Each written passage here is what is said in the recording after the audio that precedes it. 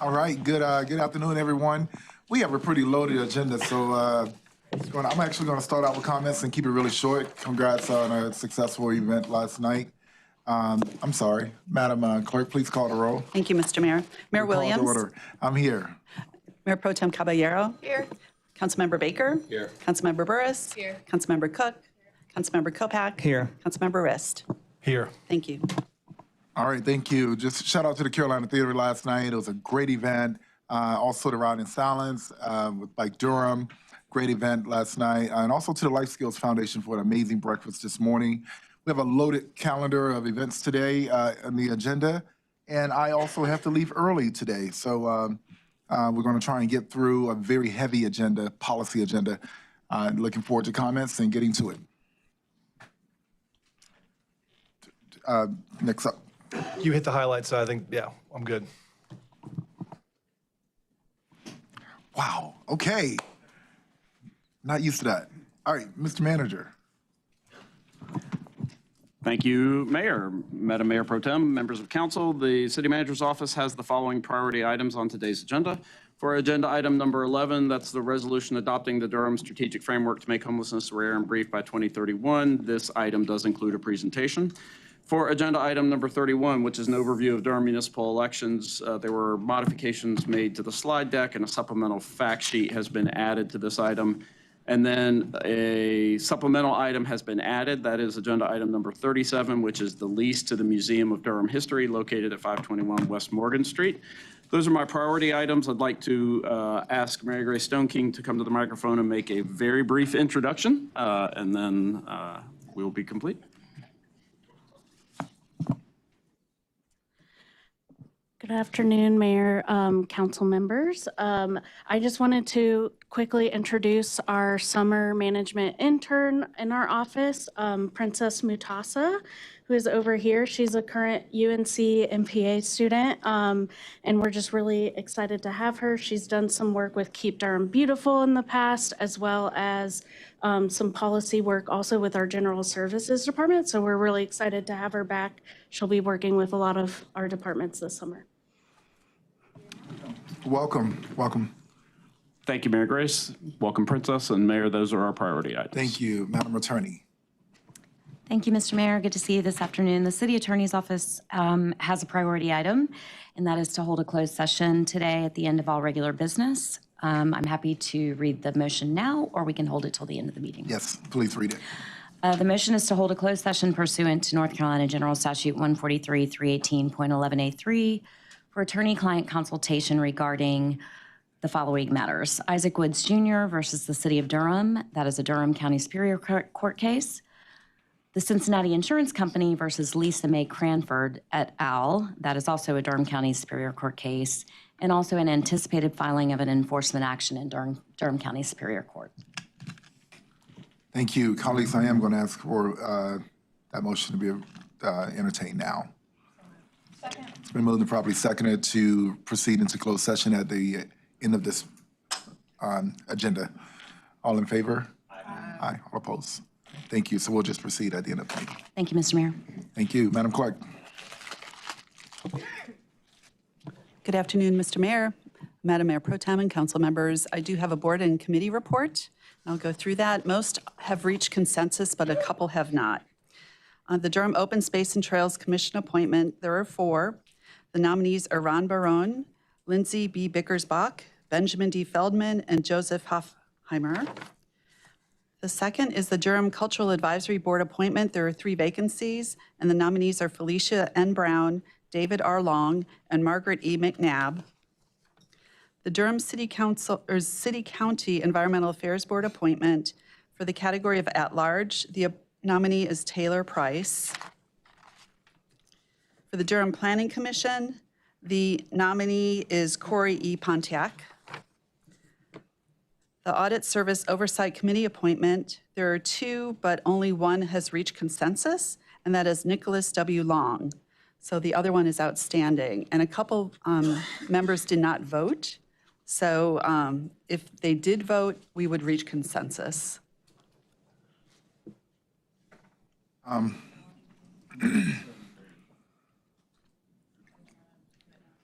Do you want to do it? Majority vote is what we're going for. Which one was that? It was Misha Ochiltree Morris. I'm that missing a category. vote from Councilmember Mayor Pro Tem Caballero and Councilmember Kopak and Councilmember Baker. It didn't show up. Should I put it on GBA? Would you? If you'd like to, we could.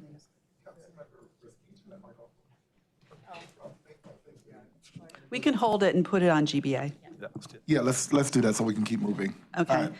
The Citizen Advisory Committee nominations are Kaya Rudisell, and then there was no majority vote on the second, so we'll put that on GBA as well. GBA is fine. Durham Sports Commission, the nominee is Angelique Stallings. And the Human Relations Commission, 4 nominees are Kirsten Barrett, Diana B. Meadoff, Jada Richardson, and Cindy Scarborough. And the last one, the Mayor's Council for Women appointments under the category of Cultural, Recreation, Fine Arts sector, Stephanie A. Williams. Fair Housing, Economic Development sector, Sheena Matthews. Ward 3 nominee, Sarah Stanfield, and the at-large position did not reach majority, and that will be put on GBA. Thank you. Does that conclude your report? That concludes my report. Thank you.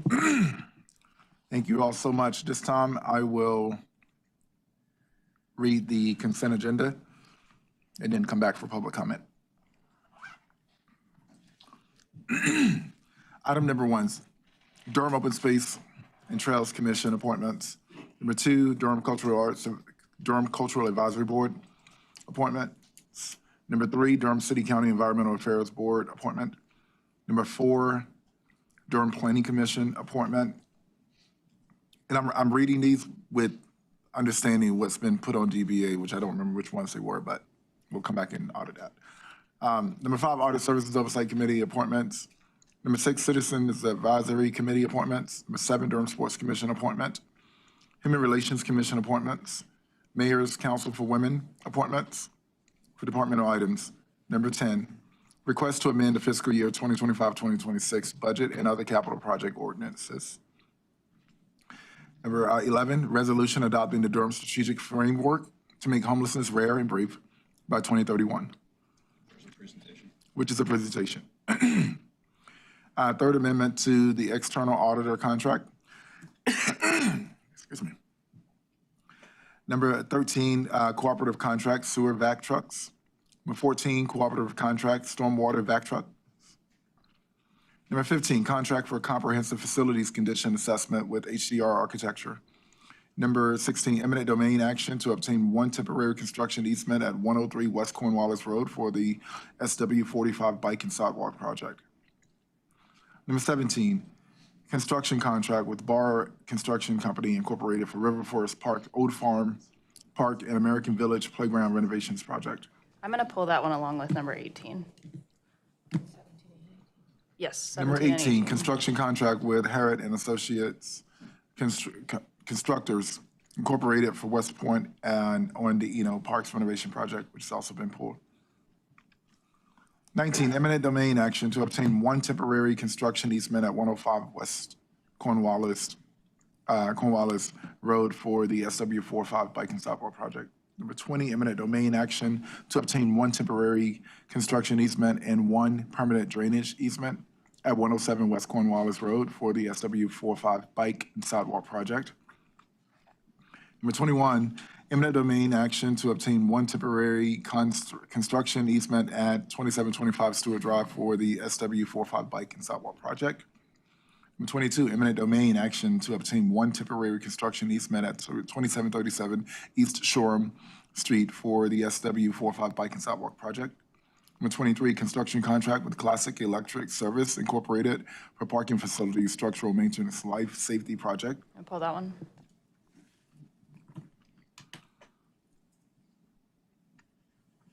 Number 24, contract with M-Cube and Company, Co. Global LLC for Economic Development Consulting Services Corridor Bounce Back Program. Number 25, First Amendment to the contract with MCube & Co. Global LLC for Economic Development Consulting Services, Business Registry, and Legacy Program. Number 26, contract with Axon Enterprise Incorporated to renew and expand services. Have a speaker. I think everyone wants to pull it. Number 27, contract for licensing, implementation, and managed service support for Trimble Unity Construct with Trimble Incorporated. Number 28, amendment number 5 to professional services contract with DRMP Incorporated for design of Woodcroft Parkway extension. Number 29, 1-hour free parking program proposal, I'll pull that one. Yeah, are we which getting, is a presentation. it is it? Oh, I'm sorry, I'm looking at the attachment, sorry. Yeah. But is it pulled? Okay. Number 30, Vision Zero 2025 Annual Report on the all right. Number 30. Number 31, overview of Durham municipal elections, presentation. Number 32, presentation about water quality investigation. Presentation. Number 33, fiscal year 2025-2026 third quarter financial report. And of course, number 34, budget hearing for the city manager's proposed fiscal year 2026-2027. Budget and fiscal year 2027-2032 capital improvement plan. Number 35, public hearing and economic development incentive agreement with Coco Fro LLC. 36, fiscal year 2027-2031, the contract for downtown Durham Municipal Service District operations with Downtown Durham Incorporated. And 37, lease to Museum of Durham History located at 521 West Morgan Street. Don't want to pull that, just want to say I'm excited to see it on the agenda. So you don't, okay. All right, so those are all items with the exception of 17, 18, 23, 26, 29, and 30. And we have 4 presentations. All right. I will have public comment at this time.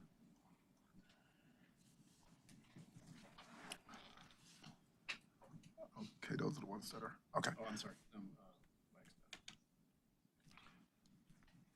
Remote speakers, or do we have in-person speakers? Well, Madam Clerk, I have my online speakers here. Do we have the in-person speaker sign up? Is she coming? Okay, cool. All right, starting online, public comment, Ms. Jacqueline Wagstaff. Can you hear me?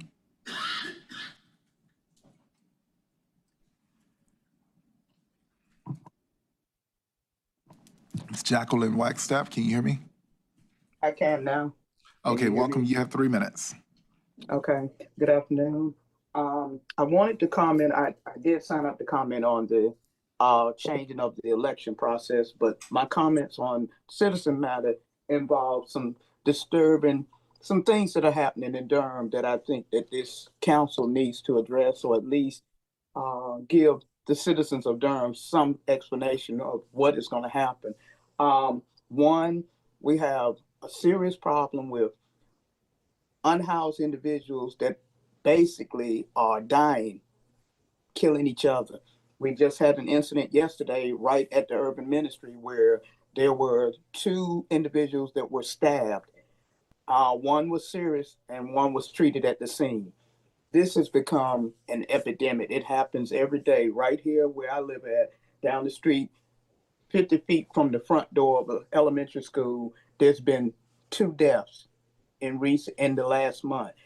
And it gotten to a point that people are afraid to go out. They're afraid to be in the streets. They're afraid to be around Durham. And we keep talking about all these wonderful things that are happening in Durham.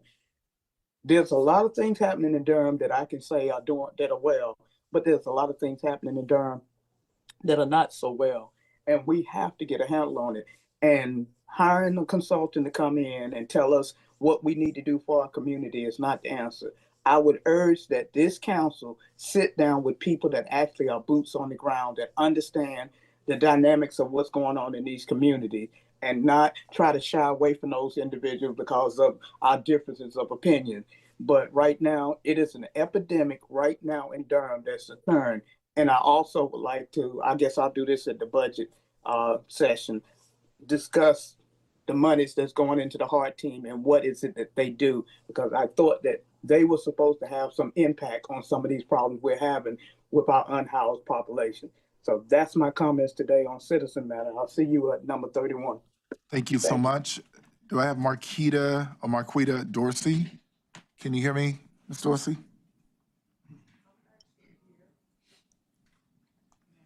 She's in person. Okay, gotcha. All right, those are all citizens matters. Guessing that's what this is, but you'll have to ask Clerk. Oh, I see. Okay, yeah, got it. Now in person, Frederick Davis. And I'm going to be pressing the meeting on time today, so I'm going to start calling folks on up right after Mr. Davis is David Mavoli, and after David, Leah Bergman, and Charlita Burris. Welcome. You have 3 minutes. Thank you, Mr. Mayor, council members. Since 1996, the City of Durham and the West End Community Foundation Incorporated has been in partnership with each other through the development of the Community Family Life and Recreation Center. My name is Frederick Davis, as chair of the organization and founding chair and executive director. We have consulted with legal advisors and many others in the Durham community to just let you know that what is being proposed is unfair, I would say unethical, and it's an egregious decision that is being proposed to pull away Parks and Recreation out of the Community Family Life and Recreation Center.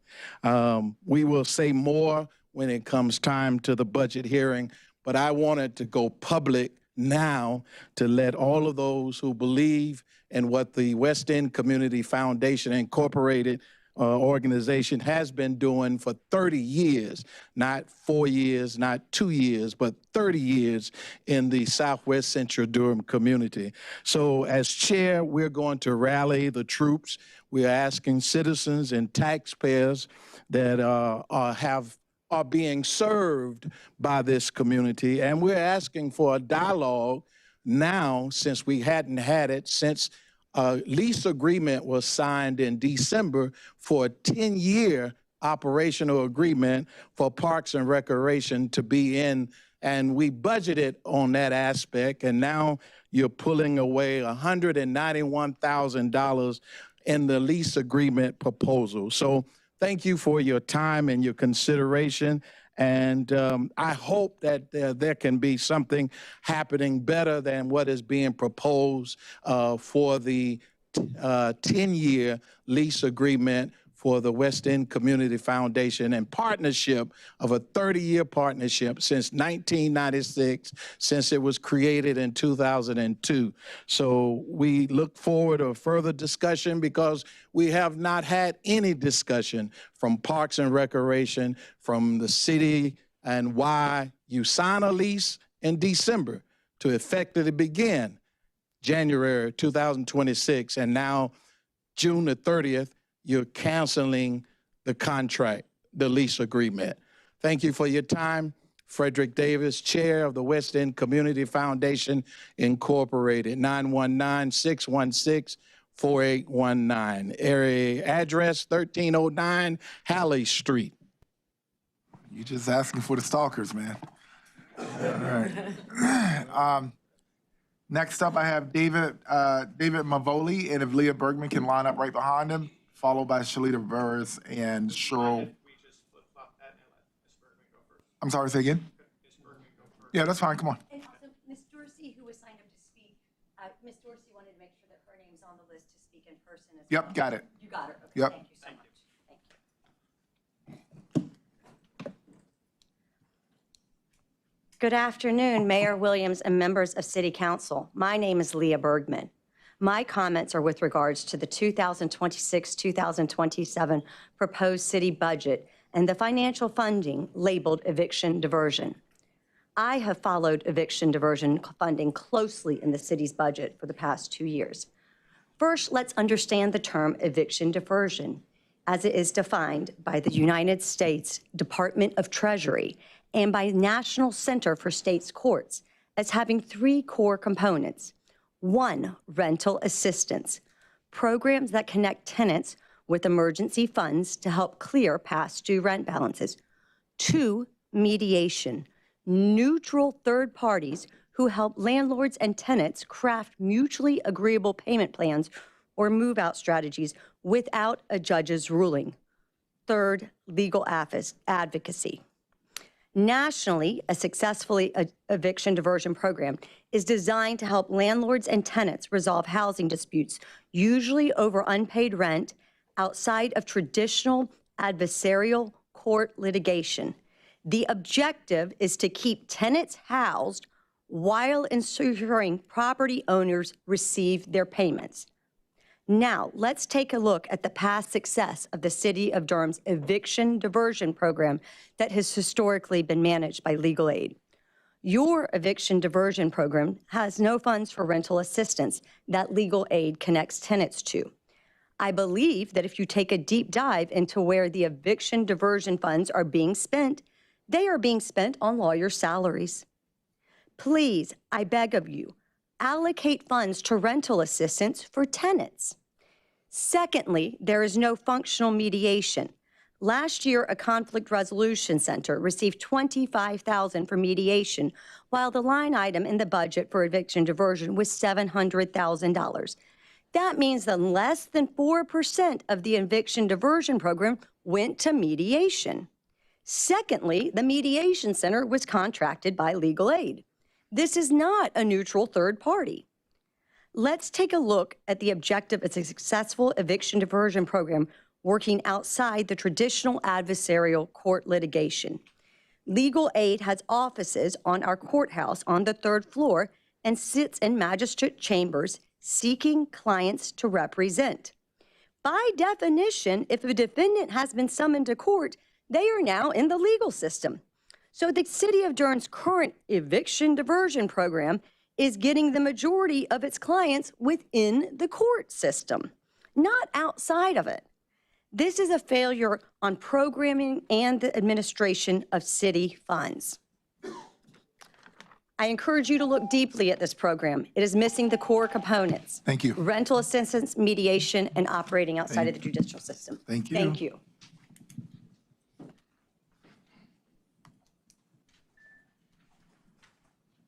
A little taller than she is. Good morning. My name is David Mavoli, and I live at 130 East Main Street here in Durham, and I work in the affordable housing marketplace. The funding in Durham is significantly higher with regards to funding lawyers relative to other municipalities in our state, like Raleigh and Charlotte. Other municipalities have focused their eviction diversion programs on funding rent assistance and service providers versus legal services. The significantly large Durham-funded legal aid presence in our city has led to some unintended consequences that I would like to bring to your attention.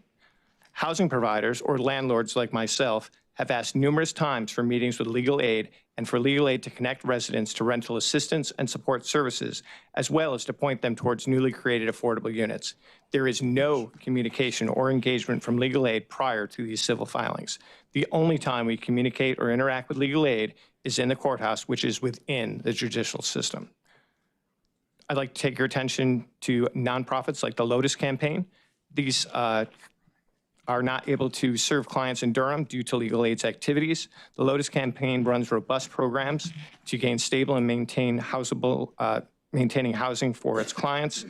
And these work well in Wake and Mecklenburg counties, but will not work in Durham in the current environment.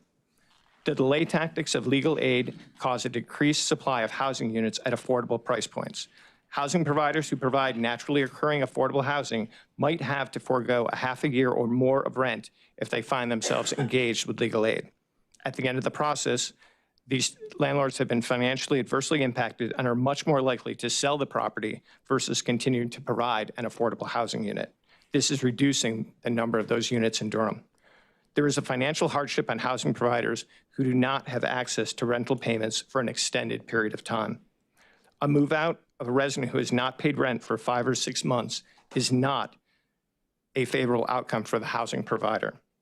Many of the housing providers are nonprofits in the community, like Housing for New Hope, faith-based organizations, or the Durham Housing Authority. As you are well aware, these organizations are also contracted and funded in part by the City of Durham. I would like to state that the most successful landlord or housing provider is one who files 0 evictions. Let me repeat that. Housing providers like mine are the most successful if I file 0 evictions in a year. It is my goal to successfully house all of my residents and work with them to ensure a mutually beneficial relationship. When extending a tenancy via the court or legal process for a resident who is not financially able to make rental payments, the resident ultimately loses their housing and, as opposed to being 1 or 2 months behind in the rent with a collection on their credit, they now may have 5 months or more of rental collection on their credit. This is a huge barrier to overcome when looking for their next home, as the tenant might now have over $8,000 in rental arrears. Finally, I'd like to thank this council and prior council members for their commitment to creating quality new affordable housing units. Your support and leadership in this area have made a significant impact on our community. Thank you. Thank you. Next, I have Charlita Burris, followed by Cheryl Geiger. Good afternoon, everyone. This is Apostle Charlita Burris today. I'm going to read something, 1 Thessalonians 5:12. And we beseech you, brethren, that you come to know those who labor among you and are over you in the Lord, and admonish you. We do not know each other like I thought. Mr. Councilman Charlie Ritz, we have not seen you at any DHA meetings. You're supposed to be an advocate for the citizens of DHA. Safety is a big issue in Durham right now. Y'all are talking about Councilwoman Caviero, Mayor Interim, about defunding the police. First of all, I'm gonna say this, if y'all don't live in our neighborhood, if y'all don't come down there to see what's going on, you cannot talk about defunding anything. We need our officers, we need more money, they need raises. Every essential worker need raises. We had a shooting some months ago, Mayor Williams.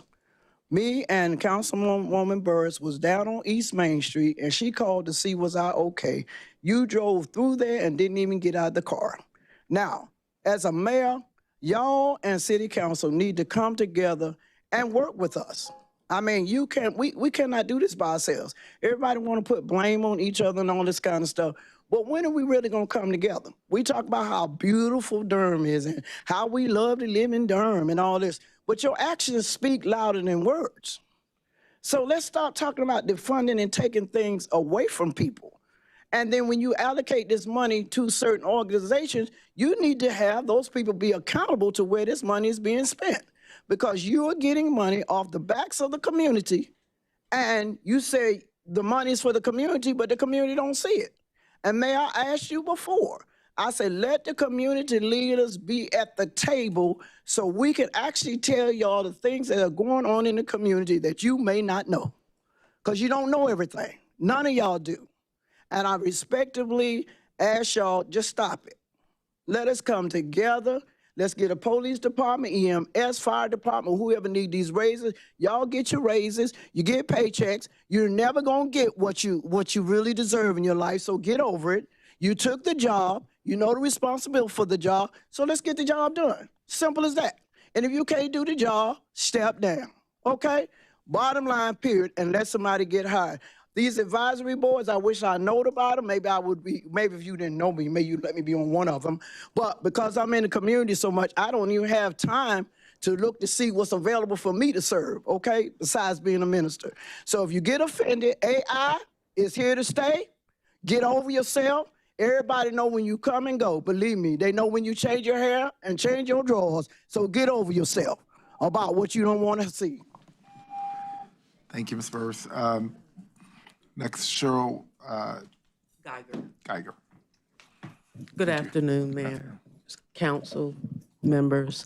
My name is Cheryl Geiger, and I'm the Resident Safety Manager for DHA. And I stand before you with a plea. Shots are being fired not only on DHA property, but all over Durham. Okay. I work very closely with the police department. We need the police department. They're understaffed and they need equipment. So my plea to you is to please, please support and do everything that you can for the police department. Thank you. Thank you. Next, I have Crystal Grace. Hello, everyone. I'm Crystal Graves. Many of you know me as the Cornwallis president. Today, I'm not reading off this phone because I'm upset because y'all can't do this to us. You can't do this because we need the police, and you know we need the police. I do not care who don't like who.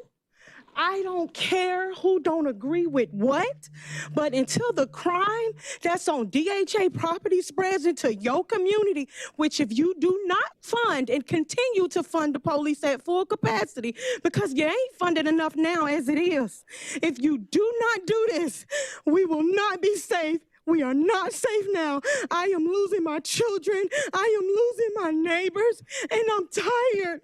And everything I do it for free. And most of the people I work with, y'all are on the clock. I'm on nobody's clock. Nothing that I do at Lakewood Elementary has anything to do with my community. I am trying my best, and y'all gotta work with us. And I am trying to work with my community to make sure that they pay their rent, to try to get resources in my community to minimize substance abuse. Mental health is at its all-time high. I have been in all of y'all emails, and I have been busting my behind, and I'm asking you to do the same. Why are we here? I should not be here about Agenda 26 at all. This is unnecessary, uncalled for. You all know, data shows it's there. Do not do it because you're making it worse. You want more children dead on the streets, and because you're really not concerned about it because it's mostly black and brown. You want more adults dead on the streets. You want more police stretched. Do you know how many police officers it takes when somebody gets shot? Most of you all need to attend the police or community academy. It's the community police community academy. That's what it is. Attend it. It takes a lot of police officers off the street. Sometimes Durham if you listen to the whatever it's called, you will notice that it be 5 shootings in one day. And our police officers who risking their lives gotta go to those calls. Just imagine how many people it takes when someone gets shot or when somebody is dying. Who's ever behind this, who's ever doing this, I need them to go find something else to do. Go get a life. I don't care what she do. She can go be a gardener. He can go and do construction work. He can move out of Durham if he don't like it. Don't do this to me. Don't do this to us, and we deserve better. And I am trying. I am trying. You gotta give us time, but Agenda 26 cannot happen, and it will not happen if it has anything to do with me.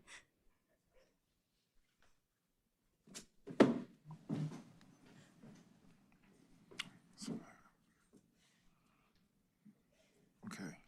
Let's see. 1, 2. Okay. Can you what was the first one? 17. Thank you everyone for your comments. That's right. And I was supposed to remember that. Marquita Dorsey.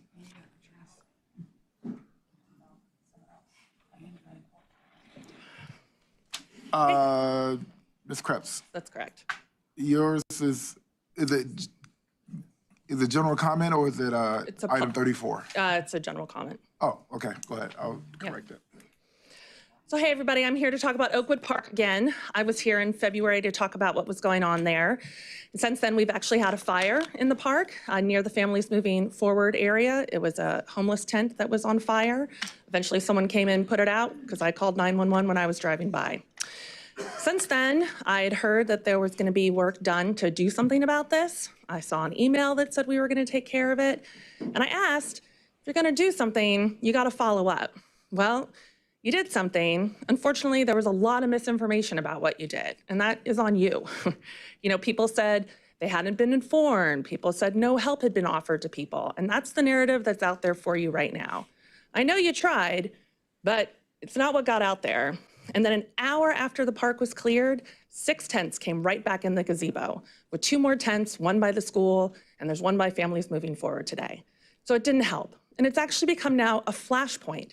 So now there are groups that use Oakwood Park as a place to gather, and I'm all for having a picnic or having a community event to feed the homeless. We've had several of those. I support that. What I don't support is now I drive by the park and there are people that are giving out supplies. They're giving out tents. They're giving out clothing. And when I call to ask about it, I'm told, hey, you know what? Parks and Rec told them that was okay. So we've gone beyond just an encampment to sanctioning activities in that space. And now it's a dog park. So this morning when I drove by, there was a transaction occurring between 2 gentlemen. There were bags that were left, things that were exchanged. And one man just let his 4 pit bulls run into the park. They defecated all over the place. I've called the sheriff's department about this a few times. They'll come in now, I don't know, remove the dogs, or they come in, the dogs are now tied up to the park equipment. So this isn't a park anymore at all. And I don't know if I have to wait till 2031 for homelessness to be brief and not here anymore. I'm just trying to understand, do I have a park?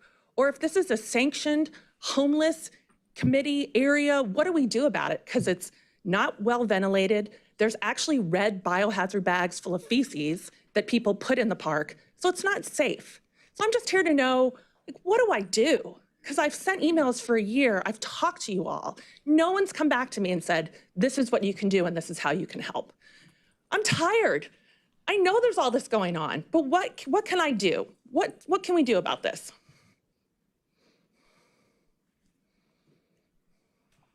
Thank you. Thank you.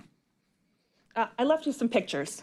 These are what I give to Durham One Call every week when I say there's dogs in the park, or there's biohazard bags, or there's feces everywhere, or needles. Thank you, Ms. Krebs. Ms. Dorsey.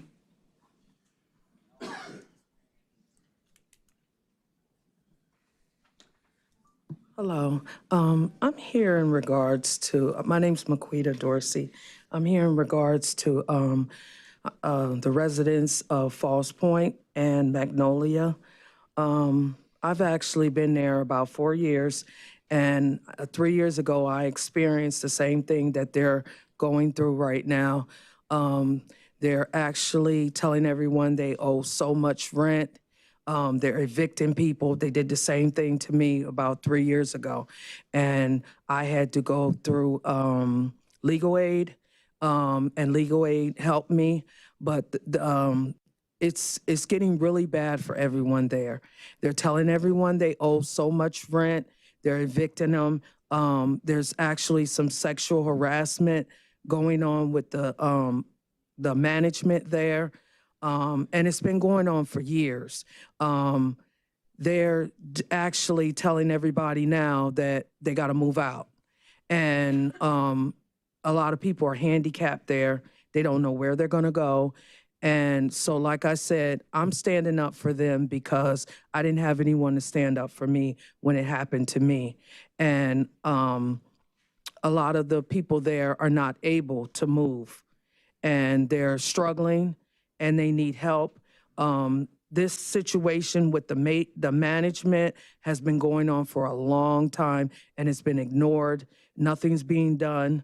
And so the other day, me and my neighbor, we went out and got over 100 signatures for petition for this situation. And she went to Magnolia and she's gotten some too. The people are tired there. They don't understand why this keep going on. And every time you turn around, you owe money, and your rent is not being accepted because you owe the money. So it's been going on for a long time. And I feel that something needs to be done. Somebody needs to stand up for these people and make sure that they'll be okay, because they're trying to get everyone out of there that are low income. And it's been told by the management there, telling other residents this, and telling residents business, which they should not be doing.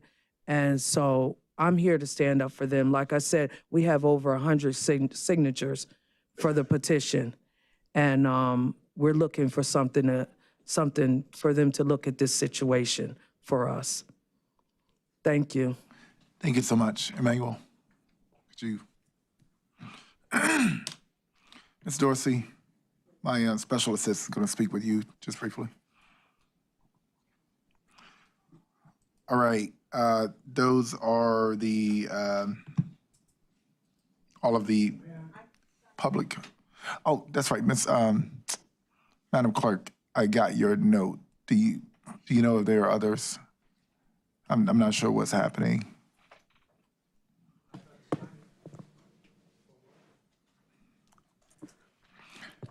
Well, so colleagues, what's happening is there are folks that did sign up that is not registering. And I'm seeing the screenshots where they did sign up. So I'm gonna honor that. Sir? That was for Patrice Andrews. And Patrice, yeah. I'm seeing some consistency here.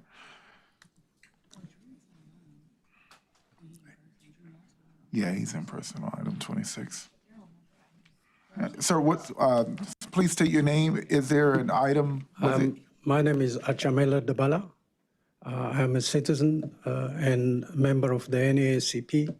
Was this for a specific I would like to item? speak on behalf of the support for the TASER contract. Okay, all right, got you. So what's going to happen is you did sign up. I do see it, but it's for a specific number, and I'm going to call that number. When I call that number, then I'll call you up to speak at that time. Appreciate it. And anyone else? Madam Clerk, was this for a specific item? Yes, Ms. Andrews is for number 26. Okay, so I'll call those individuals once I get there. I do have speakers for item 26. But what we just finished was public comment. These are not a specific agenda item. All right, so we're on item number 17. Items 17 and 18. Great. 23. Yes. Okay. Thank you. Good afternoon, members of council. My name is Chris Liska. I'm project manager for general services. Catherine Rowland is ill today, so I'm going to represent her items 17, 18, and then you also pulled my item 23. So I'm here for you then for just your questions. Cool deal. Thank you. And I think that I pulled all of them. So Yep. the first two are just very briefly, I know the funding for these items has been in the works for longer than a year, but we did have major flooding in both of these areas last year. And I am wondering what efforts were made to look into state and federal assistance for some of these repairs. I'm not sure that I can answer that question for you.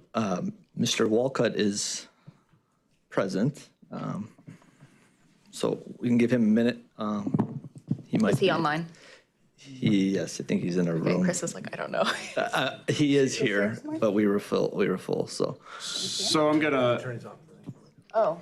I'm gonna add lib if I can. So we had after Tropical Storm Chantal, we had a thorough assessment from our risk division about all damages that we had insurance for, and so I know in general that we have a number of active insurance claims. I can't speak specifically to the improvements in this park. We would have to ask Heather Gagliotti, our risk manager, to be a little bit more specific, and I don't believe we have representation from risk in the room today. So that may be information that we would get to you before the council meeting. But that's our insurance. That's our insurance. And then I would want to coordinate with emergency management on a conversation about whether or not generalized federal assistance was requested, storm damage assistance. I know that I'm not sure yet that we have reached the threshold. I do see Mr. Walcott has made his way into the room, so I'm not sure if he has more information than that or not. If not, we'll be happy to get that information and include it in the packet before this item moves forward on the general business meeting. Can you repeat the questions? Yes, I know that this funding has been in the works for some time. My question was whether there was any effort made to secure federal or state funding, given that both of these are in storm impacted areas. I don't recall. We'll take a look at it. Like you said, it was long time coming in design and construction. Okay, yeah, if we could look into that, I'd be interested to know. Sure. I think Well- generally speaking, it's useful. I know, again, that the funding has already been in the system, but I know that there is funding available for emergency repairs, and some of this is gonna fall. I know maybe not as much at West Point, but specifically for some of the improvements at Old Farm. I actually have a higher degree of confidence that the improvements in West Point are covered. But I know we have an extensive insurance claim active on structures in West Point on the but again, I don't want to generalize for you. So we'll ask our risk department and emergency management to fill out what requests we may have made and what funding may be coming forward, and we'll have that information. Thank you. And if that information could also come with a brief discussion, because I think number 18 is due to a DOJ settlement. And so what limitations we have on using our insurance when there is that, if any, when there is an ongoing settlement would be helpful. Thank you. Okay, we'll move on. Was that it for 17? Yes, and 18. I'm going to move on to 23. And 18, okay. 23. Which I am wondering, well, oh, you want to speak on 18? Sorry. Oh, okay. 23. Yeah, I mean, this is, given the one I think that we've pulled, which is the pilot program for parking, of interest to me. This is structural maintenance on parking facilities, right? I'm just making sure I'm on the right thing. Yes. Yeah. Yes. Obviously, we have to repair them when they're unsafe. I'm just curious about the sort of long-term planning that's going in sort of understanding how these repairs are laid out and what scheduling we're looking at, and if there is sort of creative options in thinking about consolidation of structures or enlargement of structures to reduce. We talked about reducing surface parking. Just anything that you can tell me about sort of this, how we're looking at repairs and the expenditure of repairs in the context of a broader plan to be more creative around parking. Gotcha. You're asking around the life cycle of the parking garage. What is its current condition? Yes, and I know that we've talked a lot about creative solutions because we have lots of land tied up in parking downtown. Right. And obviously, we are still car dependent in the city, and will continue to be for quite some time. But I know that there's also an interest in sort of reducing that, and potentially also reducing particularly surface lots, and potentially building up the capacity in some of these lots that I know have lots of repairs that are needed. I just want to understand, when we're thinking about long-term creative solutions around parking, if that is coming into play when we're also assessing when to do repairs and how much to spend on them. So, Sean is creeping up behind you. Good afternoon, Mayor Pro Tem, and members of council. As you said, Councilmember Cook, we're looking at our parking footprint through downtown, and we're looking in particular at those surface lots that you mentioned. So those surface lots are the most ripe for redevelopment for other purposes. And so as part of the planning around this, we're looking at the assets that we have with our parking decks and saying, all right, let's make sure that those are in a state of good repair, that they're safe and fully functional, because we're going to have those and we're going to need that capacity, in particular, as we start looking at options to repurpose those surface lots. But I think our first look in those conversations is at what are those potential other options for the surface lots. And while we're doing that, that process will take time. We want to make sure that our parking deck facilities are in a state of good repair.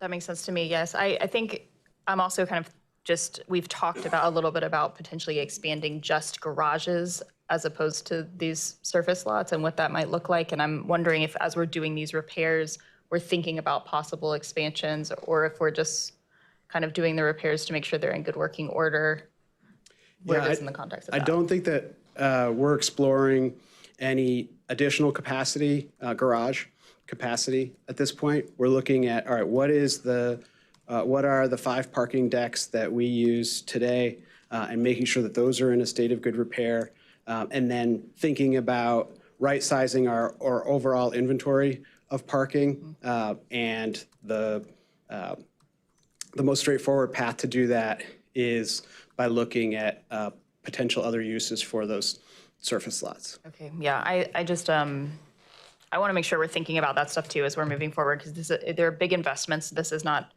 honestly that big of an investment for, I think, what we're getting here, but I know that we do a lot of investing in the upkeep of these structures. I know they get a lot of wear and tear, and they are intense to upkeep. And so I just want to make sure that as we're doing these repairs, we're thinking about this, because there might be cost savings involved if we sort of ready the garages as we're doing repair work in anticipation of things further down the line. So I just want to make sure that we're thinking about it in that context. I appreciate those answers.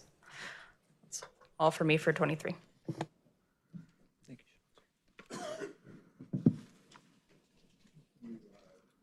Thank you.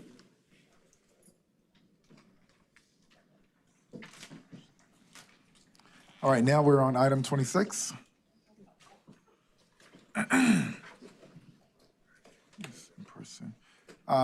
First up, I have Mr. Drew Marsh.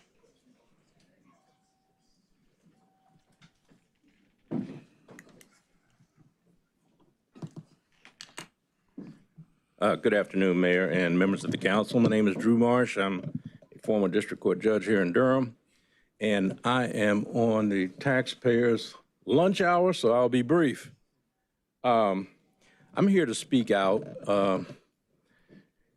in favor of not hamstringing and hobbling our law enforcement.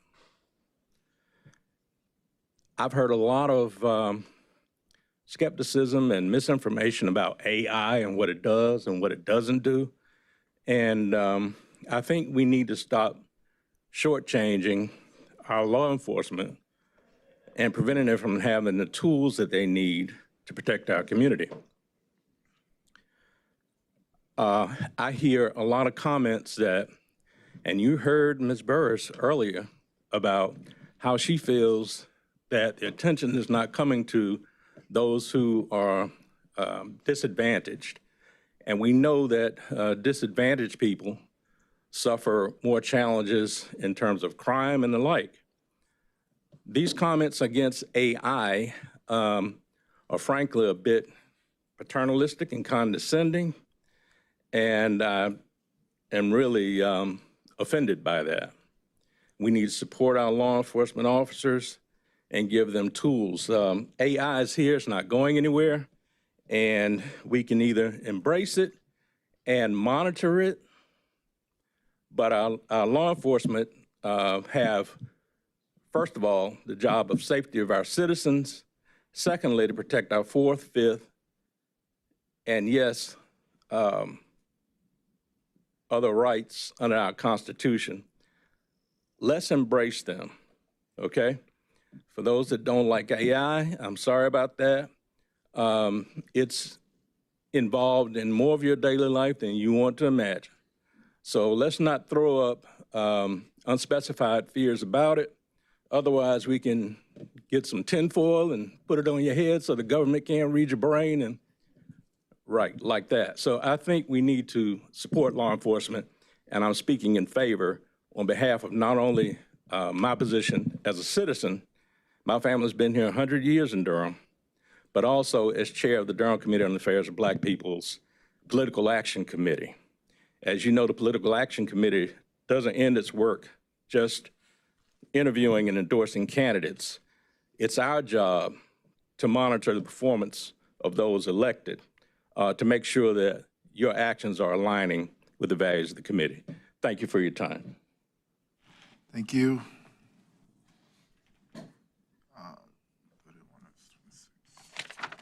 Next, I have Walter Jackson, followed by Herman Sperling and Raina Rusenko.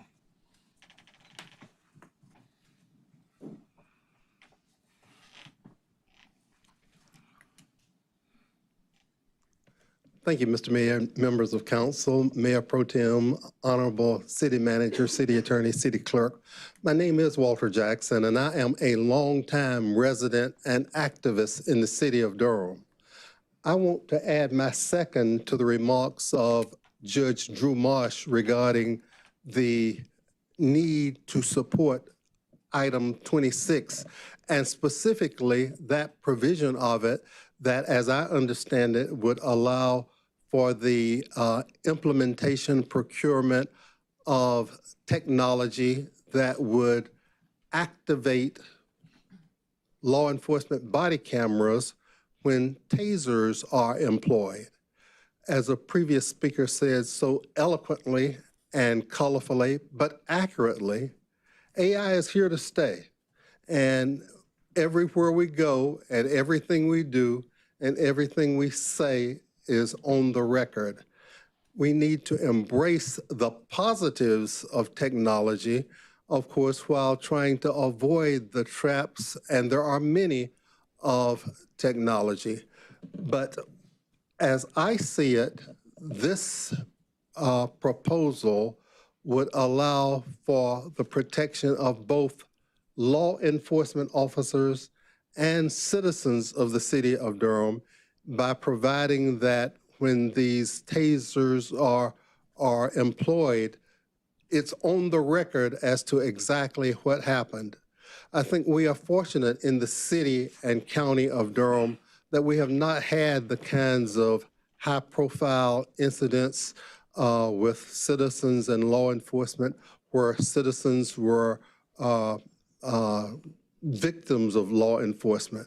And I think there are a number of reasons that we haven't had that, and that includes the support of our governmental entities, the kinds of people we have had in responsible positions in law enforcement and city and county administration. So again, my role today, my concern is to voice support for the item number 26 and the adoption of that technology. Thank you so much.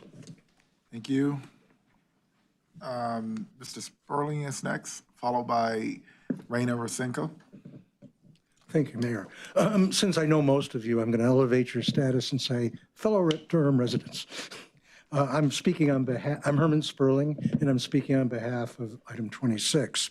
The question is not whether technology exists, it already does. The question is whether democratic government sets the rules for its accountable use. Smart doorbells record everything, and video are shareable without oversight. Cell phones record where we go 24/7, even within the sanctity of our own homes. The internet and social media provide data that allows unregulated entities, including criminals, know who we are, what we're interested in, who we communicate with, our personal and political views. Smart thermostats, alarm systems, and door locks let those we don't know when we're home and even when we're in our home. The opportunity before council is to safeguard our community.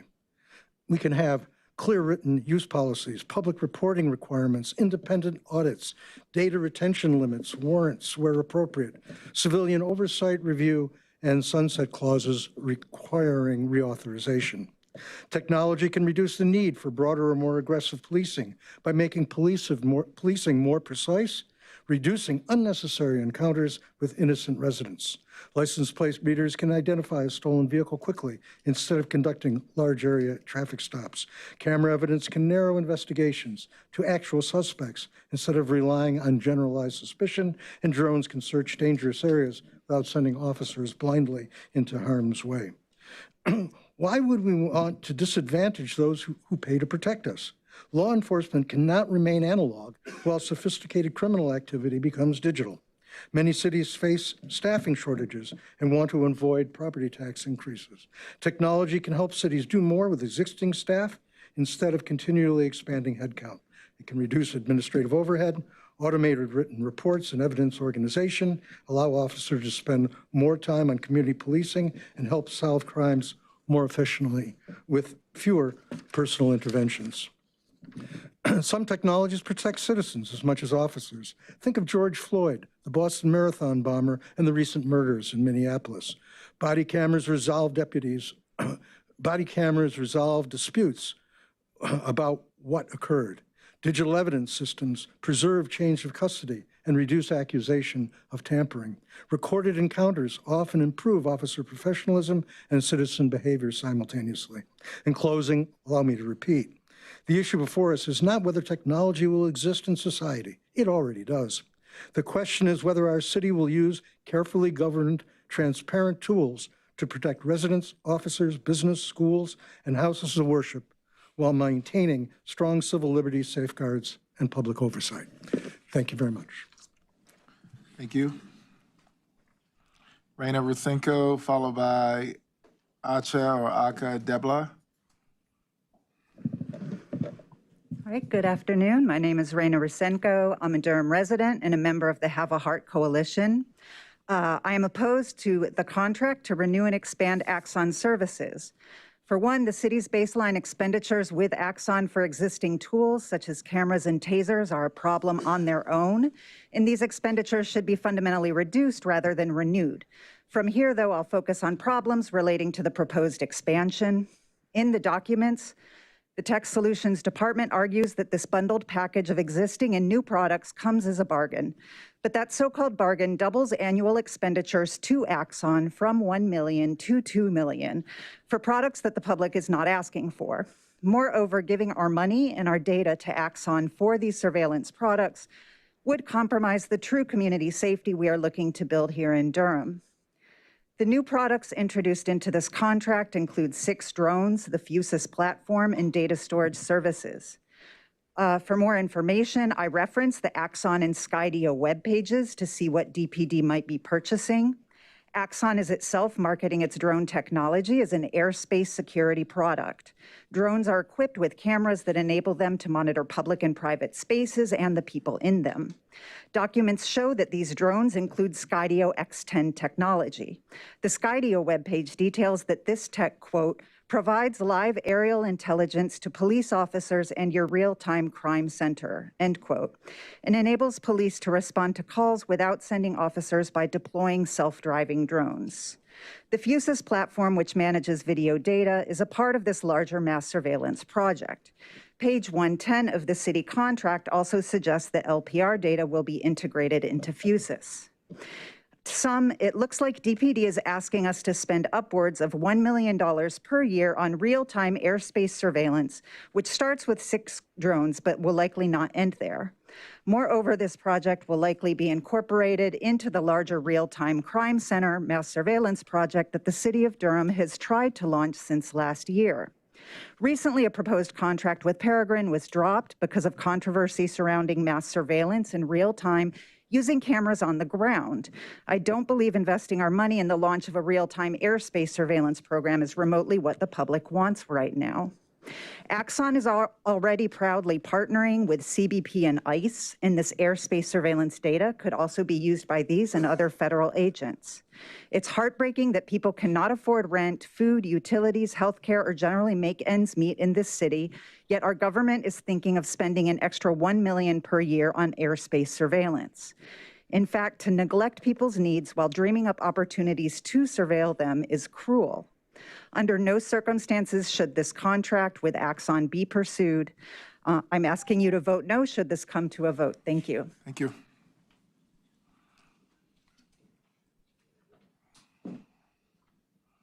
Next, Ata Debla. And after would be Patrice Andrews.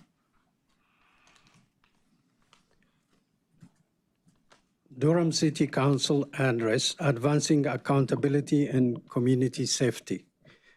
Members of the Durham City Council, fellow community members and dedicated public servants, we gather today at a moment that matters, moment where the decision we make will echo through our neighborhood, our precincts, and our shared future.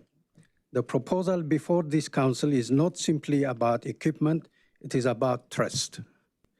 It is about the kind of community we choose to be, one where accountability and safety, not competing values, but complementary ones. The integration of advanced safety technology, specifically tasers that automatically activate body-worn camera during incidents represents a meaningful step forward. When documentation happens automatically, there is no gap in record. There is no question of what occurred. There is only the truth. This protects our citizens. This protects our officers. This protects the integrity of every interaction between the two. When communities can trust that incidents are fully and fairly documented, confidence in law enforcement grows. And when officers know their actions are recorded, professionalism is reinforced. But not because it is forced, but because the standard is clear. Every neighborhood in Durham deserves the same quality of public safety resources, not some communities, all communities. For too long, equitable access to modern accountable policing has been treated as an aspiration rather than an obligation. Today, this council has the opportunity to move from aspiration to action and to say clearly and without hesitation that very residents of Durham matters equally. This is not a partisan issue. This is a human issue. What makes the proposal particularly compelling is what it invites collaborations between law enforcement and the communities they serve, between city leaders and every citizen, between the promise of public safety and the reality of it. When citizens see their government investing in transparent, accountable systems, they are more likely to engage, to cooperate, and to trust. Thank you. That's your time. Thank you. Okay, and the last speaker I have is Patrice Andrews. Welcome, Madam Chief. Good afternoon, Mayor, Mayor Pro Tem, Council, and City of Durham employees and staff. So today I stand before you as a private citizen. I also stand before you in support of the Durham Police Department's Axon contract renewal and technology enhancements that are contained within it. I understand there are concerns here around surveillance and privacy. Those concerns deserve thoughtful discussion. But I also believe we must be equally honest about the reality our community is facing. The people committing violent crimes today are organized and increasingly sophisticated. Criminals are evolving. Our officers are being asked to respond to violent and property crimes, often with limited tools and while under intense public scrutiny. If we expect law enforcement to solve crimes efficiently, reduce violence, and respond effectively in critical moments, we must equip them with modern technology that supports those goals. And once again, the conversation will likely become less about public safety and more about a fear of surveillance. It will be led and steered by people that would rather see a continued trend of violence and property crime simply because they hate government and specifically law enforcement. They are the loudest group in the building. It is unfortunate that the majority of Durham residents are often never heard in this forum, the majority that actually are subject to violent crime every day. It is even more disturbing when we do have residents that come and speak up, and oftentimes they are ignored or looked past with their lived experience. This is not about creating a police state. It's about giving trained professionals the ability to respond faster, solve crimes more effectively, locate missing or endangered people who may have left in a vehicle, identify suspects connected to violent acts, and intervene before more lives are harmed. Across this country, technology has helped law enforcement locate kidnapped children, recover missing elderly patients suffering from dementia, identify vehicles tied to shootings and homicides, and stop dangerous suspects before additional violence occurs. These tools are not theoretical. They're being used every day. The same people who demand accountability from police should also support tools that create transparency and better investigations. But they would rather see lawless society and hope that the community alone can end violent crimes. In closing, I want to acknowledge that your job is hard. I also want to applaud the surrounding councils, Asheville, Raleigh, Cary, that believes in the work of their police department. Those councils understood that sometimes actually supporting their department means making the difficult decision to go against those that make the most noise. Thank you. Thank you, Madam Chief. Those are all the speakers that I have for item 26. It is now, who pulled the item? The entire council? Okay. All right. Who wants to go first?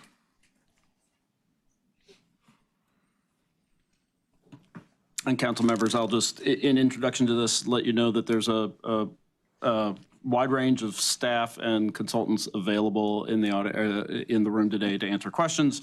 This is a technology solutions item, but obviously primarily about police technology. So we have both technology solutions staff, police department staff, and representatives of the vendor. Should any of your questions be directed, just let us know what your question is and we'll find the appropriate person to address. Thank you, Councilmember Ferguson.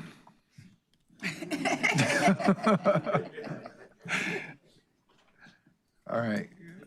Anyone?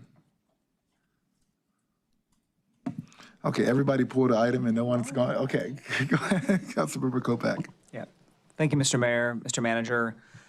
Really appreciate the resident comments and, a fair debate and discussion about the benefits and risks of adopting technologies that can bring benefits that meet resident goals and also have potential risks that are really important for us to thoroughly evaluate and weigh. I think there's going to be more discussions, and I'll have more questions as we get into it about, aspects of the technology, some of the aspects of the contract. But I just wanted to start with questions about civilian governance, because I think that's something we've heard come up in prior issues, come up with this issue. Obviously our police department has a role to play. This council has a critical role to play in terms of governance. And then across issues throughout the city, we have other means of having civilian resident involvement in helping us to evaluate choices and ongoing practices.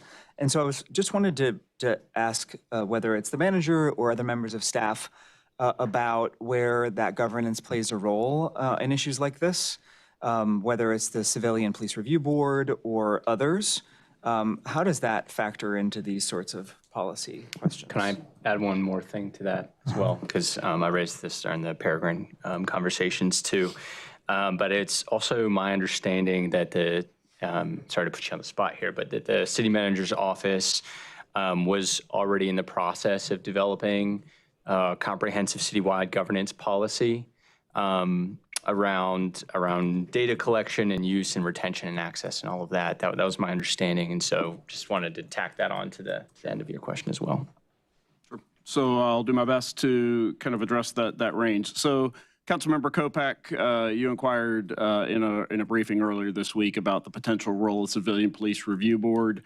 The Civilian Police Review Board is a manager-appointed, council-confirmed board that has a fairly narrow focus at this time of reviewing internal affairs investigations, complaints of officers, and reviewing any decisions that get to the level of the police chief if they are appealed. That's what the Civilian Police Review Board has in its charter. The Civilian Police Review Board does have the power to request additional authority or powers. I think it takes 5 members of the board to request additional powers. The council could then consider a request from the Civilian Police Review Board. Right now, their jurisdiction would not include review of technology. My very initial review, and I apologize to my friends in the attorney's office, this was a Google search, is that there is nothing in state law, and I know the police attorney is here and they could probably expound, that would prevent Civilian Police Review Board from potentially providing advice, oversight, consent to police use of technology. but that is not something that is in their powers now. A second level of review that we discussed with council members was, in some of those briefings, was the role of the Audit Services Advisory Committee. So the council appoints members to the Audit Services Advisory Committee. 2 members of council sit on that committee. And the audit department, while the city auditor reports to me, the Audit Services Advisory Committee sets the annual audit agenda for the city's internal auditor. That auditor has powers outside and above the police department and has the ability to review any and all policies and programs within the city for either for program performance or for program compliance. The internal audit department has had a number of reviews in the police department, very successfully been able to provide oversight, and those reports are public. Those reports go directly to the Audit Services Advisory Committee. So that is another potential for civilian oversight of any program, frankly, within the city, and that certainly includes within the police department. So an opportunity that the city council would have would be either through its liaisons to the ASSOC or through direct requests to the ASSOC for them to consider including in their audit plan a review of police use of technology, whether that be for data privacy purposes, for compliance with guidelines that the department itself has established through general orders. Those are all very common roles for the Audit Services Oversight Committee to play. So I think those are the 2 most available tools. I would say immediately the ASSOC would be a potential partner for the council if the council were looking to discuss some sort of civilian oversight. That would not, their role is not to provide standing oversight, but they could repeat audits and reviews on a semi-recurring basis, which is something that the Audit Services Department does on a regular basis. As to the AI governance policy, that is something that is under development. About a month ago, we introduced our new Technology Solutions Director, who's in the room today. We have not completed that work yet, but across the organization, we are finalizing our guidelines for what it will look like in terms of the use of the technology in the organization. I do want to stress, as we mentioned in council briefings, that AI is not a significant component of the Axon package, and so I think staff and the vendor are here today and can answer questions about what elements of this technology package do have elements of AI, but I do want to say in answering that question that this is not primarily an AI-based tool. Yeah, I wasn't asking about AI, just data collection policy. Yeah, so I do want to be clear that citywide policy right now does not have a primary focus on data collection. I would say primarily to the extent that we're talking about collection of public data, public video, public images, that is governed very much by state and federal law, and that certainly we have a lot of standards within the police department. As we discussed extensively in council briefings, the only information that is collected and stored by our police department is evidentiary information or information that we are required to keep by state law. So body-worn cameras have a certain number of days that we're required to keep. Beyond that, we do not keep or store any information that's not directly related to evidence in an investigation. Okay, thank you. I was curious because I was just told that we were developing a policy, so I was curious what that was. I'll be happy to review the extent of the AI and data work that we're doing, and if I gave an inadequate answer here, I'll be happy to come back and revise that, give you more information. Yeah, thank you for that response, Mr. Manager. And I think I would like to explore those other means of oversight. I mean, at the end of the day, it's a question of trust. And there was a speaker who said it eloquently that a lot of this work we do requires that we find ways to trust each other, and there's different ways to enable that trust, and one of it is having proper forms of oversight, and it's been clear to me, and I appreciate the response, and the way that the Bike Pedestrian Commission has oversight over street safety than it has been over how we think about these sorts of tools, and it's such a fast evolving space where I think, one, there are legitimate concerns that we've seen, and 2, there's a lot of fear that sometimes leads to arguments that aren't necessarily based in the facts on the ground. And in order to sort through that, it helps to have more ways of pursuing oversight. So I'll pause there on the governance question for now, but you mentioned it, Mr. Manager, and I think it's worth airing in this venue. I think it'd be worth having the vendor come up and address, just so folks can understand, what are the ways that AI is provisioned, the way it's planned to be used with this technology. Manager said it's not a major component of it. I think it'd be good to hear what component is it. Also, there was an element of the contract that I saw that had to do about data sharing for sort of model development for AI.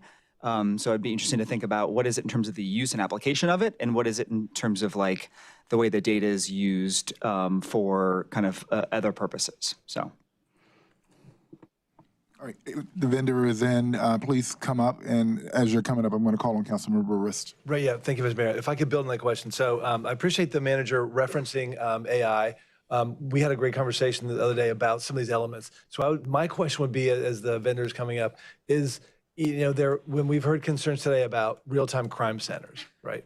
And I know the real-time crime center is not one thing. It covers a range of things that can use AI and machine learning to do things, right? So I think it'd be helpful to understand to what extent the Axon technology is not a real-time crime center. How do we understand that for residents who are concerned about that? I think it'd be helpful to understand exactly how this relates to that sort of concept. And I think also to Councilmember Kopech's comments, if there are AI tools that are part of the Axon package, are some of those turned on, turned off? Can we choose to turn on, turn off? So what is the relationship between AI and the Axon package? And again, we had a great conversation the other day, but I think partly this is to make sure the community is aware of this and is informed about exactly how these different concepts kind of relate in terms of the Axon technology, if that makes sense. Thank you.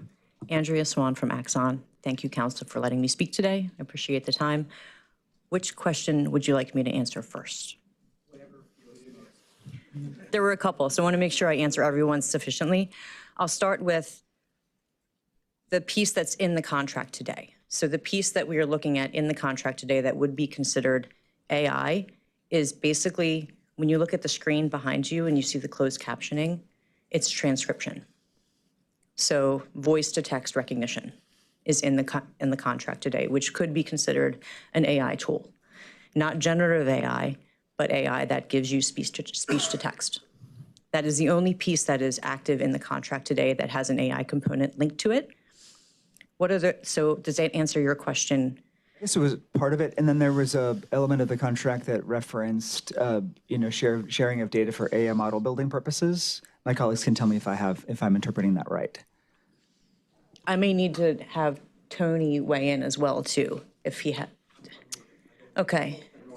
Right. Based on the conversation we had in one of the council briefings, I think the question that was raised was about an optional choice whether or not the city's use of the technology could be anonymized and used for service improvement by Axon. It was made clear to us that we have the opportunity to opt out of that, and that it would be our intention to opt out of that, if that sounds correct to the team present.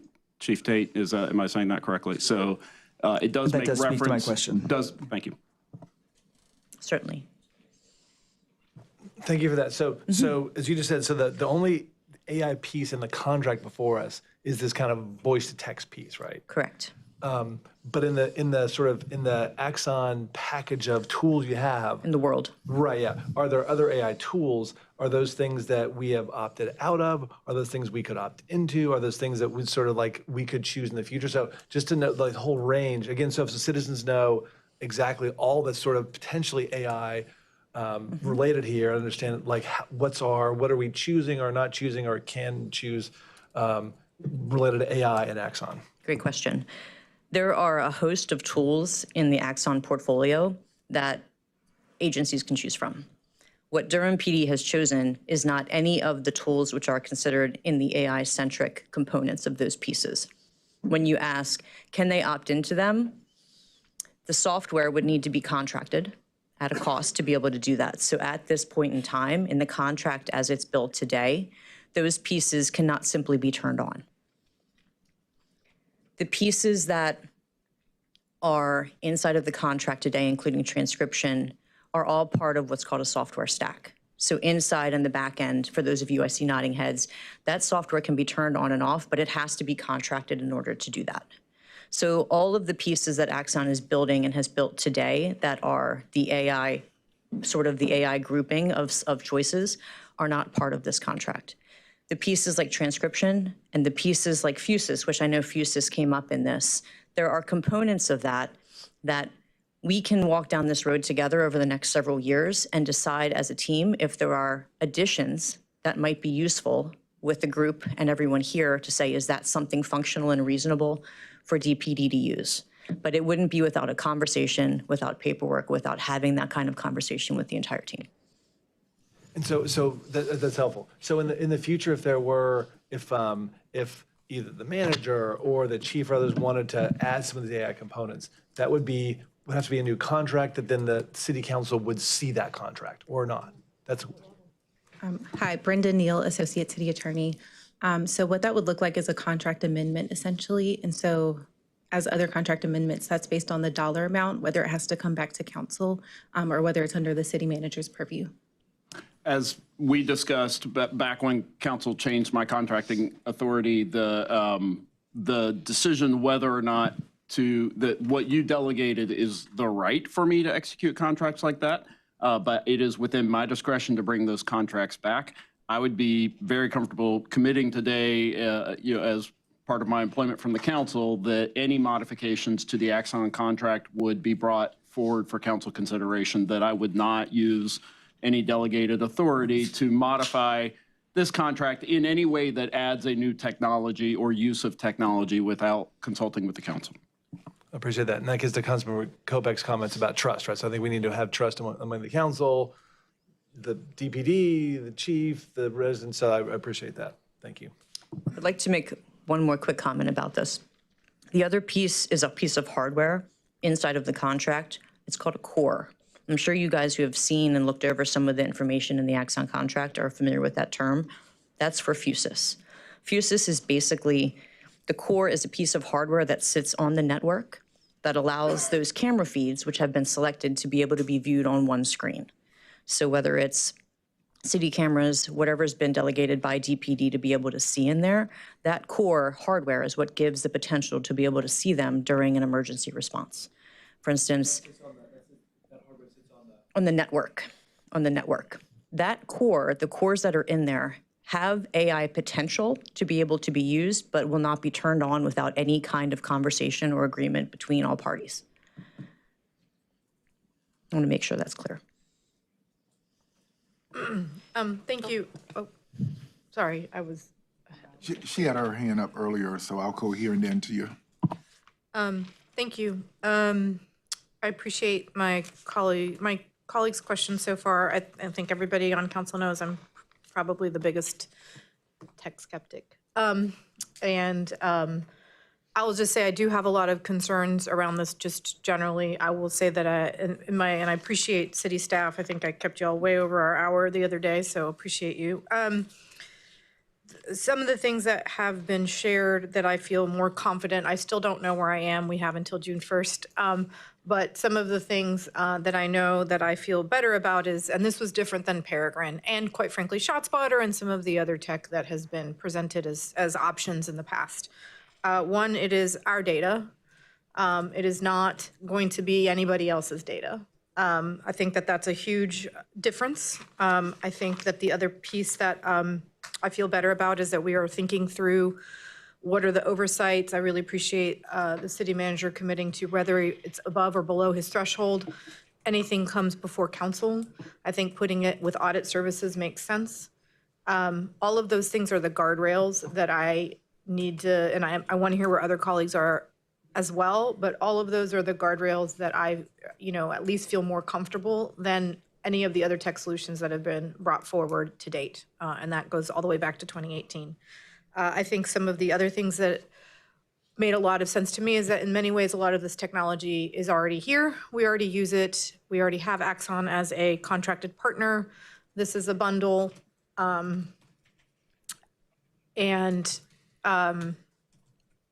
was one other piece, and I want to make sure I don't lose it.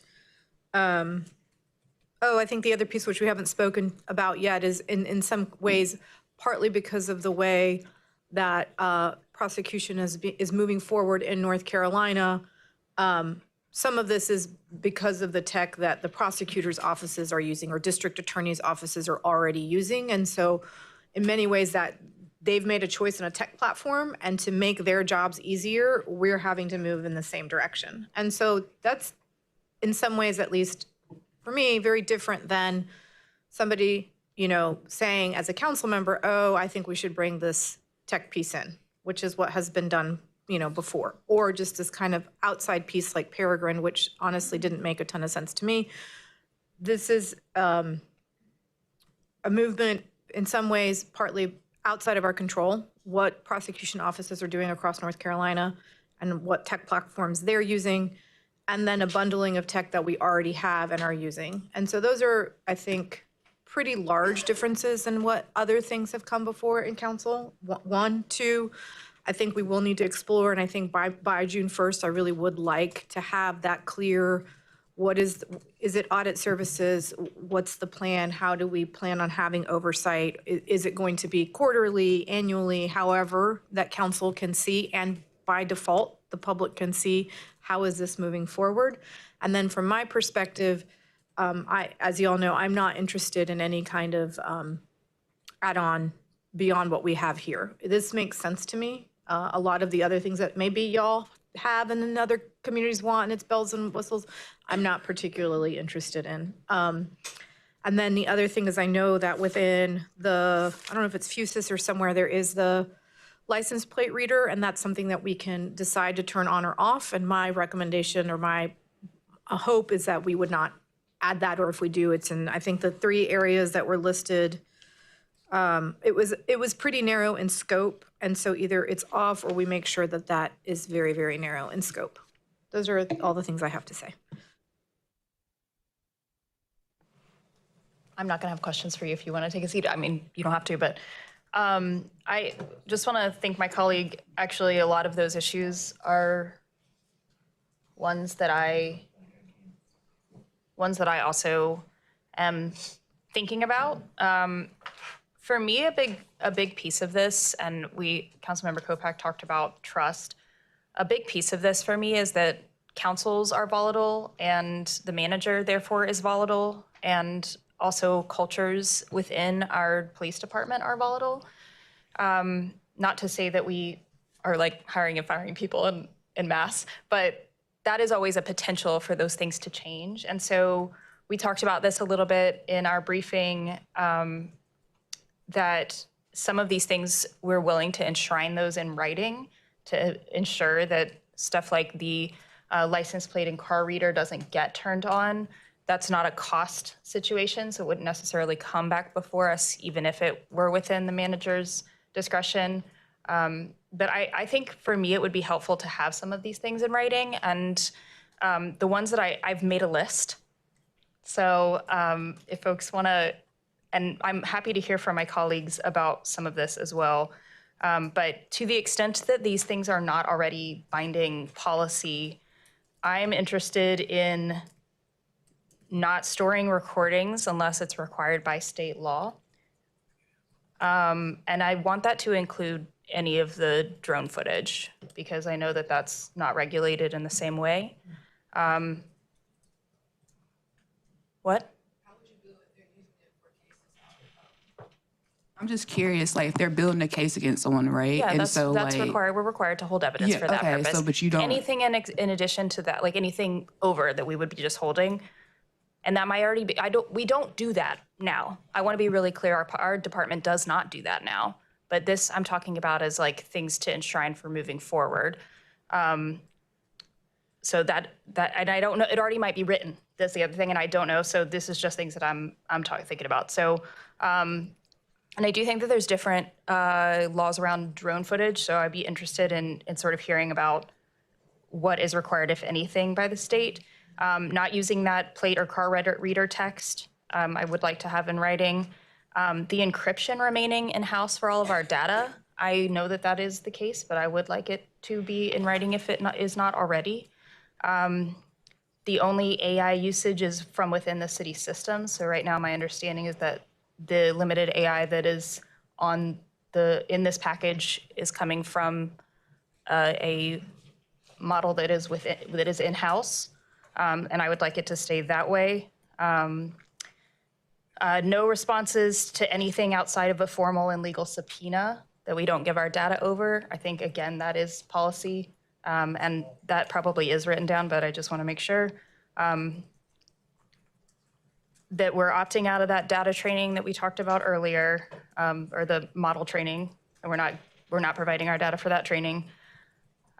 Committing to modifications coming before the council for consideration. I just heard the manager do that, but I'd like that in writing as well, because again, might not always be the manager. And then anything else that aligns with the culture that we'd like to enshrine, and I'm open to suggestions, but those are the things that have kind of come up for me over this discussion. Hey. Could you turn that on? I absolutely can send you the list. I saw the manager over there making scribbles. And again, I'm open to, because this is just things that have come up that I think align with what I see as already the culture of the police department, but would maybe like to have enshrined. The only other thing that I have that is a little bit of concern to me is the longevity of the contract. And I know that this is in part because we will have savings over time. The reason that this is alarming to me is that it is a huge monetary contribution, and it's not just right now, it's like over time, and it also will increase. We're signing ourselves up ostensibly to make these payments over time every year. And we also have a violent crime reduction summit that's coming this summer. And so maybe these things will all align with that, but maybe they will not. And so my concern is that we won't have the flexibility to further those goals if we have tied up money here. So that's the only thing, and I know that this is a cost-saving issue with a bundle, but that's something that's sort of just playing in the back of my mind about sort of tying our hands to this specific tech over a long period of time. And also, this might not be the tech that is the most useful in 3 to 5 years. I don't know. And so the sort of having our hands tied over a long period is making me feel a bit alarmed. Okay. Sorry, it's me again. We do have the option to terminate for non-appropriation of funds within the contract. So just an option. That is good to know. Thank you. And thank you, Councilmember Cook, for your comments. I want to remind staff that you take action based on the council's direction. So I'm going to make sure that this is information purposes only, your request for information. Okay. Go ahead. Well, I'll be brief. I did have opportunity to connect, not during your time, but I did meet with Axon, Jordan from Axon a couple weeks ago, and was able to ask a lot of questions about the usage of the tool and the equipment as well. What I haven't heard, and I think Councilmember Kopak slightly got around to it, is no one has really raised the community concerns that we heard in chambers today, and it really illustrates the tale of two cities here in Durham, where we have people who come and advocate but don't step foot into these communities until it's a photo op, or they feel confident in speaking for people that you don't have any relationship with. So if we're going to talk about building relationships, I think it's by building relationships with our city employees. And I'll remind folks that our city police are employees as well. And we would not send a firefighter out to do a job without a fire engine or a fire hose to try to put a fire out. And so as we think about that, my concern, because I did do a ride along with our police last month, I did get to see some things happen in real time. And it's a great deal. I did see how some technology is used, like the drones were used when I was at the drug bust last month that I watched, that the narrative just went totally different. By the time we get left, people were like, oh, they were throwing people on the ground, they had dogs out on people, and none of that ever happened at all. I watched it from a police cruiser, right? But we had our, city staff kind of caught some flack for that from people, some advocates said in the community. So it's kind of interesting when you don't go out into community and you don't see things firsthand, you're more likely to repeat things that are simply just untrue. And so I want to encourage us to maybe do a ride along or get to know our police staff, because what's going to end up, what I fear is going to happen is that we're going to have a hard time recruiting high quality individuals. The public perception is that city council does not support their police officers. We have the right to be where we want to be on the spectrum, but I don't see this level of scrutiny often happen to other city departments. But I also don't see people hearing what the community is saying. Someone's crying out for help. Someone's saying, look, we want community police, we want support, we want to have these tools and resources to make our communities feel safe. And just because some of us are able to go and walk and bike to our nice, safe home, not everyone has that privilege in our community. And I think that you have to see the nuance in what the needs of a growing city are, and that's making sure our police force has adequate equipment to do their job.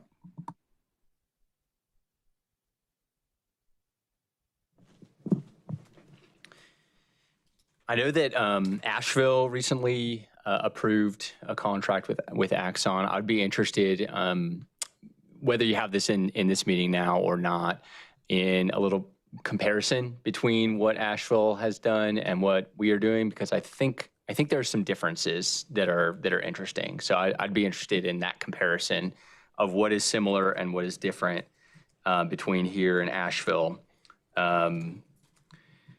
And also just, we talked about this yesterday, comparisons between Durham in general and the technology that we're using and what other cities are doing and using as well.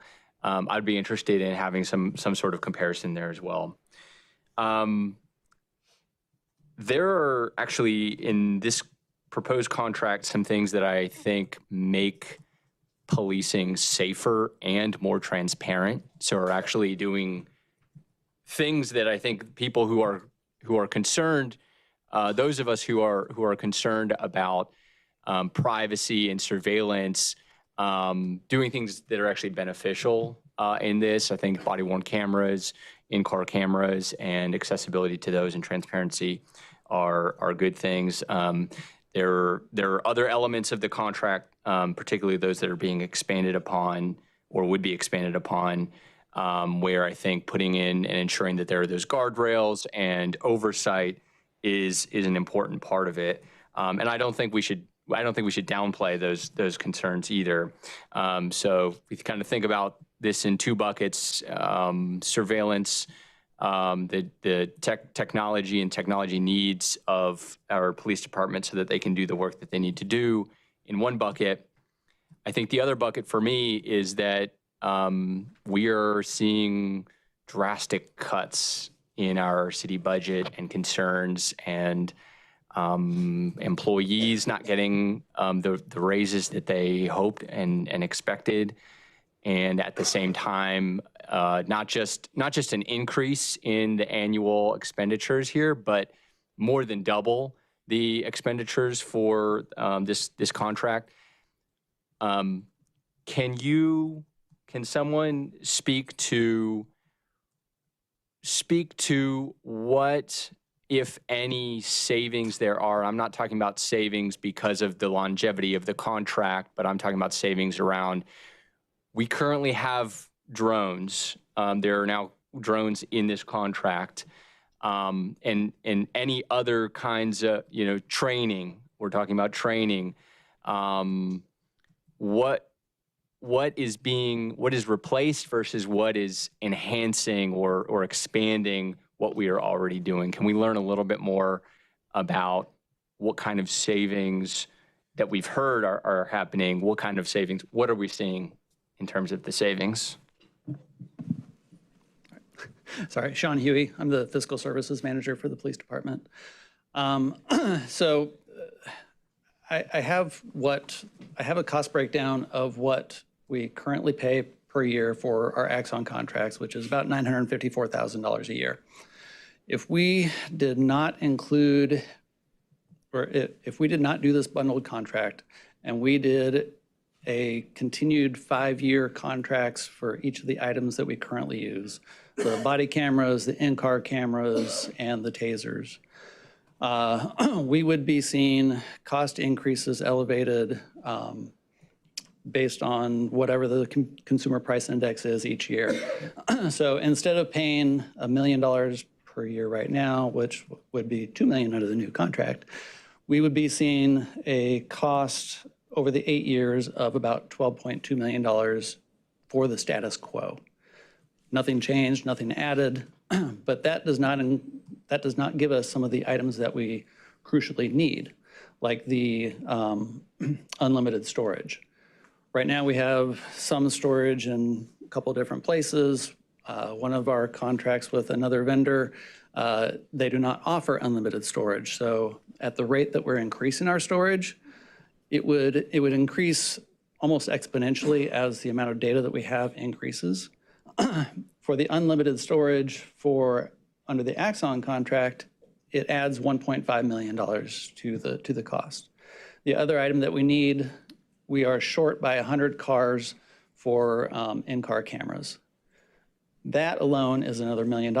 So you add the unlimited storage, the in-car cameras, 2.5 million there to the 12.2, and we're already at 14.7 over the 8-year or 7.5-year contract.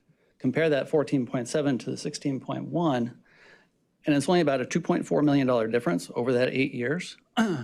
But for that $2.4 million, we get the virtual reality training with our tasers, which provides a number of different scenarios, makes it safer for the officers to deploy that type of equipment. It does not include the transcription services, which we talked about earlier. Transcription is another $1 million over that 8 years. The virtual reality for the tasers, that would be another 2.2. So all of these little things add up to a lot more cost. And if you include the drones, the FUSIS, the LPR, without doing this bundled contract, the cost would be about $24 million. So we're seeing about an $8 million cost savings by doing this bundle. Now, I don't have specific information for what it costs to deploy a drone, for example. I could do some research and pull that information for you, but I don't have that specific information with me. Mr. Huey, would it be possible to, so we have a current drone fleet that would become obsolete at some point and need replacement. So I think one piece of data that might get to the council member's question is an estimate to what the individual cost of replacing the existing drones in the drone fleet would cost if we were to do that under another contract. I think if we could also collect the information you referenced to what we're paying for data storage to an outside vendor, because obviously that's something that comes into this contract. So those are at least 2 data points. And if there are other data points of other technologies, we could provide that in follow-up information in the council packet if this comes forward. That's exactly what I'm looking for. Yeah, it's a comparison. What the drones going obsolete, right? We have existing drones. We're not going to replace those because we will have these instead, right? There is already taser training. Is this enhancing that, or is this replacing some elements of that? Those kinds of questions, I'm curious. Where are we seeing expanding some of the what we're getting here versus replacing, and what are the rough any if any cost savings associated with those? That's what I'm interested in. Okay, I'll work on that. Okay, thank you. Can someone repeat, because I missed it, the contract can be terminated if what? Attorney Neal, do you want to? Terminated for non-appropriation of funds. So if in the budget, there's not money for it. Understood. Okay, thank you so much. And then coming back to Councilmember Cook's comments about you're going to send the list, I guess, of all these things you're interested in. And this, I think, comes back to something we talked about during the Peregrine conversation, is the ACLU surveillance language that they have, the model language. So I'd be interested in, what does that look like? We had an exchange of emails, Madam Attorney, about that. So anything that's in that could be explored and tailored specifically to Durham, I would be interested in. If the answer is, we're already doing this would be duplicative, we already have this built into policy or in the contract, I think that'd be useful information.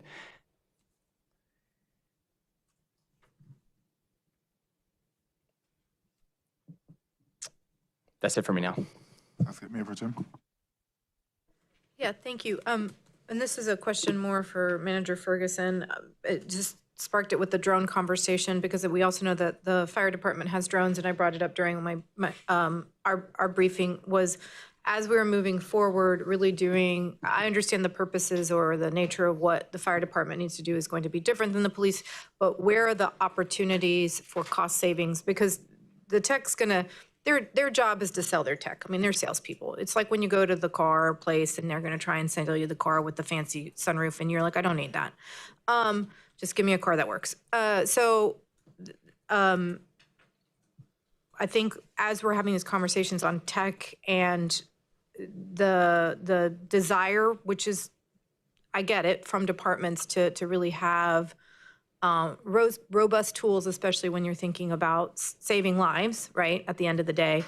How are we approaching it to really collaborate across community safety apparatus, the entire thing, police, fire, community safety, and I understand it may not be in this contract, but I really need staff to start thinking about that so that we're not every few months, every few years, oh, it's another a few $1 million for this thing, for this department, when really we could have been doing this more holistically.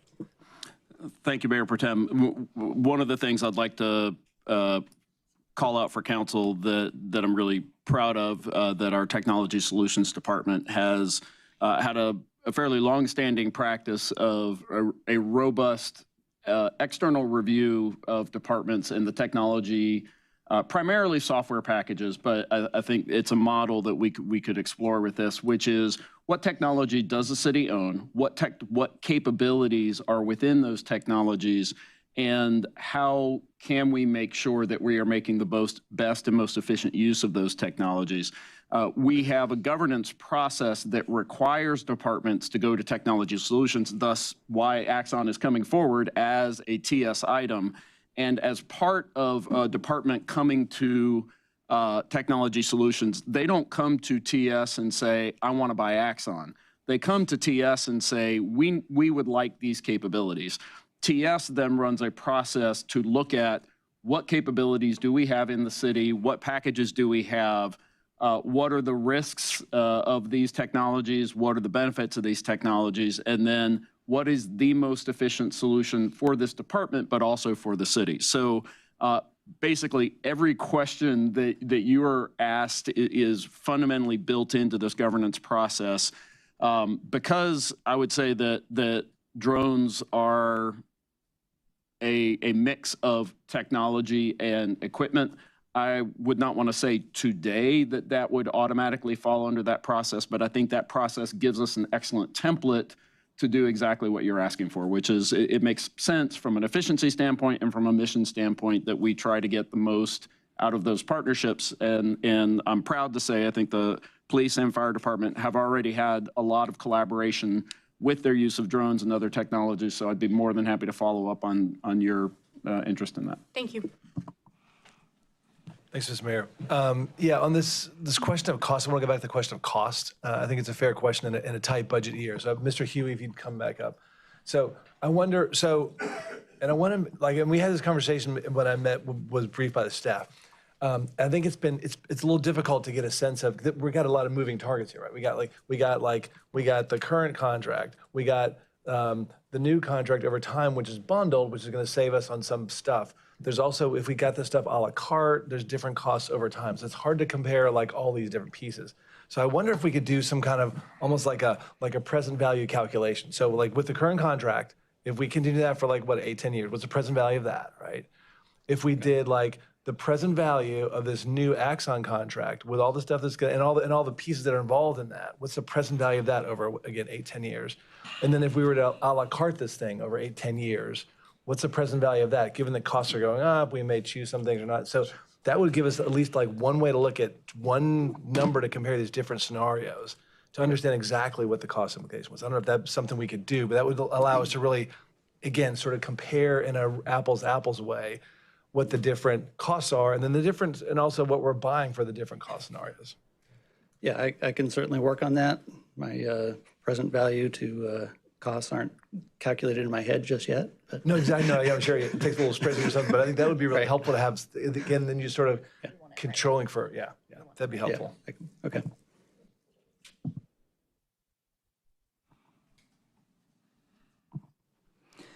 Thank you, Mr. Mayor, to my colleagues for those great questions to get more information on this topic.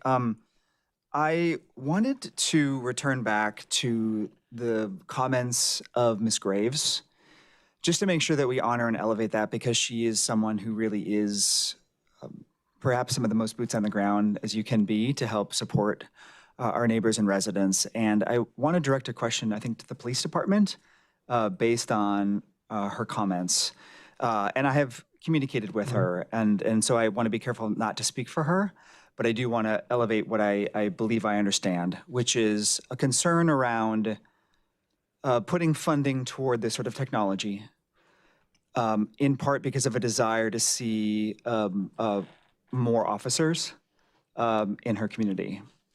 And so I would like just to ask, when you're thinking about the budget that we are seeing, when you think about strategy going forward, you think about the environment that we're in, how do you think about the relationship of these things, these choices that you have as a department, when we're thinking about choices between new technology or more personnel? And I know it doesn't have to be an either or, but like sometimes there's choices, right? And so I'd love any thoughts you have on that.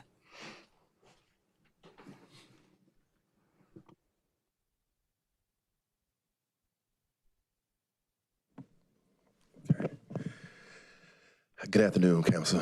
Interim Chief Walter Tate. Good afternoon, Mayor, Pro Tem, Council Member, City Manager. My thoughts on that, I think it has to be a balance.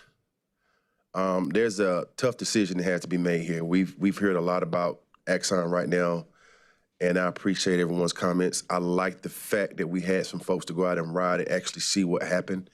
And what happens on a daily basis is tough. It's tough budget-wise. It's tough for equipment. But what I will tell you is that a community member like that is passionate, that has came forward and brought their concerns, and all the community that brought their concerns, I think there's something that I listen to, you listen to. And so when I'm looking at a balance over equipment or personnel, for me, I always take the personnel, because if you had equipment and no personnel, who's gonna use it? Right? But I also understand once I get that personnel and they come to me and they say, we don't have these tools, or we don't have certain things that we need, then I start looking at, okay, I have the personnel, now I need to start equipping my personnel, right? But to me, I think we're a little bit beyond that. We know what personnel looks like. We know what projections might look like in the future for us personnel. We know what percentages we are in the department. We averaging around 70 to 76% folks, right? That's what we're looking at. Right now, we're looking at about 48% to 55% on a daily basis, people on the street answering calls. That's what we're looking at, right? And I've said before in meetings with y'all that, you know, when I was a patrolman, we had about 60 to 70. That's a big difference, right?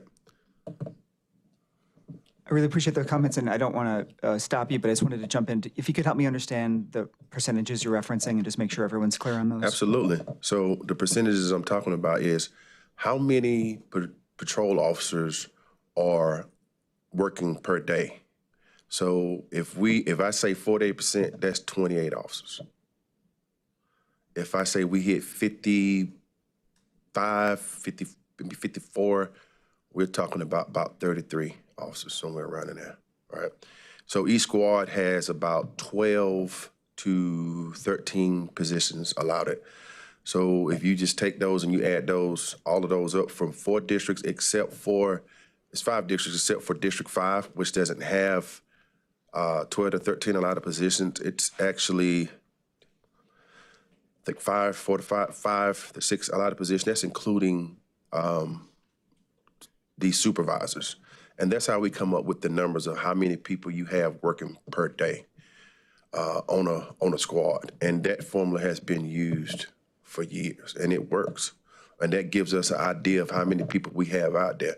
So back to your question is, what do I choose? Like I said, you know, we need both. But I think we're a little bit beyond. We have staff. We just need staff to have things that they need. Now, are we building from where and I think our previous chief hit this before about rebuilding the department, and she did an excellent job of rebuilding the department. We are a whole lot further than we were in 2020, 21, but it just takes time.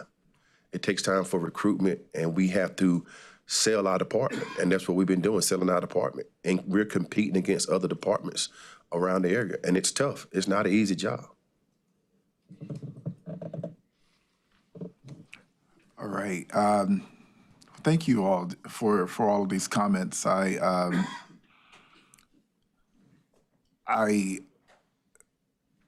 think it's very clear that, you know, we care about the safety in this community. We care about the resources that our offices have, but we also are, you know, as a whole, very skeptical of how fast that technology is evolving. But I also think it's, you know, it's very clear also that we are evolving, and you know, Durham by itself is not going to get rid of technology, or we're not going to stay in the Stone Ages, and I don't think anyone on this council believes that either. I also don't think that you all want that. I think that the questions are going deep to ensure that we have all the information that we need. I think Mayor Pro Tem stated it. She said, "You guys probably know I'm the most skeptical person on here."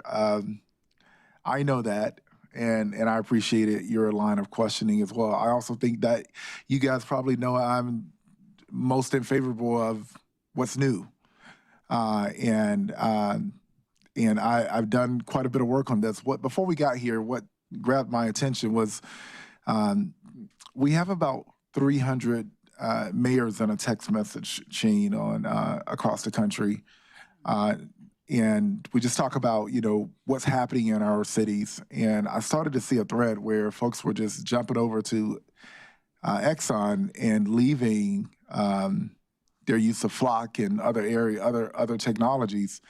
And we don't have Flock, and I wasn't sure what we were using, but I was intrigued of why that was happening. And just folks started saying, you know, they're just a much more responsible company. I don't know Axon. I met you guys when you were doing a demo one day. But what I do know is there are folks that are on our streets, like in other cities on their streets, that are very sophisticated. They have semi-automatic to automatic weapons. There are folks that I'll tell you, if they organized politically like they organized on the streets, sometimes they would win any election they wanted. They're very sophisticated.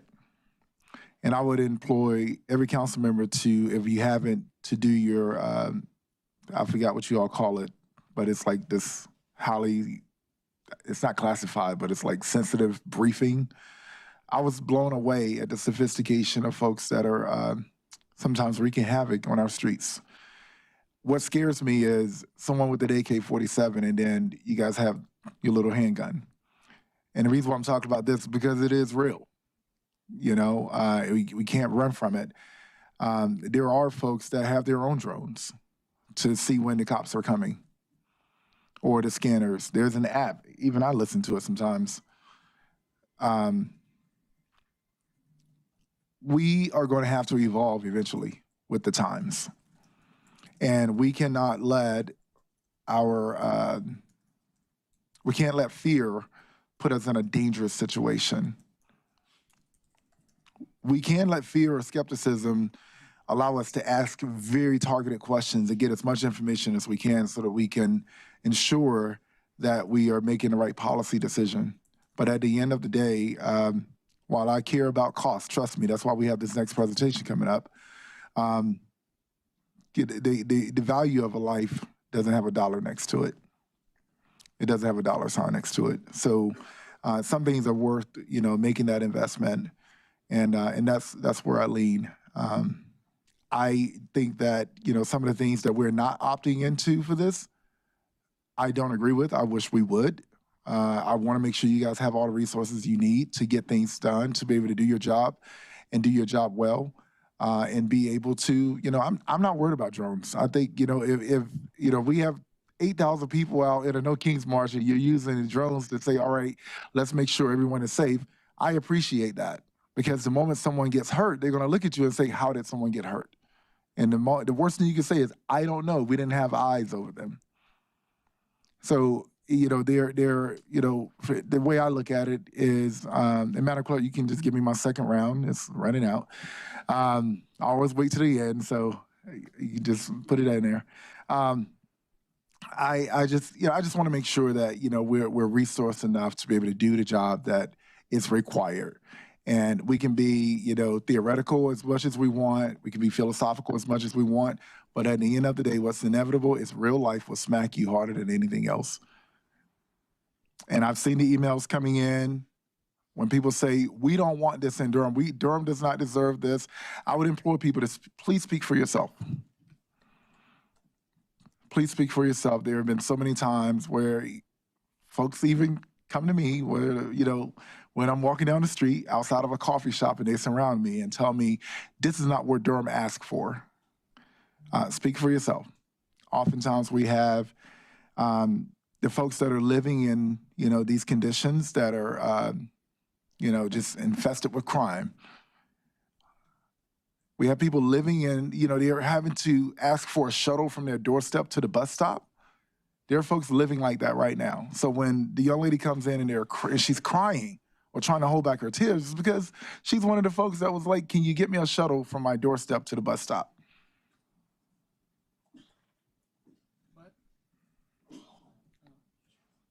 So they're realistic situations. And then I'm glad today was a better conversation, but oftentimes it's a lot of folks that come in here and say what Durham needs and what Durham doesn't need. And they are the folks that really don't live in those communities. So I really appreciated the targeted questioning by my colleagues. I think this is a really good representation of Durham. We dig deep. We ask the hard questions. We get all the information we need to be able to make the best decision for us. So I'm going to be fully supportive of this when it comes before us for a vote. I wish we were in a better position to be able to, utilize technology more and in a better way. I'm not going to pretend that when I pick up this phone, the AI is not present. But we'll get there. We'll get there, and this is a representation of who we are as a city right now, and that is our reality. And I'd rather be here than some other places, because there are some folks where they're actually weaponizing their own police department against people. So I appreciate the culture in which is set here in Durham. So we'll just keep working together to try and get the best version of this. And again, colleagues, I just really appreciate all of your line of questionings and anyone who have requests. I know Councilmember Cook, you had some, and Councilmember Kopak or Baker. Just make sure we get all of those together and provide it for staff so we can look at it. I want to know, mine is really simple, my request. I want to see everything that's possible that would make you be able to do your job the best. Every possible technology resource in it. Thank you. Yeah, go ahead. And just as we're bringing this one to a close, I am going to alter the agenda a little bit because I have an agenda item and I want to be able to speak on it, but I'm going to have to be on stage in 30 minutes for something else. So go ahead, Councilmember Cook. And Chief Taylor, I want to ask you one more question if you want to come up, but I just want to appreciate that we were all briefed on this ahead of time, so the information was made available to us. I know it's a really divisive topic when we're talking about tech and what that looks like, and in a time that we are, as the mayor said, watching other communities use technology against citizens. I think that these concerns are real, and I also think that what is real is that we do have crime and we are limited in the number of tools that we have, and our police department needs to be able to function at this time because we don't have alternatives. And Chief Andrews and I have had this exchange before, but in the same way that I wish that my job didn't exist as an eviction defense worker, attorney, I know that the police also wish that there was not crime, right? Like we do not want these things to exist. It would be better if there were different structures. That's not the world we live in right now. And so we're working within these parameters, and I understand that it's divisive, and I just want to thank staff and particularly the police department for, I feel, what was really a thorough research of technology that's available and out right now. I think y'all did a really good job testing these things out, really looking to see what fit with the culture of Durham, picking and choosing based on those priorities. And so I just want to extend my thanks. The one question that I have for you is just to ensure that I heard correctly, but that this tech is not an attempt to replace actual officers and people in decision-making spaces. And it's not going to deter us from recruiting and that sort of thing, that it's not meant to replace any actual officers. If you just would confirm y'all's priority around that would be helpful. So the priority is never to replace a human being or replace an officer. The priority is always to support and undergird what they're doing. That's the sole purpose is, as many of you have heard and said, is that the purpose is to provide resources and tools that we need. I said it in the meetings with everybody in here. We can buy more paint, we can buy more glass, but we can never buy a life. And so this is not to replace an officer, a human being, it's to just help. Thank you. Thank you all so much. Did you have a comment? All right, thank you, colleagues, for this. All right, so we have two more pooled items, but colleagues, I'm going to have us move one of the presentations to now. That is item 31.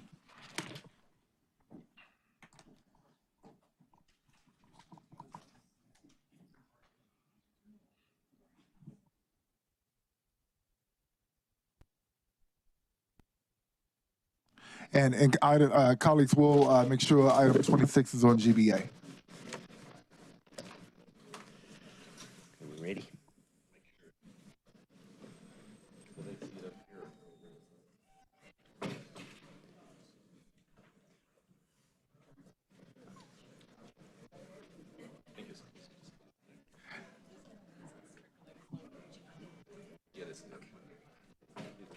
Okay, all right, 2 minutes, guys, let's run.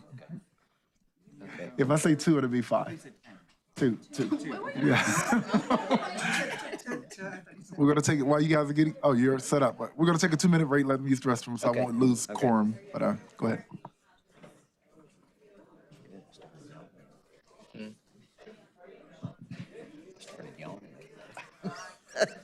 Yeah, thank you.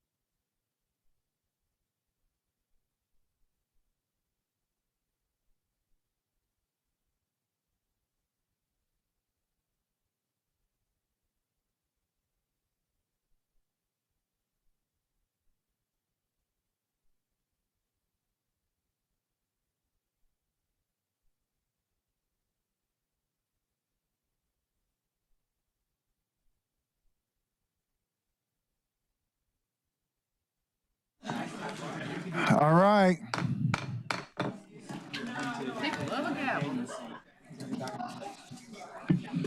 All right, thank you all so much. And as I said, we've adjusted the agenda items. There are two other items that are pulled. After this, I'll depart.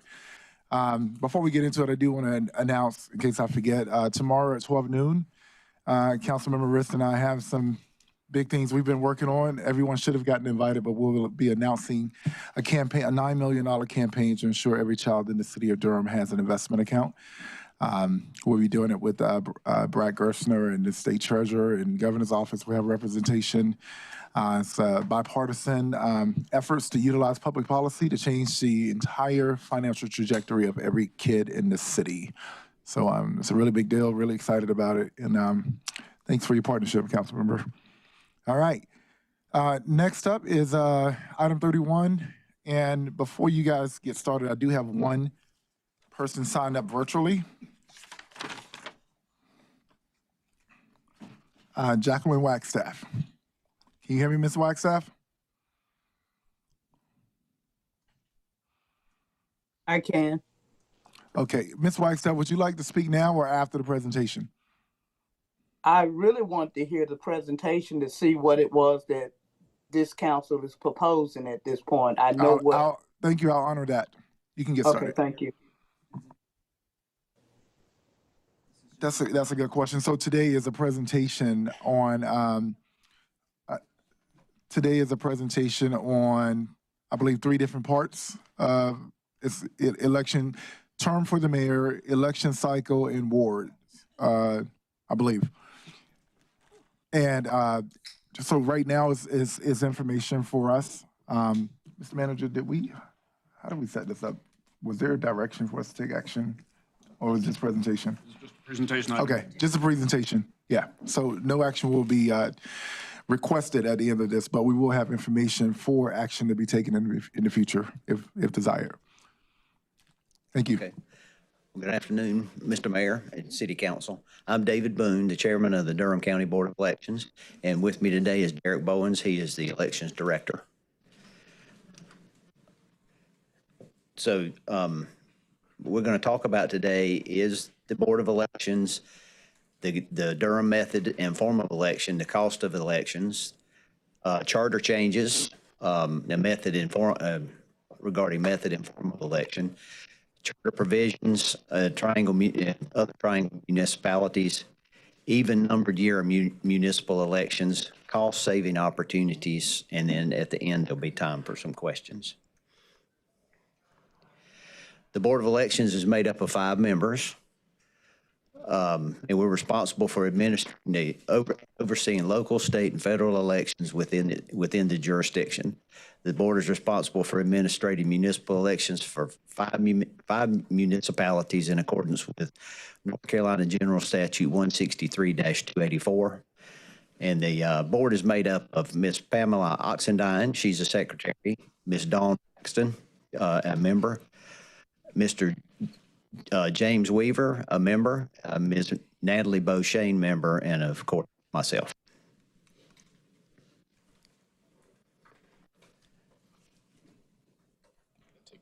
Oh, yeah, sorry.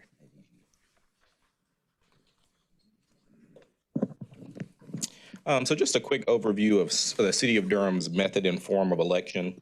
Under NCGS 160A-1017D, the city has opted to operate at an at-large ward combination, 3 ward seats, where the candidate has to live in the ward, but every resident gets to vote on all contests. That's done by 32 municipalities in the state. 45 opt for both residency requirement for the candidate and residency requirement for the resident between ward and district breakouts.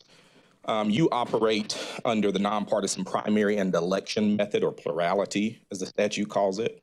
You're one of 17 in the state that operate under that method. 512 municipalities operate under the partisan plurality method, which means they have one election either in the odd-numbered year or the even-numbered year, assuming a local act was passed allowing that transition from odd-numbered year years to an even numbered year. So you're in the minority in terms of form of election. Can you say that again? One more time, just to make sure I understand that. So you have 17 municipalities in the state that conduct elections, operate under the nonpartisan primary and election or plurality method. The remaining 512 operate under a nonpartisan general election or plurality. But there's multiple methods, just two, the latter being the most common amongst municipalities. And that's comparable to the city of Asheville, city of Raleigh, both of which have had local acts passed to move to even numbered years. So you are comparable to some larger cities. Okay. The cost of municipal elections,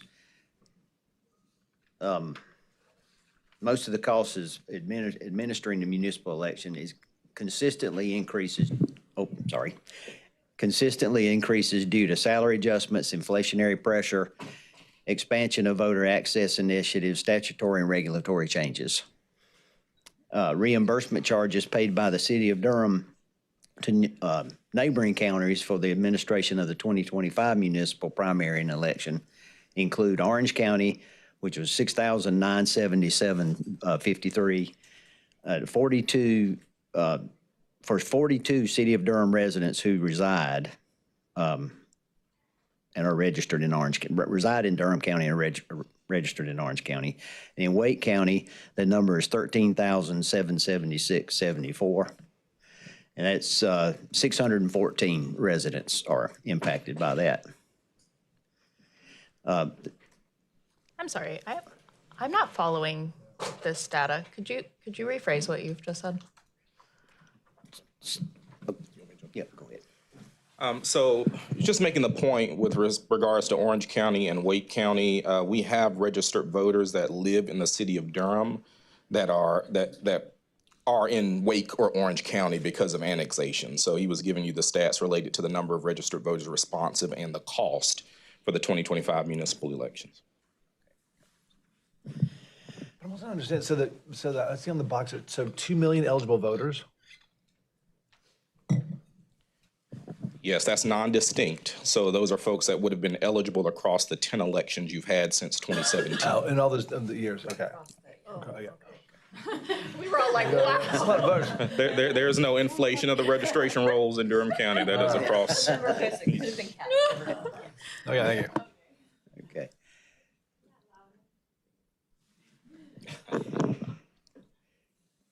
So other costs are early voting, absentee by mail voting, radio advertisements are optional municipal election expenses authorized by the city council. The total expenditures for these three activities during the 2025 municipal cycle was early voting was $207,128. Absentee by mail was $3,734. Radio advertisement was $9,439. Eliminating one or more of these optional components would result in a cost savings. Any additional repealing of the authorization of the absentee or early voting must occur no later than 60 days before the next scheduled election, according to the General Statute 163-302 sub A. And just as a supplemental point, you, as the chair mentioned, you do have the option under the reference statute to eliminate early voting and absentee by mail. You currently have an active resolution that allows absentee by mail voting during municipal elections no later than 30 days prior to the election. So you do have elective expenses that could be cut. So if you wanted to get rid of early voting, the statute would allow you to do so. If you wanted to get rid of absentee voting, the statute would allow you to do so. I think it's proper for me to let you know what your options are for looking at cost savings in addition to the other options that you have available at your disposal. So just general cost of municipal elections, what we charge you for. We do have an agreement with the city under 163-284 governing what it is we can charge for reimbursement to the county. So election day workers, early voting workers, temporary employees, overtime, variable costs associated with the conduct of the municipal elections, paper supply, laptop rental and encryption, legal notices, multiple things that we have to charge you for in the conduct of those elections. So I wanted to give you a brief overview of those types of costs.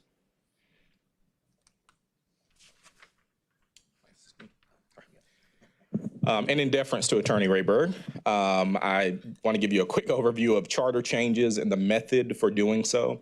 So of course you have a lot of options. You can change your form of government. So if you wanted to transition from a nonpartisan primary and election method, you could move just to a plurality method similar to those 512 municipalities that do that already in our state.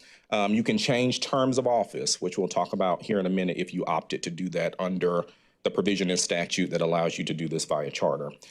So if you wanted to take the option of doing a charter change to adjust your form and method of election, that's governed under NCGS 160A-102. And there's a path with a couple of prongs as options. So the first thing council would do is adopt a resolution of intent. And of course, that would include what it is you were planning to do and consider. The second step would be to call for a public hearing where individuals could come and speak on the proposal that's included in the resolution of intent. That must happen at least 45 days from the date that you pass that declaration of intent. Then you'll have a public hearing. Once that public hearing is completed, you'll have an option to adopt an ordinance to amend your charter. And you have a couple of options. You can allow that to be subject to voter approval. And a special election would be called under NCGS 163-287. And of course, we would guide you as to the proper date of an election consistent with that statute. And you also have the option not to.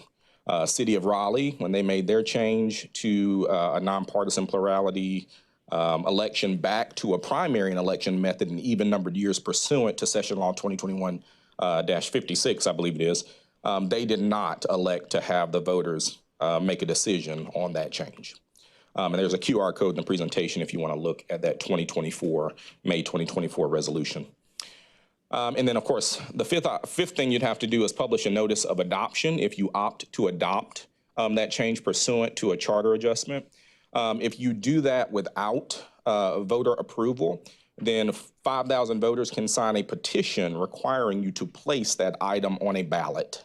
And then the voters would be able to decide under NCGS 160A-103. So a couple of QR codes, again, one to the city of Raleigh showing you the resolution they passed in 2024. And then the town of Louisville is an example of where they changed the term of the mayor specifically. And just one point of clarification, Session Law 2021-56 is where the General Assembly opted to move via local act, which we'll talk about here in a moment, the city of Raleigh from odd-numbered year elections to even-numbered year elections. The city of Raleigh came back in 2024 and said, we're fine with that, but you changed our method from an election and runoff method to a nonpartisan primary and election. We want to go back to, they went from an election and runoff to a nonpartisan general election. They opted in 2024 to go back to the primary and election model in even-numbered years. So you do have some options, of course. Even-numbered year transition would require a local act.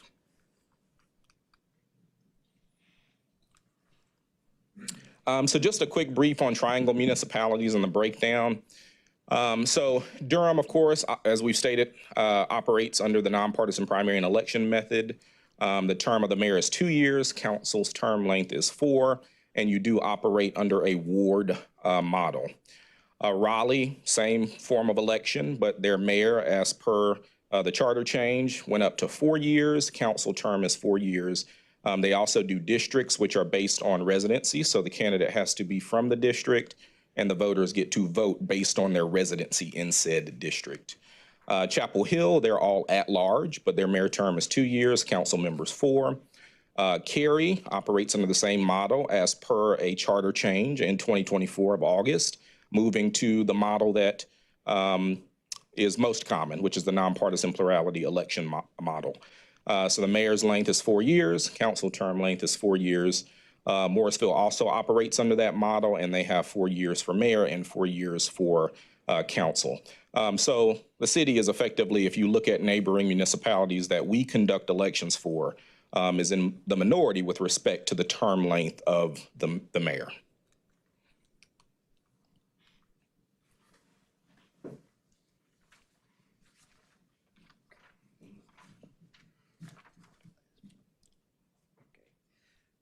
So I keep forgetting to move this mic. The only means by which a municipality can transition from an odd number year election to an even number year election is through an act of the General Assembly.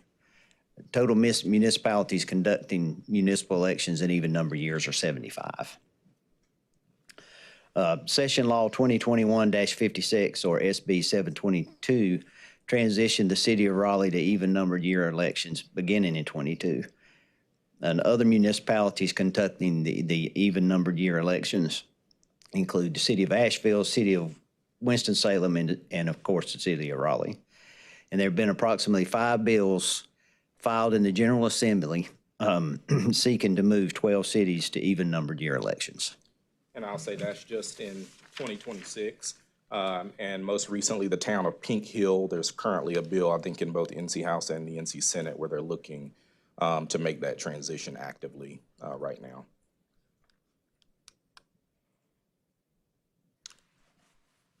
And opportunities to save costs. Adjusting the city's charter to decrease the number of elections held in odd number of years will significantly reduce eligible reimbursement expenses. If the General Assembly transitions to city elections to even number of years, the cost will reduce even further when assessed against the ordinance initiated from the form and method change. Reducing reimbursement charges by 50%. I'm sorry, let me back up. Charter change by ordinance reduces your expenses by 50+% by transitioning to nonpartisan plurality method. Establishes term parity between the council positions, reduces administrative burden on election officials, and reduces voter confusion. Even numbered year transition reduces reimbursement charges by 70+%, enhances voter engagement and election visibility, increases voter participation, and reduces voter confusion. And just an additional clarifying point, just so you have it, 169 municipalities operate under a 2-year term for mayor, 351 operate, yes, we're trying to, 351 operate under a 4-year term model, just so you have that for additional context. We got some data from the Wake County Board of Elections. If you look at their 2019 municipal elections in comparison to 2022, which was the effective date of the local act change transitioning them to even numbered years, they saw the cost of Raleigh's reimbursements go from $833,000 approximately to $263,000, amounting to a 68% decrease in expenses to the city of Raleigh. Same thing for Cary when they transitioned there from the election runoff method to the nonpartisan plurality method, they saw a 58% decrease in cost. So there are significant savings by ordinance change, by reducing down to one election, and then of course, moving to even numbered years where we already have scheduled elections will reduce it even more. And you do see increased turnout generally because there's more engagement when you're dealing in even numbered years. Do you have bottom line numbers for us based on last year's election versus what it would be? Like, if you give us that number, then what it would be, 50% and 70%? Yeah, so if you, so in 2025, collectively for both elections, you paid $813,000 to Durham County. So if you cut that in half, that's approximately $400,000. If you go to the 70% threshold, you're looking, 2 to 3s. It would significantly reduce. I actually think it would be way more than 70% because we're already conducting an election. So the types of things that you would be paying for is coding costs that generally we have to pay for increased ballot contests. Any size of ballot differential. So if the ballot was 14 inches, we add the city of Durham's contests and it moves the ballot size to 17 inches, then you're gonna pay for the 3 inches on every ballot that we order. So it's not a significant cost. We bill a little bit differently than Wake County, but you would have significant savings, so it would be much less than the $400,000 approximately you would pay if you just moved from the nonpartisan primary and election method to just the general or plurality method of electing council members, mayor. I'm trying to understand. So why is there a 70% reduction in costs if we do General Assembly initiated transition versus the ordinance related ones? Because you're moving to an even numbered year where we're already conducting an election. So Wouldn't that be either way? If we change the charter? you can't change the charter to even numbered years. The charter only allows. That's only just do like sort of to do the nonpartisan primary. That's just like term length, your form of election. So even numbered year is strictly local act. Gotcha. Which you can support by way of a resolution to encourage the General Assembly to take that action.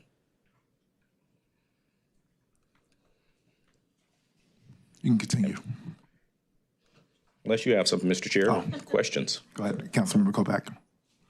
Thank you, Mr. Mayor. So I'm curious if we know in some period of Durham's history the number of times that the results after the primary were changed at the general election.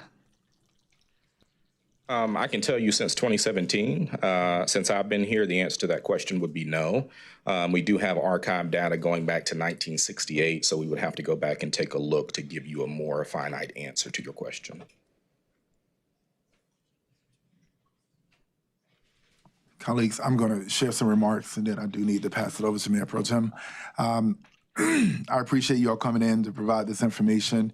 Obviously, we've been talking a lot about cost savings. That was the true premise of the last conversation with the police equipment. I am definitely interested in, I wanted to make sure we had this conversation and further, basically, colleagues. We tried to have it without the presentation before. We realized that it was a rich conversation. Obviously, going from nearly $1 million, and I believe the cost keeps going up every year, correct, Madam Clerk? Okay, so. And just a note, since 2017, in total, it's been a 118% increase from 2017 to 2025, if you look at it on the whole. Jesus. Okay. So obviously, I'm definitely interested in it from a cost-saving perspective. With the 2-year mayoral term, we all have run for office. We all know how exhausting it is. I envy you all when you don't have to run in the next cycle, and I'm running again, or whoever's in the seat is running again. It is exhausting. I don't wish that on anyone. I personally like it to be consistent with the rest of the council. So for those two reasons why I really was interested in having this presentation. And I think the next step would be I'll request some direction from council after you all hear the rest of this presentation. I do have to run, but thanks for coming to provide the information. But you want direction on in particular? Well, now that we have the presentation, the information, just so I'm not rushing it, I think what I probably will submit to you all and request is for the 3 options. What would you like to do? Would you like to execute the process of addressing to the General Assembly on a charter change for even year elections? Would you like to begin the process of changing the mayoral term and the wards? Basically right now we have a ward system. You are required to live in the ward, but everyone across the city votes. So you run in a ward seat, but you elect in a general election at large, in a sense. Do we want to keep it that way, or would we want to make the voter reflective of the actual candidate, where you vote for the person in your ward and not for everyone across the city? So those are 3 directions that we'll need to determine. Is it 4? There's a 4 because it would be moving to plurality versus primary and election. That's the other option on the table. Because there's 3 things we can do with the charter change, and there's 1 that we actually have to get General Assembly permission from. Yeah. So there's a combination. You guys can do multiple things, but the transition to even numbered years would require that local act. Yeah. So I'm going to pass it over to you. Okay. That would be the direction I would ask of you all to determine what we'd like to do on those 4 options. Mayor Pro Tem, I'll ask that you kind of lead us on. I'm going to run. Okay, thank you. Councilmember Burris and then Councilmember Baker. All right, I just have a question for probably you, Derek. Sorry, no shade to you. But if I recall correctly, during 2020, the election cycles, some municipalities across the state were delayed in actually administering elections because they have true ward districts and they had to wait for the census data to be able to draw the wards. So if we were to switch over to a true ward system, will we rely on the census data from 2020 that was a little bit janky back then because of who the no, that's shady. But it was messed up back then, or how would we make sure that we are drawing a ward that's reflective of the current population here in Durham? So I think that's something we would have to assess in kind of your reapportionment of the wards pursuant to charter and statute. So we would have to come back with that answer to get specifics, but we can circle back. Okay. Councilmember Baker. I have comments. I know that Ms. Wagstaff was going to speak. Thank you for that. I don't know if we can see.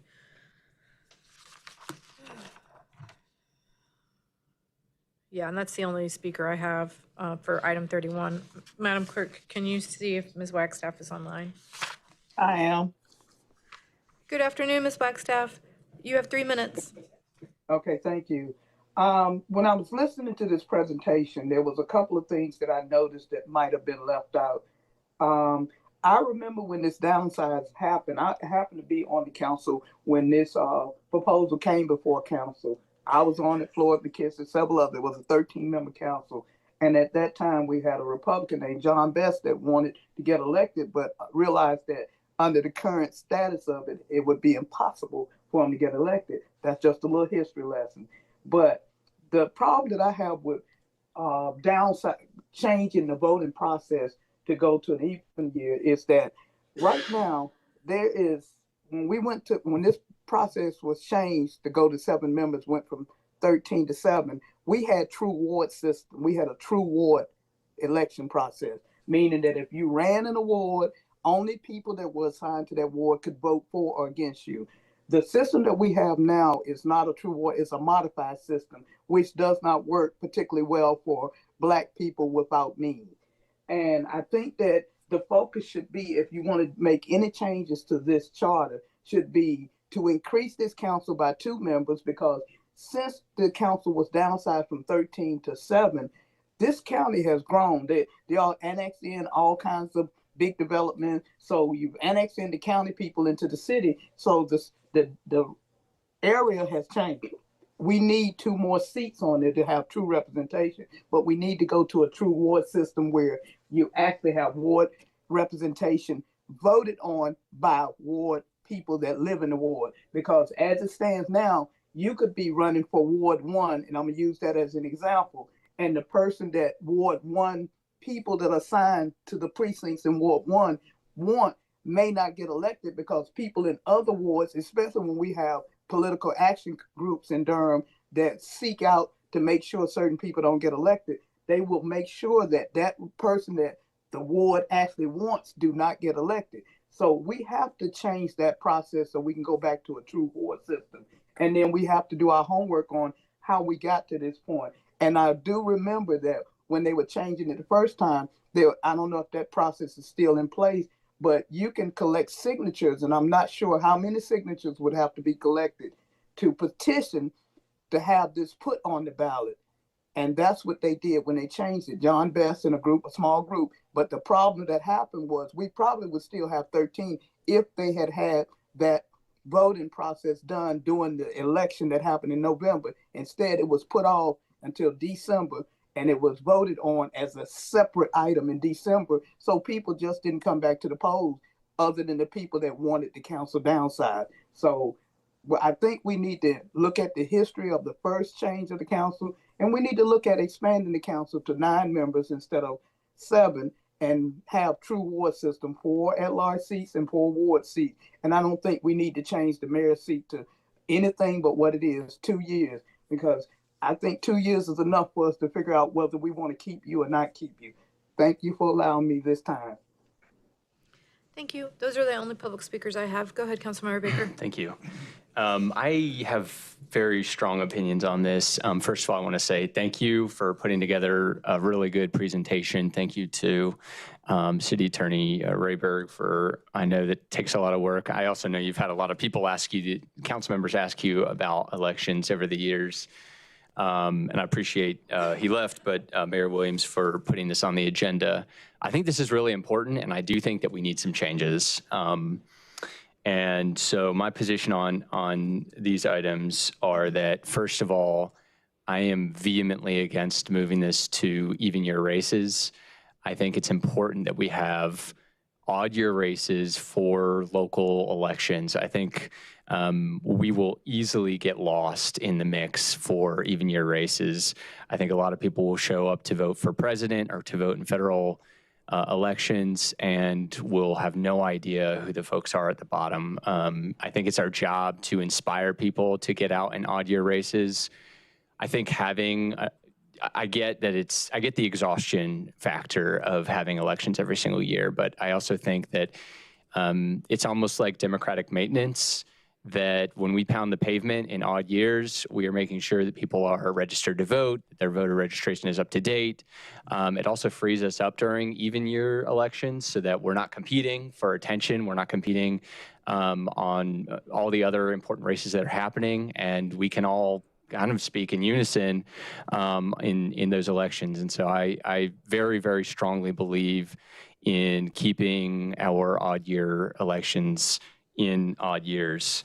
I'm also deeply in favor of converting to kind of lacking the best terminology here, true wards. I know you've used a different term for that, but wards where you don't just have to live in the ward to run in the ward, but where you are specifically only voted on by people who live within the ward. I think that that's really important. I think that that gives people an actual representative on the council rather than 100% of council being completely at large. I've had people reach out to me and ask, who is my ward representative? And I say, I can tell you, but they are elected at large. It also means that council members or people who are running for council are often chasing after areas that have higher voter turnout.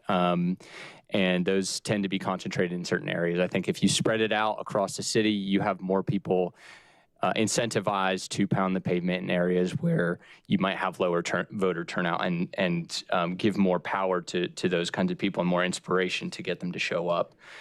I am open to the plurality election, not just as a cost savings, but also as a way of maybe cutting down on electoral exhaustion. Also, I think that there is confusion sometimes. People have voted and don't realize that they have to vote again.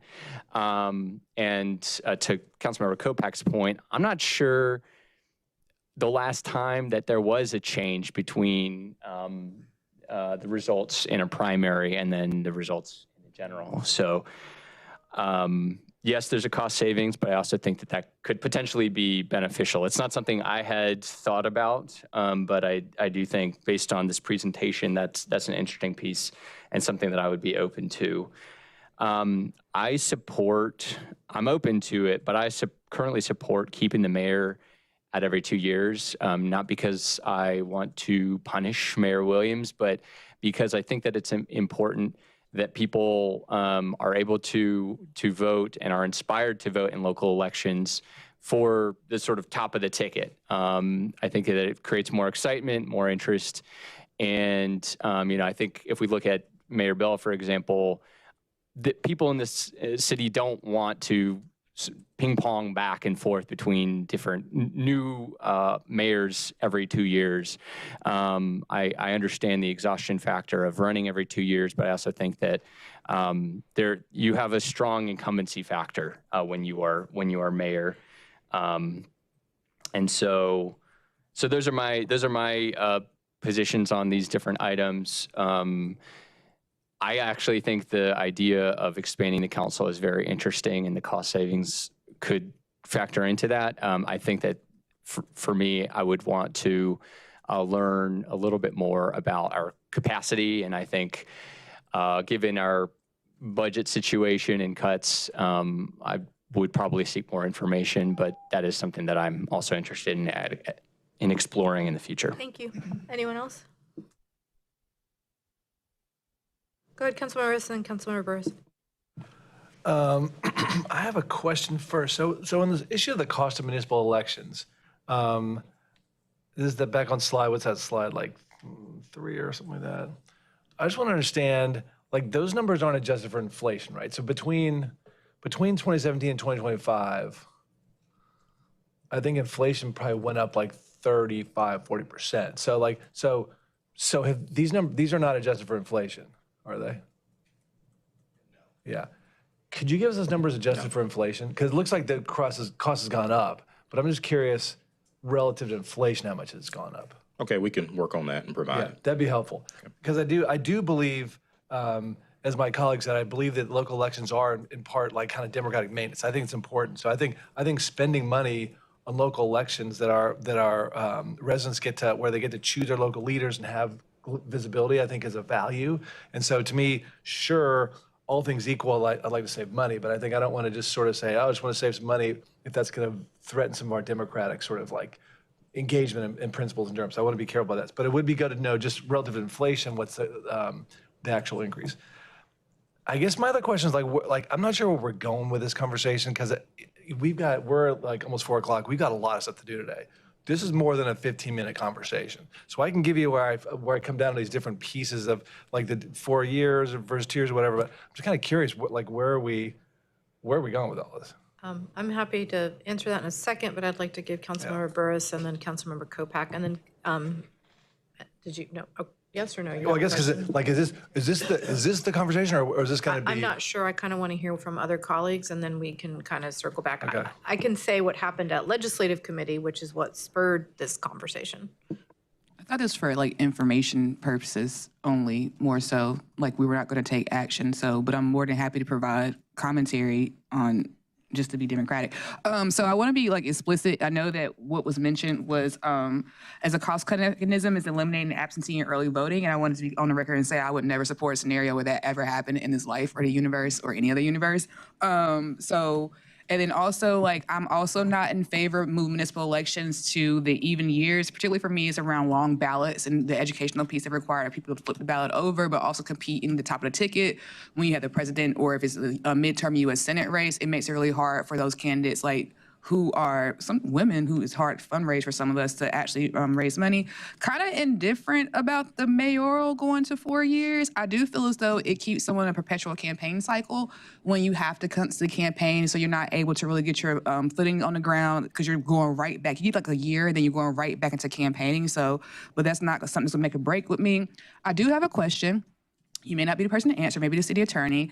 But I'm curious about, in light of some recent activities, who would be the governing body to explicitly state that local candidates, that our local PATs cannot ask candidates for money? I'm concerned about that because I feel like it gives like a pay for play. And so when you have these PACs in our community that say like, hey, we'll endorse you, but now you gotta give us like $3,500. What governing agency would be the one who can mandate that or say like, change that to where it becomes, we can't do it anymore? That is not a question for me. It would not be a municipality in our state, but I'm happy to research that for you. I mean, it would be whatever larger governing body kind of dictates ethics and rules around elections, campaigns, electioneering, and that's not a municipal function. And I'll just say that's governed under Article 22A of Chapter 163 of the General Statutes, which authorizes that transaction up to a certain threshold. So there would be nothing statutorily that would limit that request. Because I believe I read somewhere, and I might be wrong, that Carrboro has an ordinance and where they have capped donations like from individuals for the candidates at $250. So I was just trying to figure out like. Yep, I think that's pursuant to a local act. Okay. So, yeah. Okay, thank you. Go ahead, Councilmember Kopak. Thank you, Madam Mayor Pro Tem. So my thoughts on these. So I appreciate we've heard that going to plurality and even years are both ways to reduce cost, reduce voter confusion, and increase voter participation. And so I think those are both worth considering for me for those reasons. Which two again? Oh, the plurality and even year. And I get the idea around the odd year elections and some of those advantages. I don't see elections as being the only way to do democratic maintenance. In some ways, not having to put the energy and cost into those odd year elections could free up people and money to do other forms of democratic maintenance to help support involvement in the process. So I don't think it's the only way to achieve that. I'll also say that I'm always a little bit uncomfortable when I hear this discussion about preferring to not have lower information voters in our electoral process, which for me I see as a bit more of a conservative position on elections. I get the benefits of having, the most informed folks, but I also think elections often are about getting people involved who are low information. So that always makes me a little bit uncomfortable when I hear that. Well, I think it's the argument, there's often an argument that we want odd years because we only want to have people voting who are the ones who are the most committed and knowledgeable about municipal elections. Wasn't said here, but it's been an argument. No one said it here, but I've heard that many times talking about why you have elections on off-cycle years. Yeah. I think the 4-year term for mayor makes a lot of sense. I don't think it's the most critical issue before us, but at the end of the day, based on the way our system works, while the mayor has important duties, the mayor is principally a member of this council as one of 7 votes, and that just seems like a lot of effort to have to put out to be in constant campaign mode. And if it's 4 years is okay in terms of turnaround for the rest of council, it seems to me to make sense to do the same for the mayor. But like I said, that's not my, a top concern. In terms of the ward transition, I'm definitely willing to consider that and possibly support it. I like the idea of also having the local ward representation where you're a bit closer to the population. I want to make sure we're clear on the rationale and the criteria for moving to that, to make sure that it's really based in data for the outcomes we're hoping to achieve, and not just the feelings we may have about that change. It came up quite a bit during my race when I ran, and I was really proud to win the Ward 1 vote, as well as the citywide vote. And so we just have to think about what are the outcomes we're trying to achieve? What are the reasons for doing it? And if making that change fulfills those criteria and objectives in an objective way, then I'm definitely open to it and supportive of it. So in terms of expanding the council, I think it's an interesting idea that has merit. I do think if we're willing to go that far, it might be time to talk merger and think about how many people we need electing us for Durham, just, collectively, instead of our 2 local bodies. But, I'm definitely open to the expansion idea. Thank you. Go ahead, Councilmember Cook. I'm going to be brief because a lot of people have said what I wanted to say, but just out of curiosity, I have 2 questions. This conversation about ward is not impacting the staggered elections. Is that right? We're not. No, we haven't discussed. Okay, I do think that that's an important thing to sort of keep in mind, especially as we're talking about the mayoral term. But anyway, I know we haven't talking about it, but I do think that the staggering is really important. I watch other cities where complete boards turn over and the incontinuity is really traumatic. And so I'm very, very pro the staggering, and so that makes me lean also pro the every 2-year mayoral election, because then that allows the mayor to run with each of the council runs. I think that is, as somebody has said previously, and I'm losing track of who said what, but it does excite people for that ballot. It's a higher ticket than just a city council member, even though ostensibly it is the same position. And also, I think that it opens up conversation around local governance and is part of this educational campaign. So I'm very, very pro staggering, and therefore I feel like I'm pro leaving the 2-year mayoral. I understand that it's difficult to run an election. I've just run one. It is really difficult. I do think that if you're doing a good job in your governance, that is part of campaigning as well. And so I understand it. And again, I feel like someone said this, but not to penalize the current mayor, but we've had decades of mayors running every 2 years, and many, many examples of mayors who have been able to stay for long, long periods of time, multiple terms in a row, without being impacted by that campaigning. Who draws the maps? Can someone talk to me about this? Because map drawing is we did this with the most, we are watching it in real time become a tool of major oppression and silencing. How do we draw maps? What happens if we were to do it? So you all draw the maps, you approve them. After the last decennial census, the city attorney's office brought forward maps that were largely put together by GIS, like there are planning staff and GIS folks. And in Durham, we don't draw, snaky maps. The goal is to get the wards roughly proportionate in population size. And having like chunks of the geography they're together. compact, contiguous districts. Like we don't really draw a map. We just try to get the city divided into 3 equal pieces of pie, essentially. And we present those to you. The last time we did this, I think there were 2 presented maps, and the council selected one. Okay. And it's moving a precinct here, but a lot of it is the result of certain areas of the city growing much faster than others. Yeah. And so after 10 years, you have to kind of rebalance it and play catch up. But it is unlike map drawing at the state level or the federal level, or for state and federal offices where there is some gamesmanship there. Like here, we're just trying to get roughly the same number of people in each ward. And are those redrawn as it is right now? Are they just looked at on census years, or are we looking at? We've only done it after each decennial census. We don't do it mid-decennial census time period. Interesting. Yes, I feel very in favor of ward representation, and I know that I feel like my ward colleagues might have the same experience, but I do have people reaching out to me all the time about ward-specific issues. I think that the way that things are aligned now, it's extremely confusing about who to reach out to, and not that it's like overbearing or anything. I'm happy to deal with those issues, but I am also like constantly in mind of issues that are going on across the city because I am also elected at large. And so I feel like it's my obligation to then govern at large.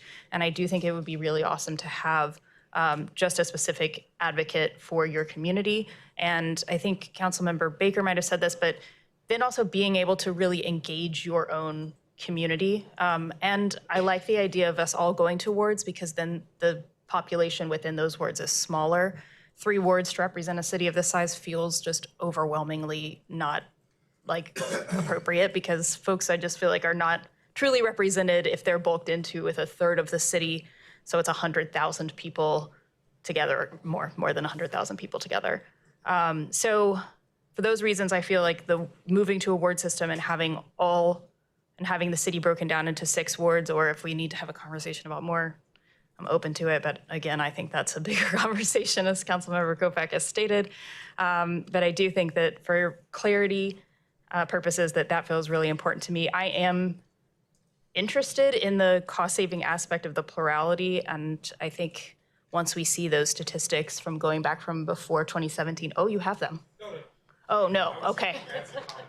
Oh, I was like, whoo, that was fast, okay. But I do think that we're gonna find that it is pretty consistent across time.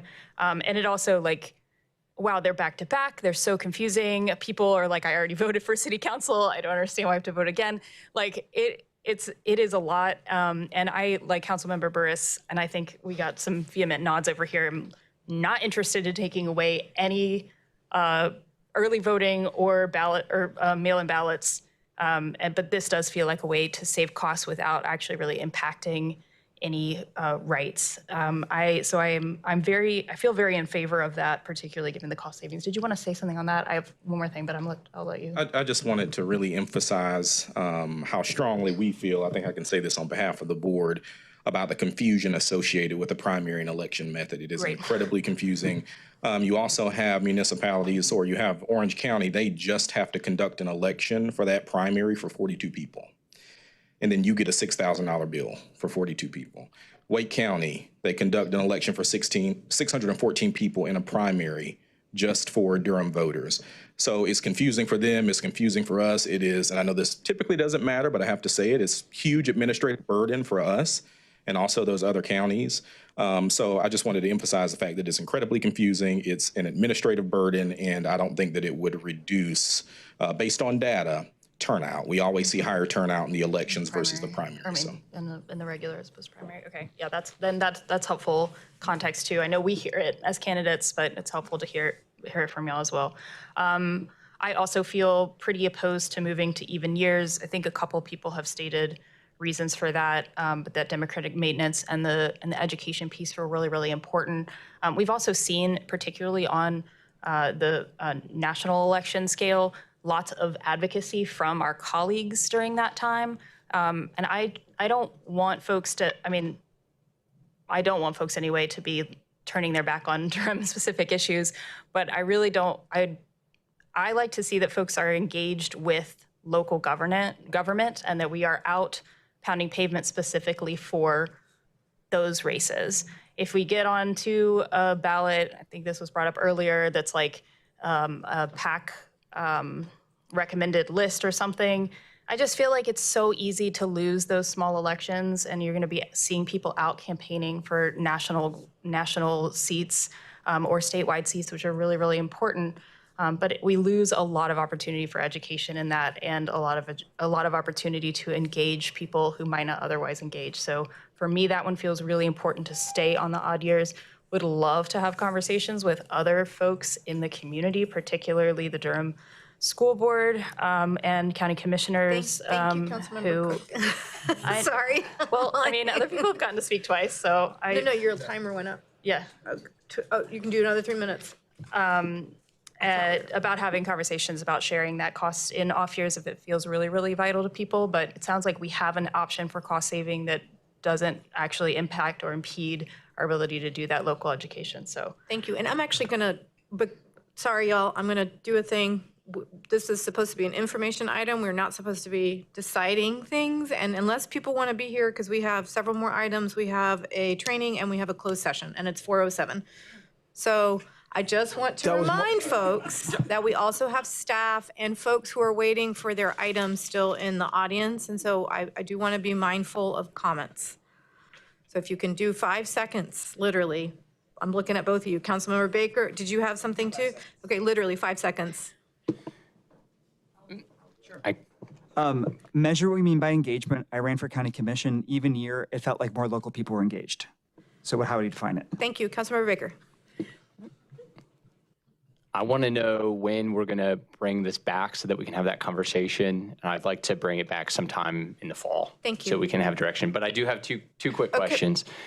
One, I think it'd be really, can you email the questions to Director Bowens? Okay. And maybe you can get back to me. I'd be curious to see if we can engage with the school board, if it's possible for them to move their elections to odd years. I think that'd be interesting to know and engage with them, see if they're interested in that. And I think also as part of this conversation about wards, it'd be interesting to talk with the community about the PAC districts so that they'd be more aligned with I'm going to, very quickly, Councilmember Rist, I'm actually starting to get frustrated with colleagues.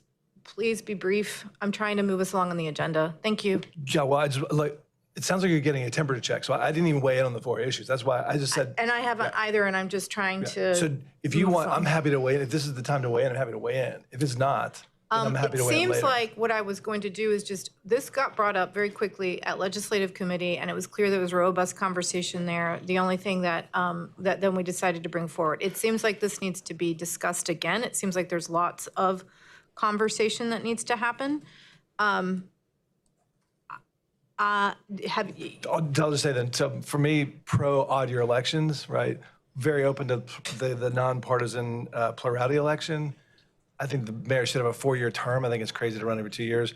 I do think I may be in the minority here. I've talked to a number of folks over the last year since this came up in procedures about a true ward system. Serious concerns. My colleagues around the country have said, be careful. What you do is you buy a lot of parochial folks who don't really necessarily care about the big city, especially on zoning cases where often the courtesy is if there's a zoning case in your ward, whatever you want, other council members just kind of do what you want, and there's challenges there. So I want people who can come from different communities but represent the city at large as a team. So that's my feeling. Thank you. Very briefly, in general, my belief on all of it, including even if we were able to get local action, which I think we should, to me, it would be a modernization of municipal elections, and we would put everything in front of the voters and let voters decide. As somebody who spearheaded a bond in 2024, which was a presidential election, it still passed overwhelmingly. It doesn't actually matter. If you do your job and you do it right, you're going to get people interested in the issue. that's all. I'm going to move us on. Thank you so much for being here. And we will think about after the August break, Councilmember Baker, you had suggested or you'd wanted this to be returned as an agenda item so we can make sure, Madam Clerk, can you just help me remember that? So we will look to do something after our summer break. Thank you so much. Just one small thing. Yes. Generally on the municipal elections, we have a very low turnout. It averages like 15% of the eligible voters. Just one thing to consider. Thank you. Thank you for having us. Absolutely. Thank you so much.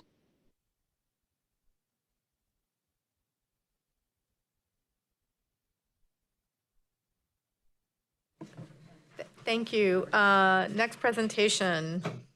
Sorry, I lost my agenda.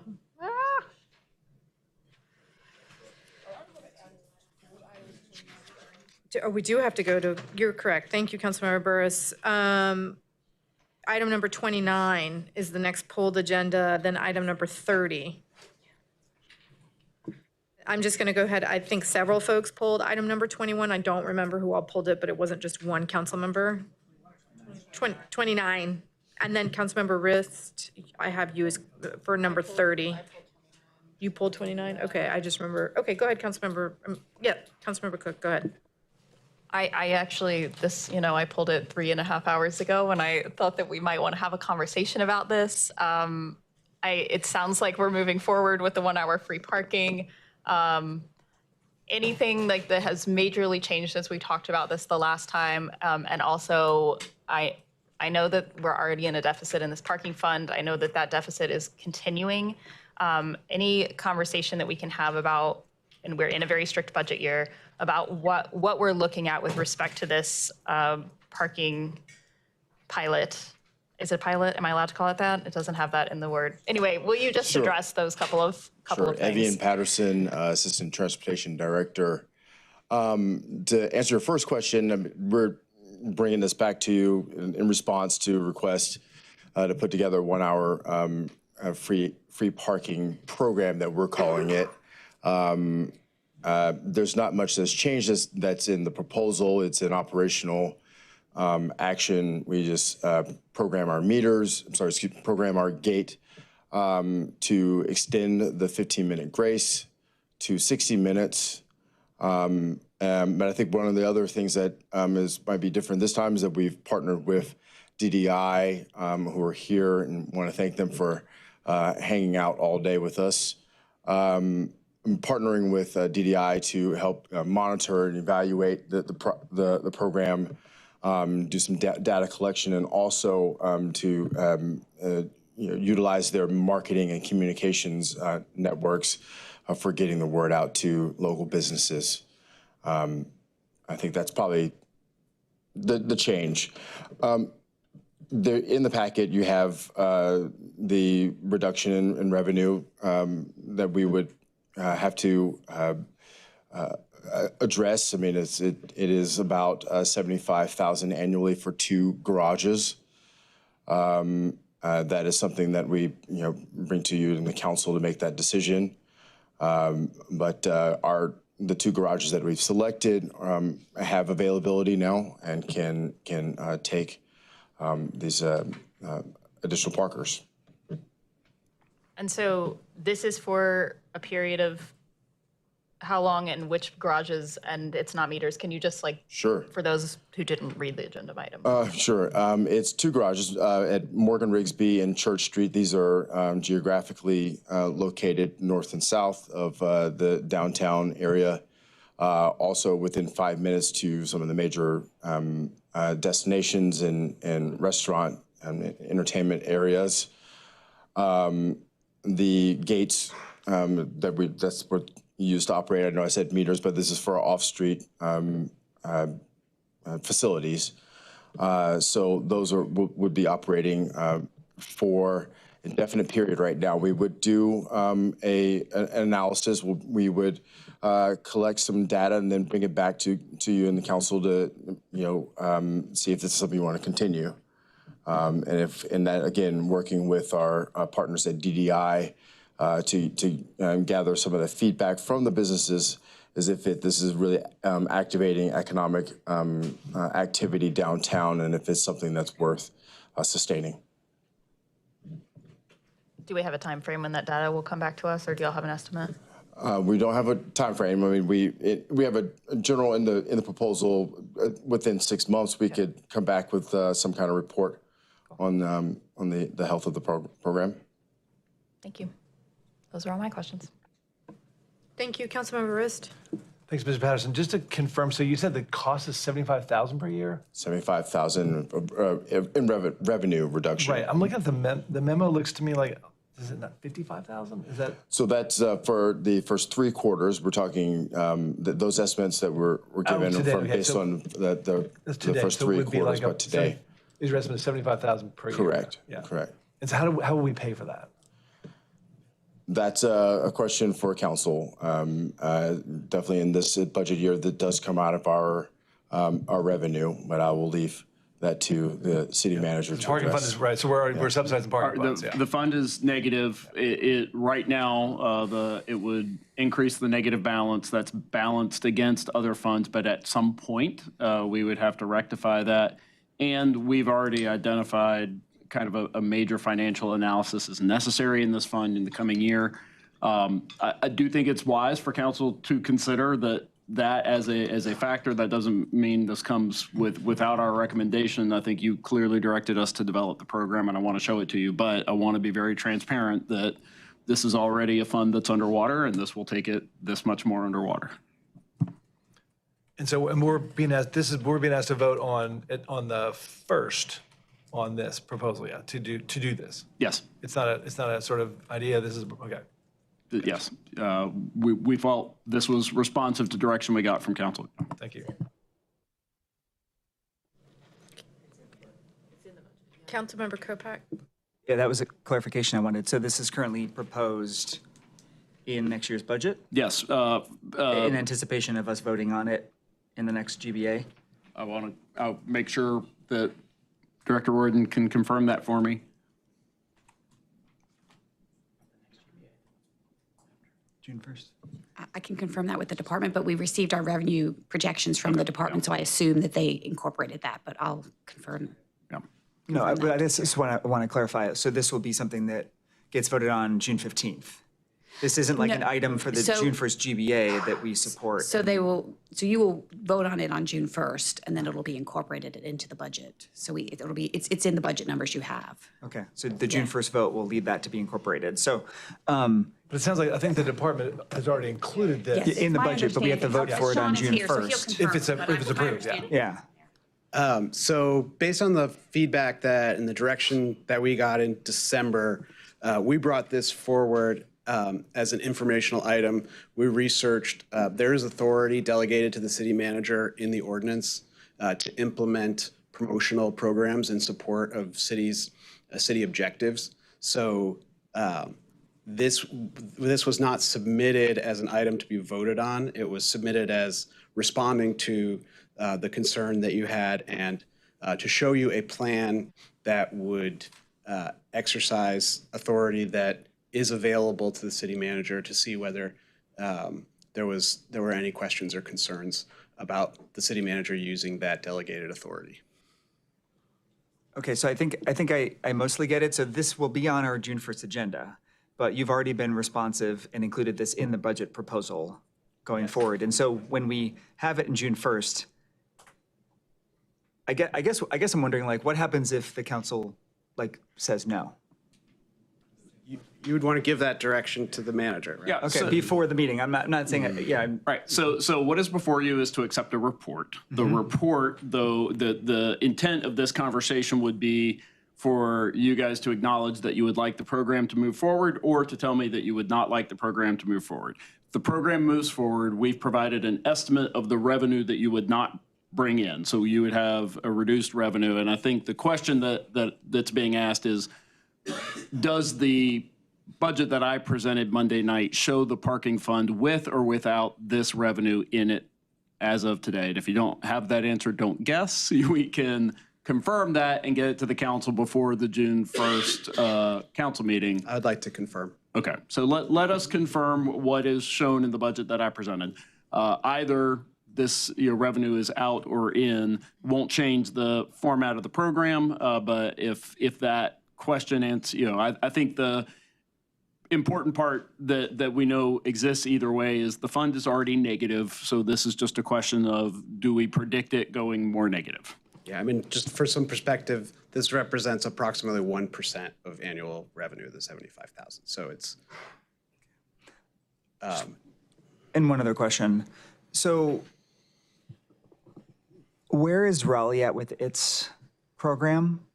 I thought I heard they might be ending a pilot. And if so, do you have any information as to why? Our understanding is Raleigh's proceeding with their 2-hour pilot or program now, and it's included in their recently announced budget. So the end of the pilot, because they're making it permanent. I have to confirm if it's making it permanent, but is in this next year's budget. Thank you for confirming that. Go ahead, Councilmember. And just follow up on that, are they doing all their parking decks or just a few? I believe it still maintains the 5 downtown. We can confirm that. But the previous pilot included 5 garages downtown. They have more than 5. They have more than 5, though. Right. Go ahead, Councilmember. Sorry, I was getting a text from a kid. Hope the kid is okay. Nicole, hey, what? It's your birthday. Can you come please up here?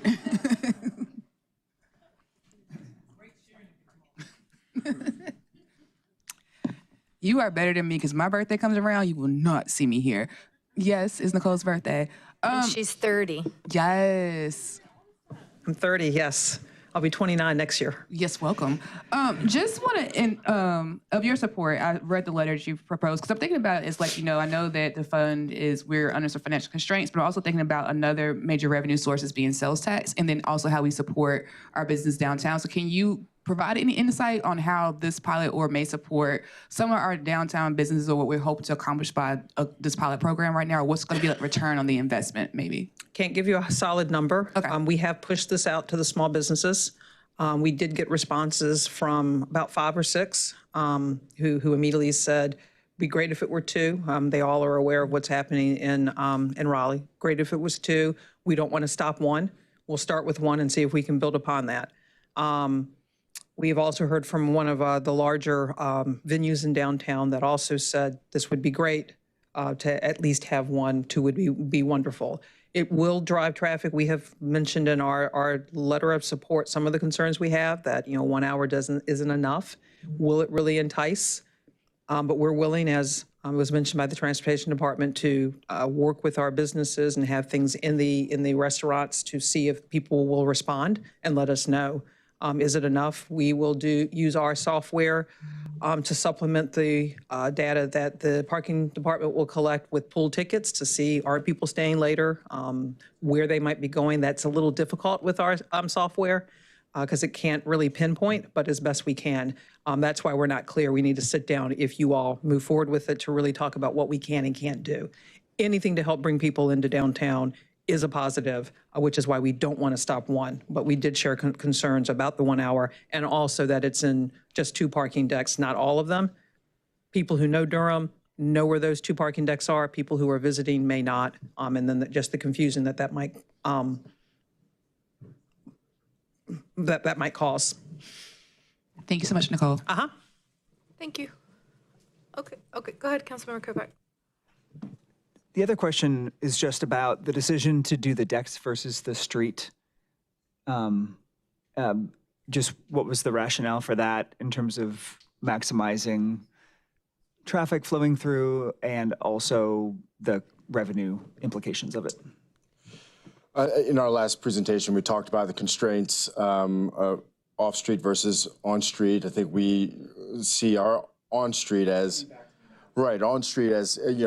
facilitating shorter trips, getting the turnover of spaces for those quick trips, picking up deliveries, or just popping in girlies, if you will, for prescriptions.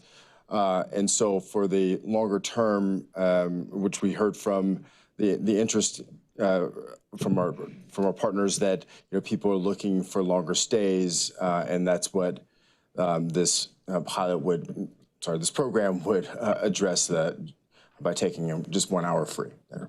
Yeah. So we want to facilitate more long-term parking in our facilities. Yeah. Thank you. Yep. Last pulled item is item number 30. Councilmember Rist, I think this is your item. Hello, Lauren Grove, Vision Zero Coordinator of the City of Durham. Ms. Grove, yeah. I just want to say thanks for the report. This is really important work. Well, you know, I know a number of my colleagues, we talk about this all the time being a Vision Zero city. I just wanted to ask, because the report does a good job of identifying that we've sort of like, we've reduced fatal crashes in the last year, but serious injury crashes are up, right? You identified a number of things we've done, sort of building things we've done, curb ramps, high visibility crosswalks, stuff we've done in terms of like, so outputs, even though it doesn't necessarily translate to impact in terms of serious injury crashes or fatalities. And there's also, if you look at the Vision Zero action plan, there's a lot of things we've done, but a lot of things still to be done. And so I guess my question, I'd love for your thoughts on this, your honest sort of sense is given where we are and where we're going by 2045 to like reduce all deaths on roads, whether walkers, bikers, drivers, where are we in making progress towards that goal? Like big picture, right? Yeah, I think, well, first I'll just say the successes that are in this report are not holistic. We've pulled out things that are specifically tied to what are called proven safety countermeasures. And so we want to cite the things that we know are known to reduce traffic deaths and serious injuries. So the things like high visibility crosswalks, rectangular rapid flashing beacons, those are known to really tackle what we're after, which is reducing traffic deaths and serious injuries. So that's what we're really trying to double down on when we're talking about implementing the plan and achieving our milestone of reducing to 50% by 2035 is focusing on those proven safety countermeasures, implementing them at scale citywide on our high injury network and looking more at risk. So where we know there are dangerous streets, maybe they don't have the crash history that our high injury network does, but there's speeding concerns, for example. So really making sure that we're targeting these safety countermeasures where we know the need is highest. And I think we're working on that. We're working on being very strategic, but that means saying no to maybe some things that aren't on our high injury network, right? So we want to be responsive to our community. We know there's safety concerns everywhere, but to tackle this goal, we really have to be looking at where the needs are highest, and that tends to be on our high injury network. So as long as we focus there and focus our resources there, we will be on our way to zero. Thank you. That's all I want to know. Sure. Thank you. Oh, go ahead, Councilmember Biggs. Just two questions. One, street design manual, that's in the planning department work program. How involved is transportation and you in the creation of the street design manual? Yeah, I don't know that we've really outlined that. Maybe somebody else in the room can speak to that, but I imagine it'll be much like what's happening with the multimodal transportation impact analysis that's currently happening. It's being led by the planning department, but transportation is at the table. There's several of us that are helping guide that discussion. And so I imagine it'll be very similar with the street design manual. Okay, thank you. And then this is probably another planning question, but the LDC is on pause. We're sitting with the UDO. I'm curious, there were two really good street design cross sections in the LDC draft. I'm wondering if there have been conversations about just going ahead and pulling those into the UDO. Pulling the draft LDC street design cross sections into the UDO, or if we can just use those anyway without having to do that. I'm not sure I'm following the. He's saying if we can go ahead and through a text amendment or something like that, incorporate it in current UDO since we can't update the LDC the way we want. I gotcha. Yeah, I think that would have to be a conversation with the planning department. Thanks for clarifying. Yeah. Go ahead, Councilmember Kopak. Yeah, I appreciate that idea about maybe pulling forward. I like the fact that these elements are in the LDC to help make our streets and our residents safer. Just to clarify, so you said the street design manual is in the work plan, which also means then it's funded? Yes? Okay, head nod. Thank you.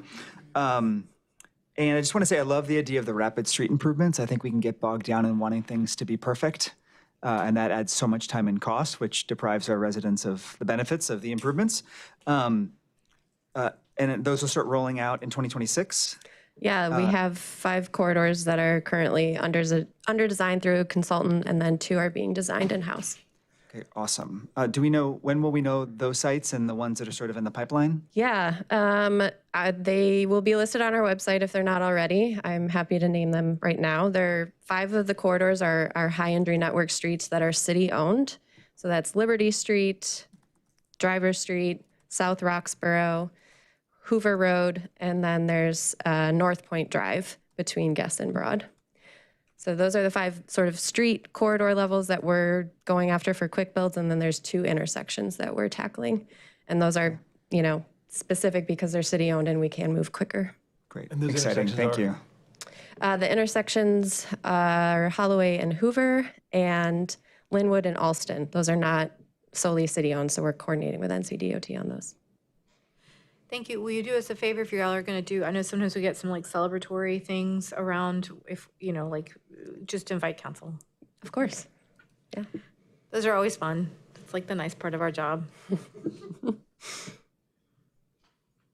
Thank you. That's all. Thank you. Good to see you. I think those are all our pulled items. We've already done presentation number 31, so we're going to do, it'll be just numerical order 11, 32, and 33.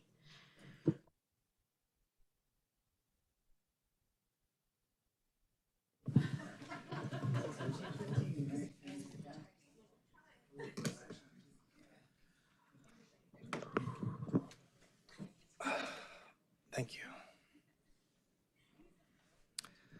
All right. Good afternoon, Madam Mayor Pro Tem, members of council, Manager Ferguson, Madam Attorney. My name is Ryan Smith. I'm Director of the Community Safety Department.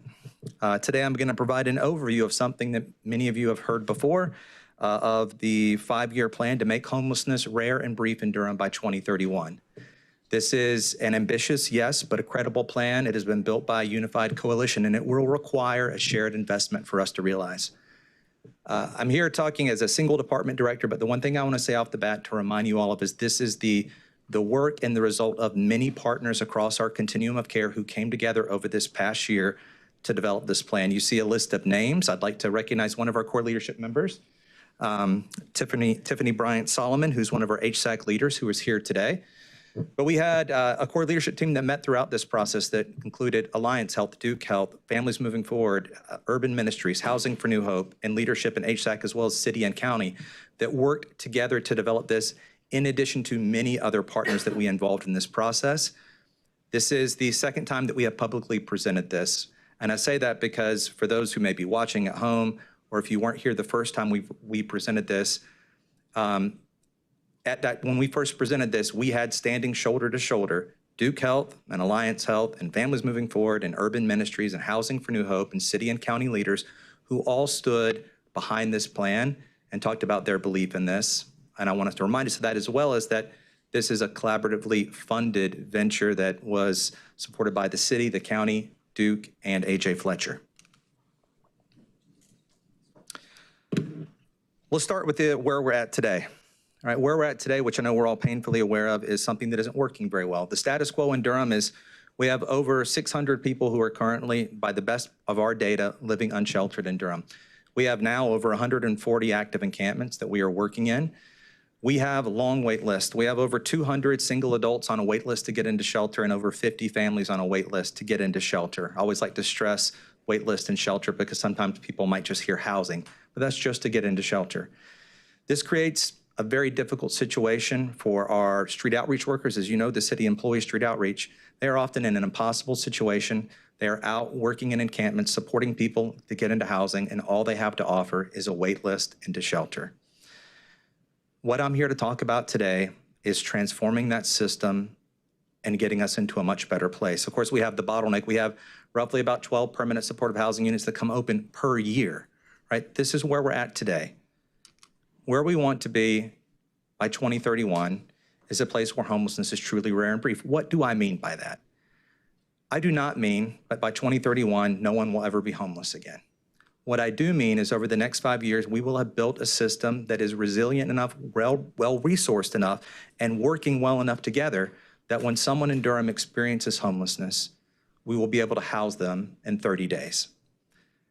We're a long way from that today, but we have laid out a plan to get us there. That plan includes not just something, I've heard people say we can't wait 5 years.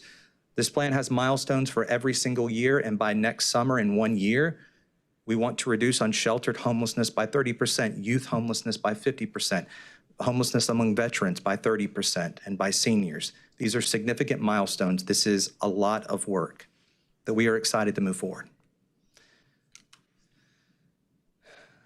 I talked about this, so we have identified annual or reduction targets for multiple different subpopulations, and it's important because there are different challenges that we have to face in working with different populations.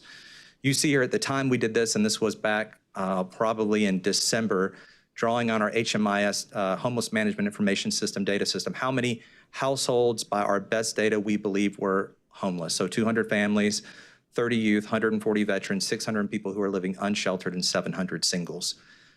You can see on here the goal for when we will reach functional zero, which I'll describe in a second. But there are annual targets across all of these subpopulations every year, including a 30% reduction in unsheltered homelessness in 1 year. Functional zero, it's kind of a wonky term, but what it means at the end of the day is that when someone experiences homelessness, we can house them in 30 days. That's ultimately what we're talking about. Director Smith, just on that one, yes, if you go back to real quick. So under each of those categories on the left side, families, approximately 200 households, that's like those numbers represent, that's not right now, right? You just said, I think you said there's about 50 households. So what do those numbers in parentheses represent?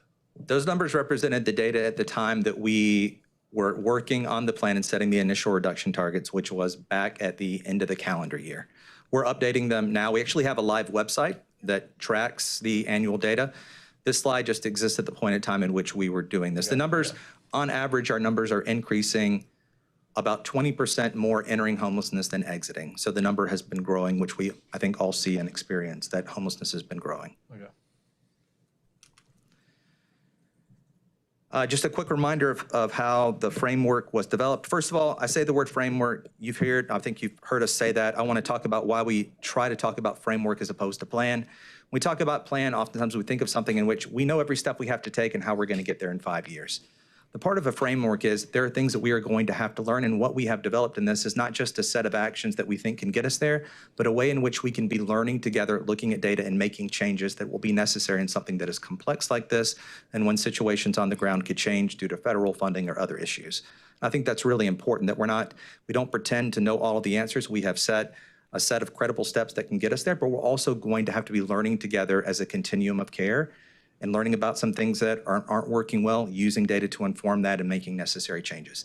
This plan was built in a number of ways. First, we went out and found a national expert that has worked across a bunch of communities. This national expert didn't come looking for us. They weren't taking any communities, and we had to sell them on the fact that we were serious about this work. We got the benefit of that, of working with someone who has worked in a bunch of other cities and learning some of their hard lessons that we could avoid.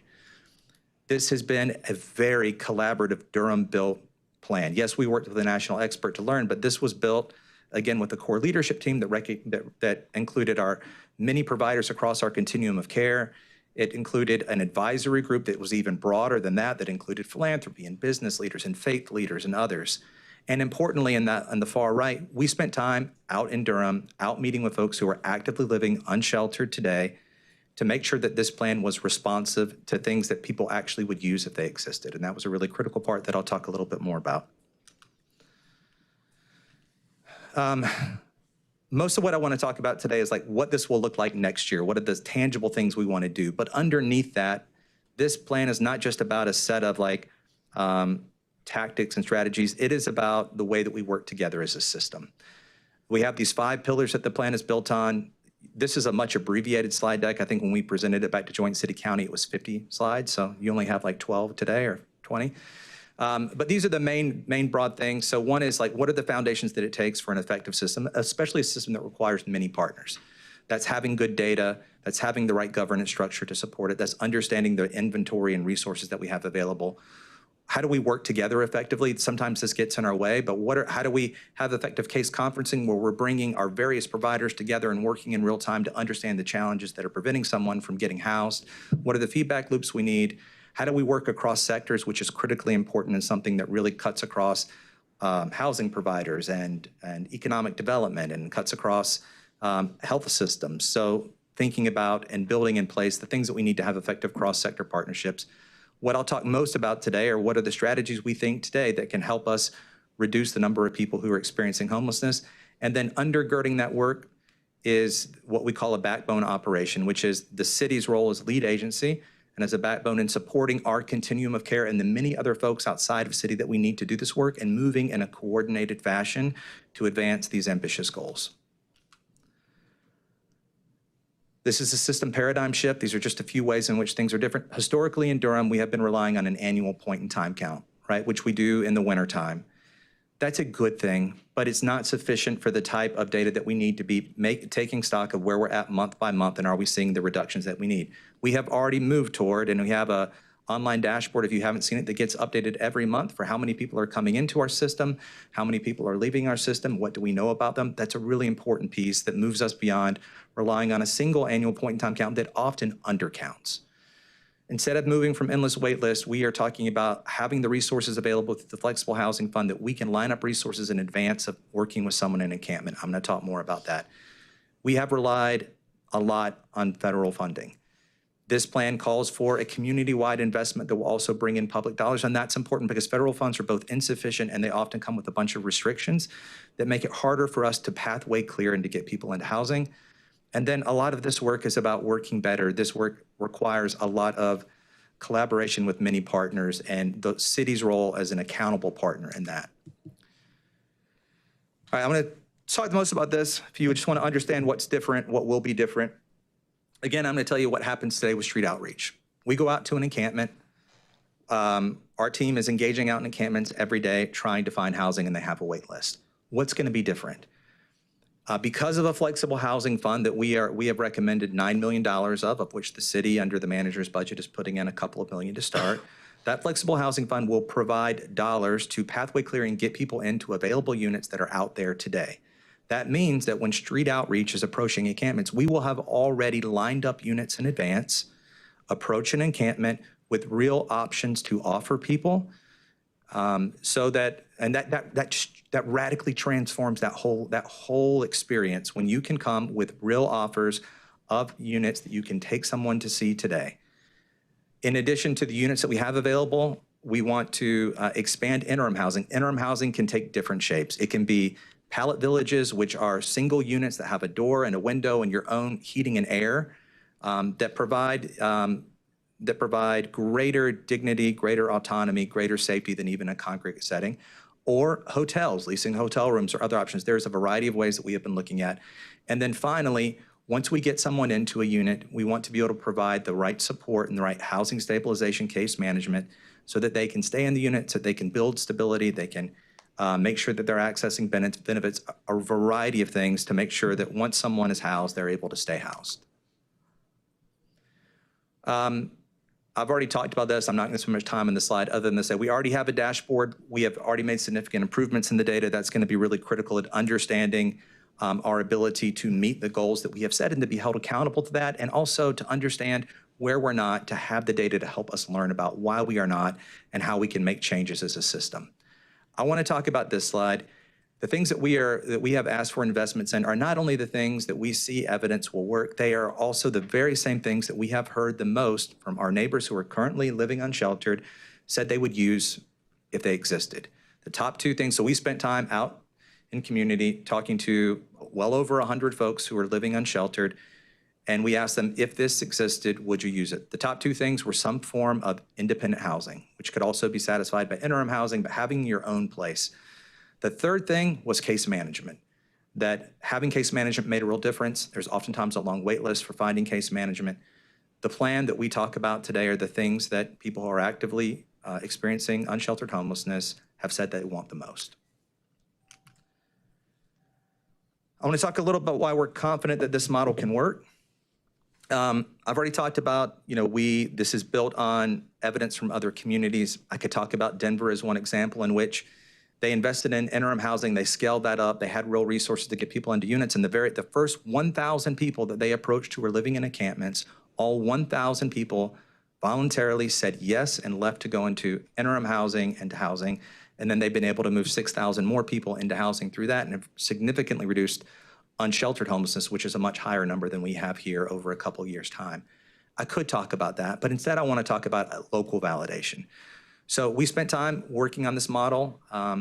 In the first part of the year, as we entered the new calendar year, we had 2 winter storms that hit.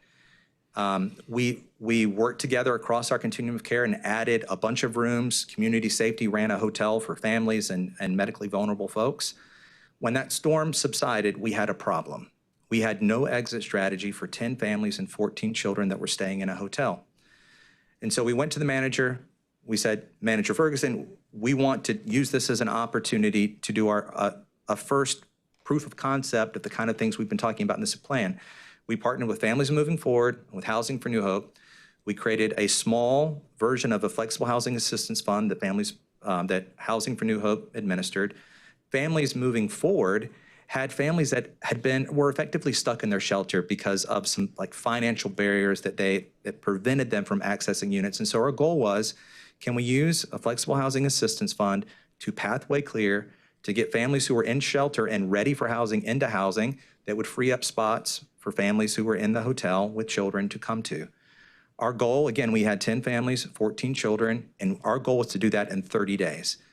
In 30 days, we worked together with our systems. We had case conferencing. We brought all families to our site at Rigsby on one day, along with property owners, we filled out applications on that day. Housing for New Hope paid for utility arrears, rental arrears, paid for rental assistance where it was needed. And instead of 10 families in 30 days, we housed 15 families. This is a quote from a member of my staff who has been doing this work for a while. And I share this quote. This was at the end of that day where we had this housing sprint. And he said, I've done nothing this important or this transformative for people in any day that I've ever worked, which is kind of shocking to think about because I've been doing this for a minute. I read that quote because that's an experience that I want more people to feel and realize as a result of what we can do together, that things that have felt really difficult, that we can collectively, if we lean into this framework, that I think more people can feel that sense of joy that comes from doing something that felt really hard to support our neighbors who need that type of support.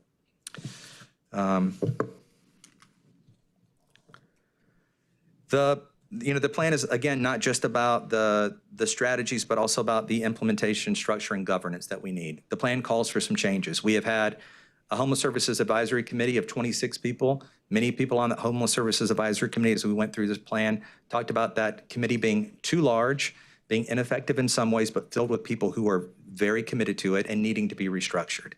The plan calls for, and you will see coming up in an upcoming work session, a restructuring of HSAC that continues it for its purpose, which was created to guide the usage of federal dollars, to focus it on that and to reduce it to 13 members. In addition to that, we want to create a separate table that represents the key sector leaders that we need to pathway clear to accomplish this. That will, again, be about 13 people that will be charged with helping us champion and advance this work. The kind of backbone behind that is community safety staff that will be supporting this collaborative effort across our continuum of care, as well as Durham County that the plan calls for specifically supporting inflow reduction strategies and working with county agencies in that. This plan is really built on providing more meaningful ways for people across the continuum of care and for people to be connected to advancing this work.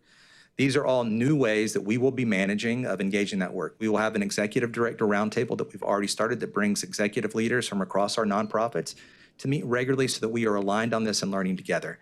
System improvement teams, because we know that our systems will need to improve over time, and these will be staffed by community safety, but bringing together as we identify pain points in our system to be targeted and focused on that specific pain point, bring folks who may be working or using those systems together with frontline administrators and think about how we need to redesign this to solve this problem that we're experiencing. Case conferencing, which is a crucial engine of this work, which is bringing together all of our case managers.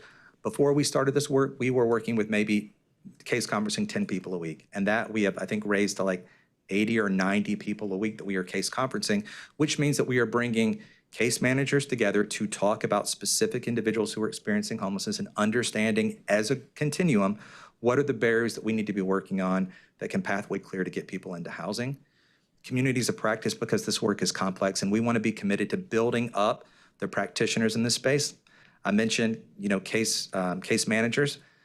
It's a hard thing to do well, and we want to help create a uniform standard of excellence in these positions and really commit through a community of practice and building up skills in that and learning together. And then finally, a lived experience advisory group that is providing accountability and input from folks who are actively experiencing, who have recently experienced homelessness, for direct feedback loop as we go through this, that we can make necessary changes. Next year's goal, which is built on meeting the reduction targets that I shared of reducing youth homelessness by 50%, unsheltered homelessness by 30%, et cetera, calls for a $13 million shared community investment. That commitment, that ask is not entirely of the city. The ask that we made of the city is fully funded in what the manager has recommended.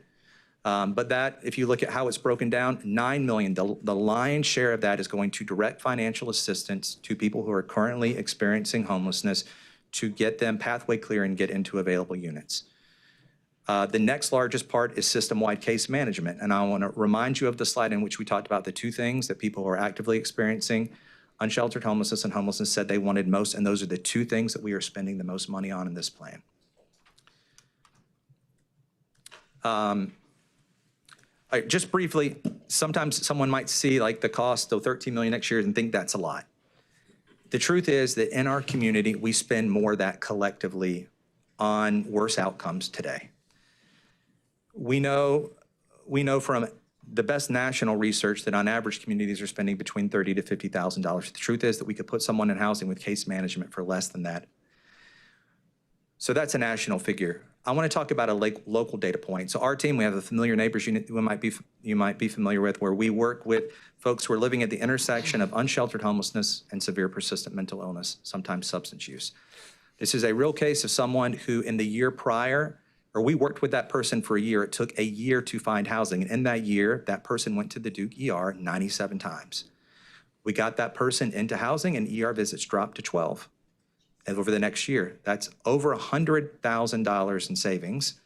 That is based on principles of housing first, that housing creates stability that then we can build on and reduce things like the frequency of ER visits or entering the jail.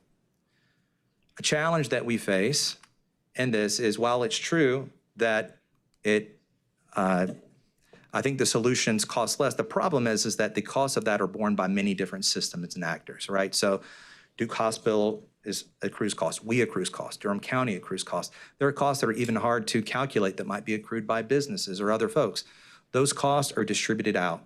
That's why we are calling for a shared investment strategy and creating a single fund that people can contribute to, who all are accruing different costs. Let's collect those costs. Let's point them in the same direction. Let's increase the ability to pay for the things that we know will work. And then over time, as we do that, the folks who are experiencing the shared costs will also experience those savings. But creating a shared fund is a way of solving the problem of costs being distributed across many different folks for something that affects all of us. Again, the $9 million flexible housing fund, which is the key driver of this, it's about removing barriers so it can pay for rent, utility arrears, application fees, a whole bunch of other things. It can help us recruit landlords, and it can help us pilot and develop more interim housing. There's just a reminder of the things that we're aiming to do in 12 months. If we are successful at getting 13 million, even if we don't get 13 million, we are going to make meaningful reductions with the funding that we have. But our goal with 13 million, 9 million in flexible housing is 50% reduction for youth and young adult, 30% reduction in unsheltered homelessness, 30% reduction in veteran homelessness, 25% in seniors, 10% in families. And again, our final vision by 2031 is that Durham is a place where everyone has a safe, stable housing to call home and where no one experiences homelessness for more than 30 days. I'll pause there. Thank you for your presentation. Colleagues, I'm back. What a rich conversation I missed. Any comments? Yeah, go ahead. Thanks so much for your presentation. So I just have a couple questions for you. Okay. Is it on? Okay, there it was. Sorry. Of the cities that you all review, which one of those were similar in size, geography to Durham, North Carolina, population-wise? 'Cause I know you mentioned Denver, and I'm like, we don't have that many, so I'm just trying to make sure like you're aligned. I wish my partner in East Vance was here because he could tell you, I'll rattle off all the cities. What I would like to do is by reply to all council members, let you know all the cities that we learned from. I can do that by tomorrow. Okay. But it was cities like Dallas. Nope, I'm not going to do it because Denise knows this by the back of his hand and I don't have it memorized. But there were 7 or 8 cities that we learned the most from that informed this. Denver probably informed that work the most. But I will reply by email to all council members with an answer to that question. Thank you. Thank you. So next question for you is, this may have been covered in your longer, so I appreciate you for the truncated version of this presentation, but what does support look like? When I look at some of these encampments, and I don't want to make assumptions, but when I've gone out there, there's a direct correlation from those who are battling from addiction. What does treatment look like for rehoming those people who may be having that battle, and support look like under this plan? Sure. So one reason we're investing in housing stabilization case managers to make sure that people are being able to get connected up to the treatment that they need. Treatment is not required to get into housing first. There's a lot of research that shows that providing housing as a baseline is a good foundation for then doing the recovery work. But one of the reasons we're investing in housing stabilization case management is to provide that support and connection to treatment. Okay, and then my final question, as far as the current city investment that we're looking to, how much of that will go into administrative costs and how much will that go into programming, sorry, that word. Sure, I'm gonna do this off the top of my head. Up the $4.55 million that the city manager has recommended, $2 million of that is for the Flexible Housing Assistance Fund, which is for direct financial assistance. $1.25 million is for case management, which is, again, the critical thing that we were just talking about of providing support. Roughly $900,000 of that is for the staffing that was recommended to us that we will need to do this work well.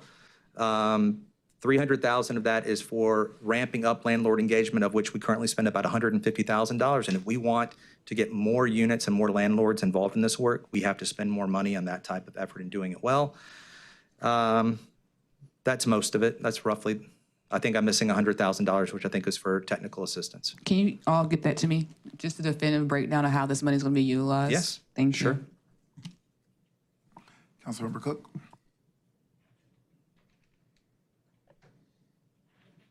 Okay. We talked a lot about, or we've seen quite a bit about folks getting out of the system. And I know you said a statistic earlier about 20%. Can you talk about in numbers what it looks like for people entering homelessness? Making you do stats off the top of your head. I cannot do stats off the top of my head, but I'm happy to provide it. Again, I'll add this to the email that we'll be providing you all by tomorrow.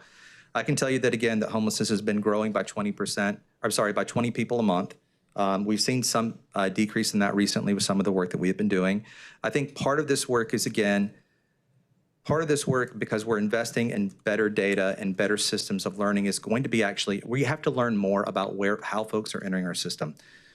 We don't know all of the answers to that today, but we are going to learn that, and we have built a process for regular learning and answering these questions, because a key part of it is not just for the folks who are currently homeless today and getting them into housing. We have to have better strategies that are about inflow reduction, reducing the number of people who are entering homelessness in the first place. We will have work to do in that, but the framework builds a way for us to be learning together in that. And I'll provide a more detailed answer for anything that Anise could add or others in a follow-up email that, again, I'll share with all of council. Yeah, and that $20 a month, colleagues, is over. That is the additional number that we're getting. So that is not just people moving into homelessness, because folks are moving in and moving out. This is the number over the amount. Net. So Sorry, that it's net, the actual yes. number that is increasing every month. So it's not Net 20. Net 20 every month, right? So yes, thank you. Gosh, my brain. Just as a piece that we're thinking about, stemming that net influx is another really important component of this. And so we've talked before about the cost effectiveness of eviction diversion and defense. I did some more research on that. It is indeed one of the, if not the most cost effective ways of preventing homelessness on the forefront end, partnering then with this strategy. But without that partnership, we're still gonna, of course, move forward with this strategy, but that is an important piece, is stemming that inflow as well. And so just thinking about these things holistically as we're seeing contributions that are coming from the manager's budget, there's so much that we're doing already in our payments that are allowing for this strategy to move forward. But if we were to take away pieces, then this strategy would be more complicated and would be potentially halted from moving forward. So it would make that investment greater or not effective, essentially. Councilmember Cook, I do want to add that the plan recommended and asked Durham County to contribute $1.2 million in inflow reduction strategies for this next year. So. Thank you. What exactly is the framework the slide deck, or is there a document? The framework is, yes, a longer version of the slide deck. It's the kind of the core principles there. There are other supporting pieces that we could provide. That, for example, for the backbone agency, we have a tool that we will use to assess and then be assessed by our partners in the continuum that have observable, measurable things that define an effective backbone that we will be using every year to become a truly effective backbone that is, again, a measurable tool that we have through this project that we have not presented here. We have a bunch of things like that for the sake of a presentation like this are not included, but happy to share those. Okay, yeah, that'd be great, because we're going to be voting on the resolution which adopts the framework. So that'd be good to have the complete picture of what the framework is. I'm curious if part of the framework or part of a future conversation that comes out of this is very geographically identifying locations where safe parking locations, safe camping locations, potential other housing. You've talked about pallet housing, any of those kinds of things. Those are going to be tough conversations, but is that to come? It's already underway. Okay. So the manager convened a working group that we have been meeting with that includes multiple city departments to look at various different city land and various options that include a range of things that you mentioned, that include also looking at hotels, looking at pallets, looking at these things. So we are actively in that, and we'll be bringing the manager some initial recommendations soon.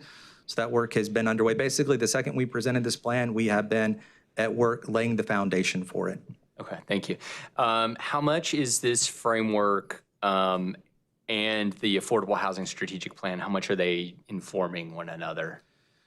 This came first, and so Sarah and I have a great relationship, Housing and Neighborhood Services. We will be working closely to make sure that that plan as it develops is working with this plan. I think that will be an important piece, and excited for that work to be underway, so they will be in close conversation. We'll be working closely together on that. Okay, thank you. Yeah, I think this is necessary. I think, as you've pointed out, this is an empathetic approach, but it's also about efficiency. It's extremely expensive the way things are, which is terrible and broken and awful, and we're treating downstream pollution from upstream polluters like the federal government could just end homelessness like that if they really wanted to.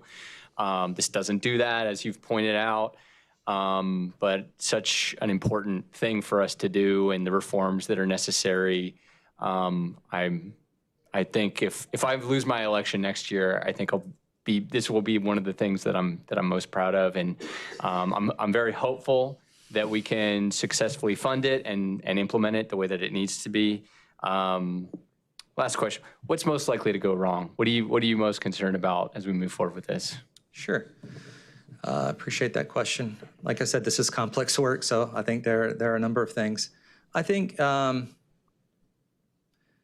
the thing that I am most interested in, that I think that we have to focus the most on, is I think we'll be successful at getting folks into units. And I think that we will be successful at investing in good housing stabilization case management. I think the question, and we're learning from other communities, but it's about what we can do here, is how long does it take to build stability? How long do we need to provide financial assistance for? We think that we know that on average we can do that over a year, but there's going to be wide variation, and some folks are going to need financial assistance. The hope is also that we can clear out some of the, some folks who might be in permanent supportive housing. Maybe those are folks that could transition to other units. So I think that piece of the things that we know that we need to do, but figuring out how quickly we can do that which is why we need to be in this place of regular learning. How quickly can we do that? Because that's an important piece of the overall strategy. To me, that's the thing that I'll probably be most focused on over the next year, is like learning about, being curious, and making sure we're looking at the data and thinking about all that we're learning in that. Thank you so much. Sure. Riston Kopak. Thank you, Mr. Mayor. Thanks, Mr. Smith, for the presentation, as always. Really appreciate all the great work and the attention to this critical issue for our community. I have a couple of questions. I guess the first thing is, on that, you just said, like, you think we'll be able to get folks into units. And so my question is, and it's based, I'm so glad you referenced Denver. We chatted, we were texting when I was in Denver, actually there at a conference, talking with the homeless director there and the mayor even. Part of the, and I know Mayor Williams and I have talked about this, part of what they did in Denver was they got this emergency decree, emergency orders to essentially build like, what, 1,200 units in like 9 months, right? So I appreciate that you're confident that we'll get people in the units. I guess my question is, like, what units? What units will they be in, right? Because I don't know. Yeah. I'd love to build the. We've talked about tiny home villages and all, or pallet villages, but like, how quickly can we develop more units? I will also say that we just heard about this net 20 folks per month. I know that we talked to the last time you and Anise presented about this. The book. Homelessness is a housing problem, and the more we are also like building more housing in Durham, the better off we're going to be. So, where will the units? Sure. Well, first, the last thing of those, I would just point to Councilmember Baker's point. This is exactly why I'm really excited about the work that Sarah and her department are going to be doing around housing plan. I think that is a piece of this. We built this plan knowing that we're not going to build ourselves out of this either. We have to be taking advantage of the units that we currently have available. I will just tell a quick example. We had a great meeting this week with Self-Help. Self-Help has a number of units that are sitting vacant right now, and they are prepared to partner with us to make those units available. We have also, even in our family sprint, we had new landlords come to the table because they have vacancies that they want to address and are happy to partner with us in advancing this work. I know DHA is also committed. DHA was a part of that as well. So I think, again, I cannot tell you that we have found every unit that we have, but that's also why we're making some of the investments that we're making. I do feel that we will make a lot of progress in that. And as we go through this year, this first year is going to be a critical learning year of coming back and being able to talk in more detail as we do this about, yes, we've seen this in other places. I want to answer a question. This must have been phoned in by a friend. Atlanta, Georgia, Detroit, Michigan, Hartford, Connecticut, Denver, Seattle, and Raleigh. Raleigh actually has been doing something like this in a smaller way that we've been learning from. I'll put it in an email too. Sorry, I broke my train of thought, but yeah. No, I do think that, yes, we can also expand interim housing. Interim housing, though, I want to be clear, is meant to be a throughput, so it's not a final destination, but I'm also very confident that we can. Like hotels, you mean? Hotels or pallet villages. I think of those as interim housing. That is not meant to be a long-term solution, but it is certainly more dignified and more safe than living unsheltered and exposed to the elements. My other question is about the dollars. Yes. So I'm looking at your slide. So is the total budget, is this 13 million, the braided budget, is that the total to For year one. For year one to implement the plan, right? Yes. And that included in that is the $9 million flexible housing Correct. plan. Yes. And I know there's different, I know the manager's budget proposes a $2 million increase. Is that what we're sort of contributing? 4.5 million total. But like 2 million into the flexible. Okay. So can you give us 4.55 of what you see in that 13 million is covered by the manager's budget. And then 2 of the 9 is covered by the manager's budget. The 9 is part of the 13. So $2 million for flexible housing assistance, 1.25 million, all of the money you see there requested for case management. I believe roughly $900,000 in staffing because we're growing our staff to support and administer this plan. And then $300,000 to ramp up landlord engagement. Yeah. I guess what I would love would be like just a quick spreadsheet of like the 13 million budget, like how much from the city, how much from the partners, and where are we on that? Yes, we have that. I'll send it to. That'd be really good. We have it divided by city, what we're asking for the county, and what we're looking for the community. The community is all going into flexible housing assistance. I know Duke is a big part of that, as I understand. We're in conversations with Duke. Okay. Yeah, that'd be great to see that, just to know where we are, because I know we're digging deep here at the city. I want to know what all the other partners are doing. Great. Happy to provide that. Thank you. Matt, and then Javier. Yeah, thank you, Mr. Mayor. Thank you, Director Smith, for this presentation and this work. I also want to just uplift what Councilmember Cook said, the importance of trying to stem folks entering into being unhoused and sheltered in the first place is a really critical part of the equation. And then the downstream work with Director Vignes, I'm really excited about how that will knit together. So thanks, Councilmember Baker, for raising that.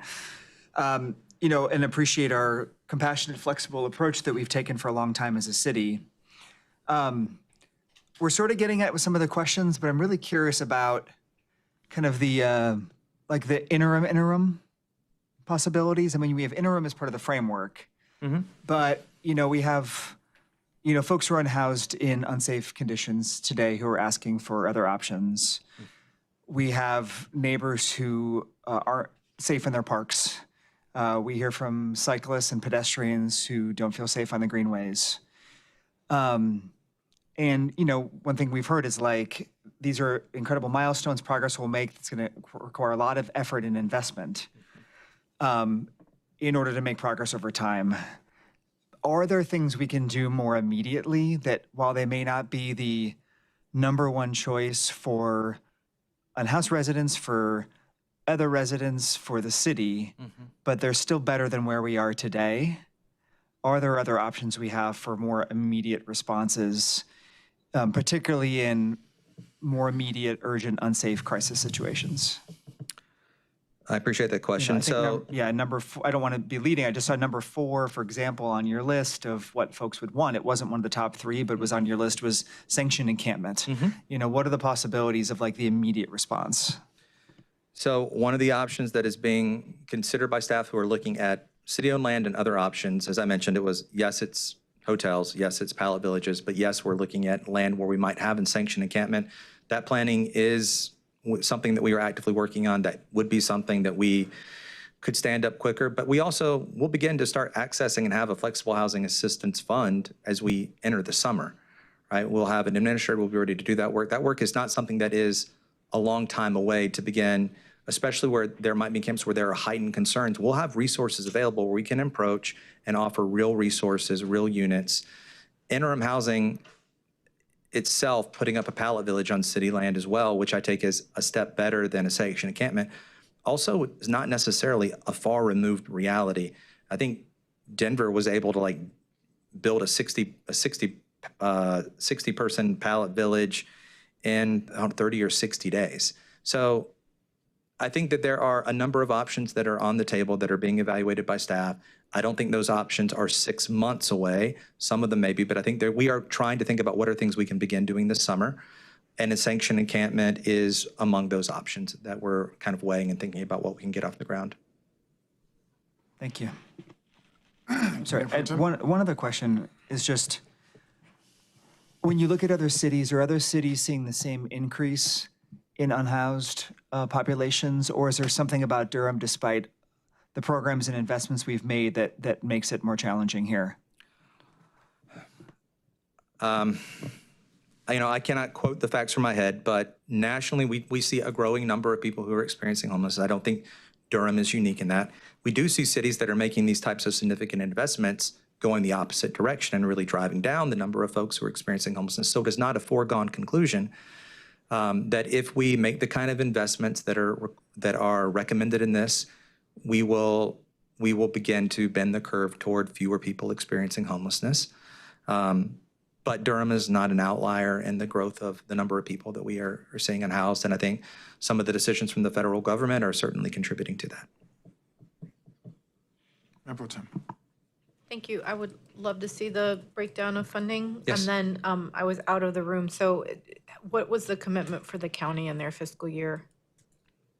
The county manager and the county manager's budget was $500,000. The ask is 1.2. Is that correct? No, the ask was over $3 million. Over 3. Okay. Thank you. That's what I needed. Thank you. That's all. Oh, excellent work. Thank you very much. Yeah, I know it's going to be challenging, but we've given your department a lot, so I have deep faith that it's going to get done. Thank you. I would just say that my deep faith is, yeah, we have amazing people in my department. They give me faith, but we also have a bunch of amazing people across the continuum that we're going to need to do that. And I think we can make real progress. Yes, and I hope you all are able to make real progress, especially since we are in a year economic downturn where we have some departments that are being cut, but also invested in this department. So I do have two final questions for you. What's going to be, because I've heard a lot of mention about pallet houses, and some folks in the community are like, well, where are those houses going to go? Particularly thinking about the equity in which neighborhood gets to house that. So can you explain the process, or thinking about like where you'll stand that up and how you're going to engage those neighbors?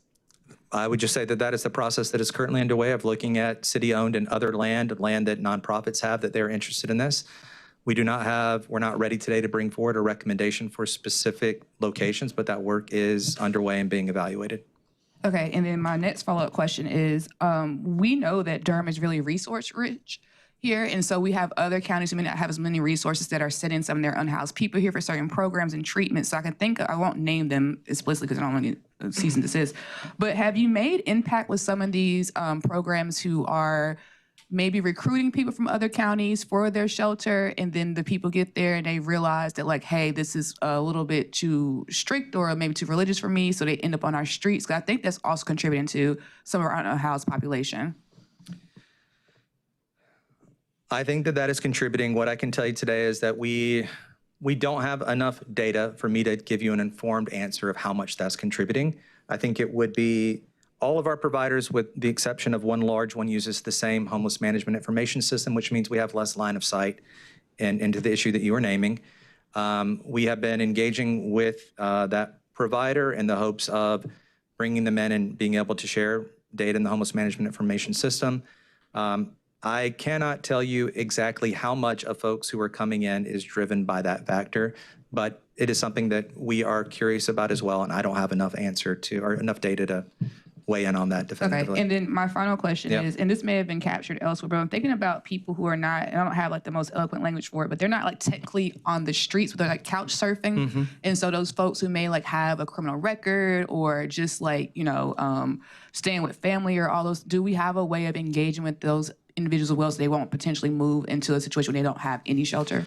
Sure. So, one of the things we have through Durham Entry Point is Durham Entry Point, which we just had an agenda item. We have been working with Volunteers for America. There are single kind of entry point into folks who may be both at homeless, but to your point, at risk of homeless. And so Entry Point is always reporting to us on a weekly basis how many families or individuals that they're aware of are at risk of homelessness. That's another important data point for us to look at and understand how effective we can be at diverting folks who may otherwise enter homelessness. So we do have some data on that, and we do have a partner that is providing a way of tracking that. And I think our Durham Public Schools are another important partner in that. Thank you so much. Thank you. Just to follow up on that data question. So we have an HMIS system. I'm wondering if you can just sort of give everybody sort of a brief overview of what that looks like, but also the folks that are coming through Entry Point are self-reported. Is that correct? Help me understand. There's self-report. So we're using data that comes from pit count, which we're doing now every 2 years. We're using folks who are self-reporting homelessness. You okay? Bless. Okay. Sorry. Folks that are self-reporting homelessness or housing instability. Where is the good data about sort of more widespread outside of pit count? And because pit count has its own limitations. So HMS is not simply self-reporting, it's every provider. So everyone who enters into urban ministries, everyone who works with families moving forward. So providers, with the exception of one, are all using HMIS. So when they are interacting with someone, they are using HMIS to be able to track, and we can see that across the entire system. Street outreach. Yes, it is both self-report, but when street outreach workers are going out, we are often calling Entry Point for someone to make sure that we are connecting, that we are capturing that data as well. So I'd say it's a variety of someone could call in themselves or go into Entry Point, which is currently located at DSS. Anyone who's connected with one of our major providers in the continuum of care is entered through that interaction. And then street outreach is proactively engaging out across, like I said, 140 encampments. And in that, we are asking if we can call Entry Point with them and enter their data. So there's a variety of different mechanisms. Thank you. Could you, So I'll tell you what I'm wrestling with. Okay. And let me just preface this with, I'm 100% on board with supporting the homelessness plan. But I still, if we're gonna be raising money, and a large part of that comes from, we're all gonna be doing it, but the mayor is gonna be doing a lot of fundraising. When we're going to the private sector, there's some really hard data we're gonna have to be able to provide.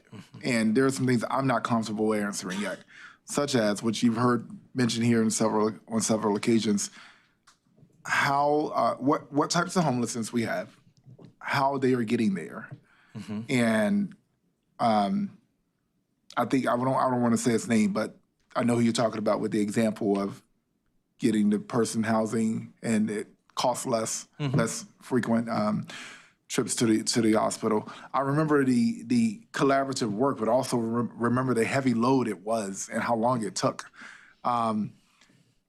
If I'm going to private philanthropy, I have to tell them, we have X amount of folks that are homeless in our city. This is how they're getting there. This is how we're addressing the root cause of them getting there. And this is how we're reducing the cost load that it takes to resource someone who goes from homeless to housed. There's just some real, we're talking a lot of money here, and I'm going to support it, but I just need to be able to get I need much finer detail information to provide when we're trying to raise money. And that's going to be really hard if we are getting people to invest in a hope and a dream. I don't know who solved homelessness in this country yet, but I want to be able to historically be the city that did that. And in order to do that, we do have to get those root causes. We all know there's homelessness here. We don't know why, and we're raising money without being able to truly answer that question in a succinct way. Maybe that's my ignorance. I don't know how to answer that yet. What I'm happy to do is provide the best answers that we have today. I'll do that in a follow-up of what we know about the source and where, what do we know about those who are currently experiencing homelessness, and from our data, the way in which they got there. I can't do that off the top of my head, but I'm happy to provide that. Right. The other thing that I'll share is, I think that we are making the kind of investments that are only going to build that data, that is going to better position us each month to tell that story. Yeah. And I think that it will be critical in the first 6 months, and we're already doing some of that now. We have a small pilot that we're working across 3 encampments right now to house 14 people. These things are about learning about the work, but then positioning us to be able to tell an effective story about what this work can look like so that other people believe and invest in it. But I hear you, Mayor Williams, and the city staff are fully committed to supporting you and any other member of council who wants to go make ask, and hearing from you, hearing from our working with philanthropic partners around what things do we need to be best positioned to make a strong case, and we are building that case, and we will build that case to put you and others in the position that you need to be in. I know you will, and I have full faith in you guys, and I just wanted to put it on the record, because the private sector isn't going to emotionally invest in anything, and so we do have to, we have to be able to, speak both languages, the purpose and the practice here. Tell me more about the landlord recruitment program. How are we working with landlords? Sure. One, we have an RFP out now around landlord engagement. I really wish I hadn't lost Denise, because he's my expert in this and had a family emergency that he had to step outside for. If you don't feel comfortable putting it on the record, I can always follow up. I'll do that. I'll follow up. Yep. Okay, let's do that. Yep. How does the county do eviction diversion? I can't speak to you in depth about the county's current eviction diversion program. This has actually came up with one of the public speakers earlier, and I was trying to remember, and so this is really just a broad general. When we set up eviction diversion way back in 2018, the idea, at least if I'm remembering, was that the city would fund attorneys and the county was going to fund rent assistance. And I don't think that ever got set out that way. So I think that that's a question that I appreciate your question, because when that public comment was being made, I was like, oh yeah, that was how it was supposed to be structured, and we never set the program up that way because that's not how it got funded. Would love if anyone could, any staff from that. We can folks certainly could work on find that. that out, just because I don't want to be like, that's what happened, and then maybe, 2018 was a long time ago. But that's what I remember, the Yeah, kind of and that's ask why I'm was from asking. community when the eviction diversion conversation came up, was that it was supposed to be a co-funded model. And that's why I'm asking. One, I want to make sure that we aren't duplicating services, or if we need to duplicate services. DHA is our biggest affordable housing provider, and they're oftentimes in court at war with legal aid. And I think internally that's something we're going to have to figure out. Right now we're funding the plaintiff and the defense, and we have a homeless reduction plan that we're trying to invest in as well. We're going to have to reassess our allocation of funding, where things are. Are we going to fund the law firm to, kick the can down the road, or are we going to fund direct resident support, or are we going to fund landlord engagement, or are we going to fund it all? I just want to get a better understanding of how we're going to be much more streamlined and strategic on that. So yeah, I think there's a lot more I need to know about the county if we're going to be working together on this. And I think it's on us as electeds to work with our elected colleagues over there to ensure that the priority on reducing homelessness and reducing violent crime are equally top priorities. I know we have our portfolios, but we've mutually agreed to go into this work. So I think we have some work to do as well on the elected side. All right, colleagues, we have 2 more presentations. One, are we going to move the? Okay, good. And colleagues, I was going to ask you guys if we could pull that, how you felt about pulling the finance one. It's already done. That's good. We'll put it on the next agenda. Thank you, Ryan. So,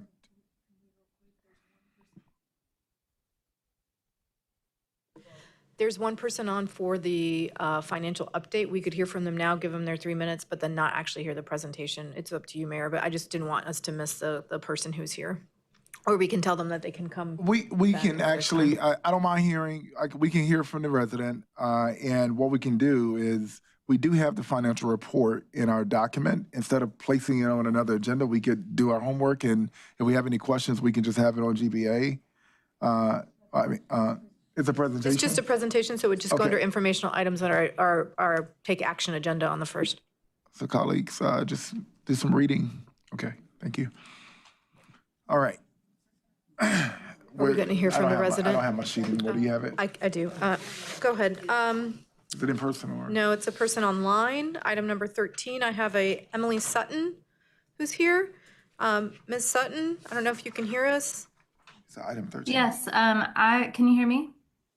Yes, we can hear you. Good afternoon. You have 3 minutes. To be clear, Hold- I'm hold on talking one about. second. Sorry, One second. I think I messed up. One Is that the wrong moment, one item? moment. Oh, I got my items confused. Wait. He said. Volker Blom. Oh. Number 32. Okay, So Volker, it's- are you online? Can you hear us?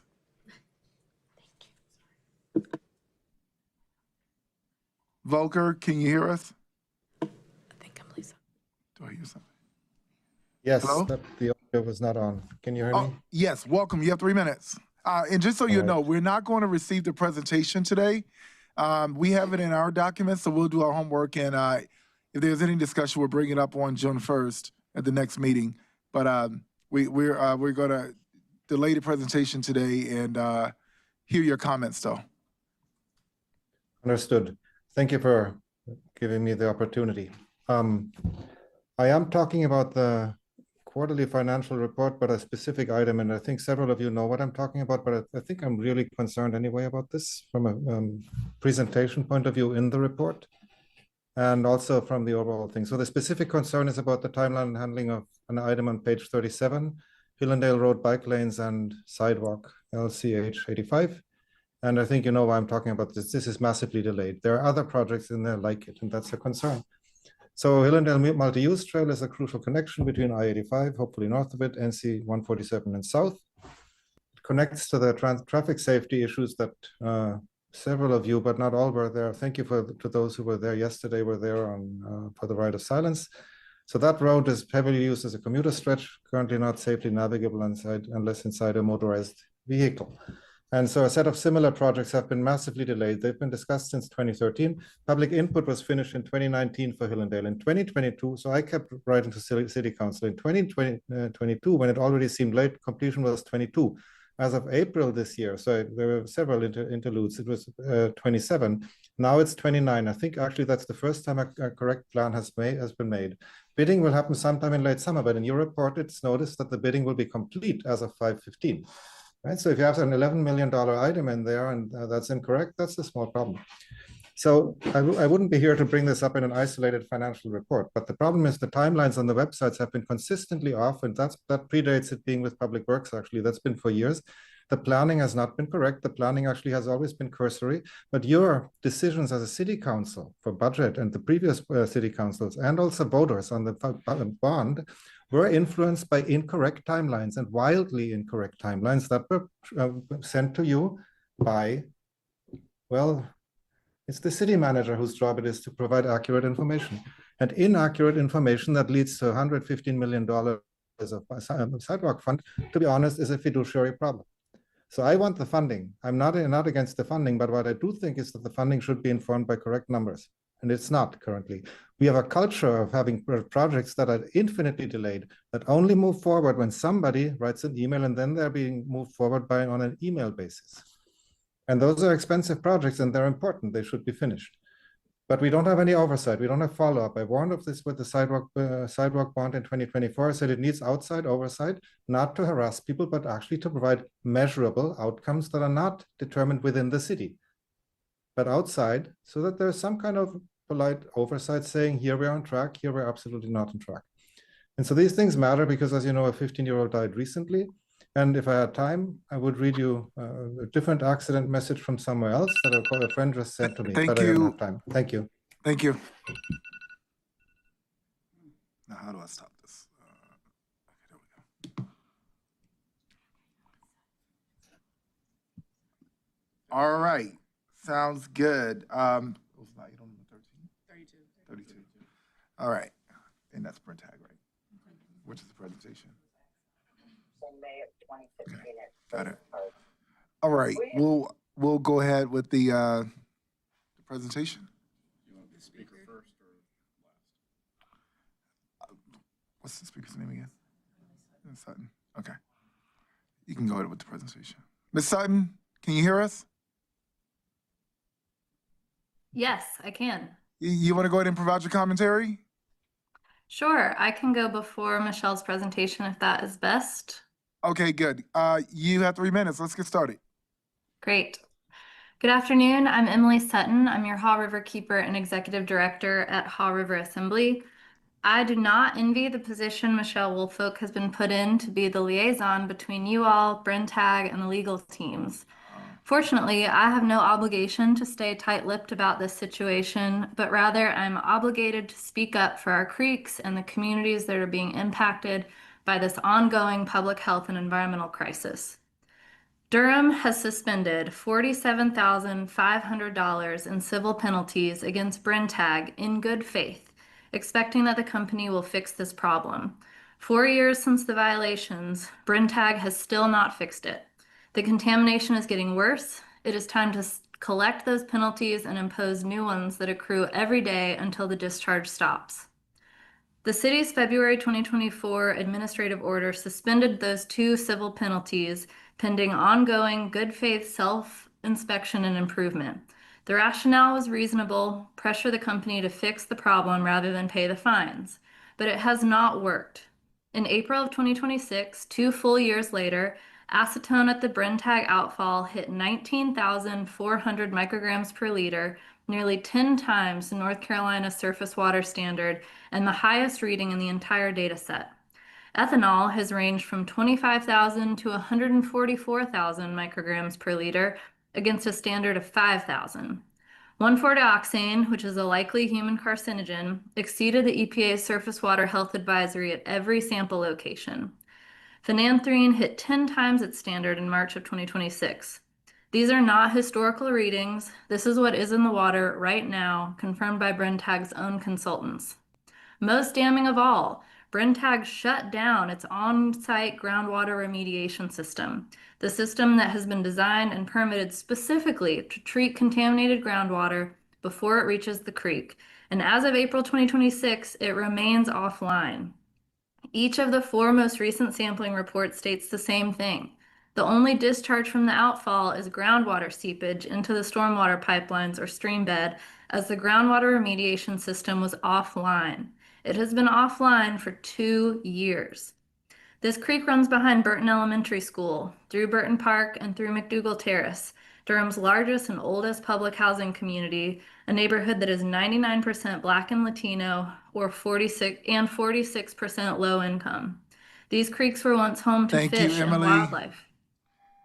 Thank you. I will submit these comments. Yeah, I was about to these. say that if you could submit those, I'm going to, well, you're going to hear me make comments about a letter to the governor in just a moment. But if you could submit those to our email, I'd love to read over those. Sure. I did print out copies for you all, but I commend you for your persistence to this long agenda. I will send my comments by email. Thank you. Michelle, it's on you. Good afternoon, good evening, Mr. Mayor, Madam Mayor Pro Tem, council members. I'm Michelle Wolfolk. I'm with the Environmental and Street Services Department.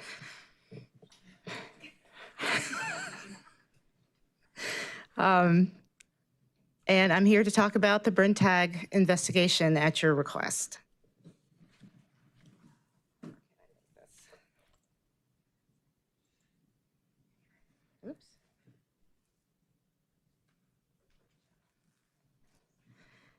Okay, before I talk about the investigation per se, thank you.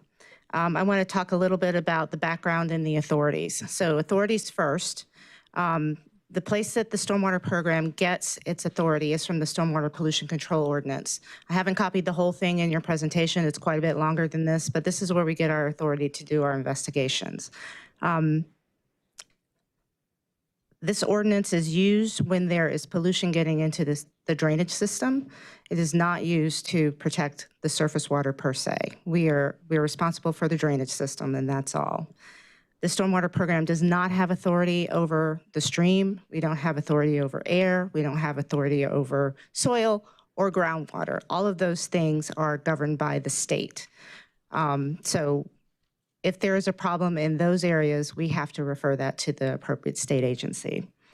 We also do not have authority to make statements about public health. So please don't ask me any questions about that. I do have authority to make statements about aquatic health. And if you want to know about what's living in that creek, I can tell you. As could Emily, actually.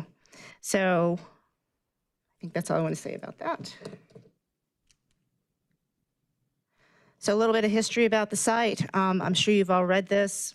I just wanted to point out that this site has been in industrial activity since 1884. The Federal Water Pollution Control Act wasn't adopted until 1948, which was 60 years after this site already started doing industrial activity. The Clean Water Act, which is where the stormwater program gets its authority, wasn't adopted until 1972, almost 100 years after this site entered industrial activity. So there's a lot of things that happened on this site before regulations were put in place. So location map, I'm sure you all know where the Brenntag facility is, right next to Highway 147. It's in the upper right-hand corner of the screen. The turquoise line is representative of the stream that comes, it actually starts above the Brenntag facility, goes under the facility, comes out, then goes under Highway 147, and then meanders down through Burton Park near the elementary school and near McDougall Terrace. We call this stream the UT, the unnamed tributary to Rock Creek. So when I spill that out, that's what I'm talking about, is the name of the creek.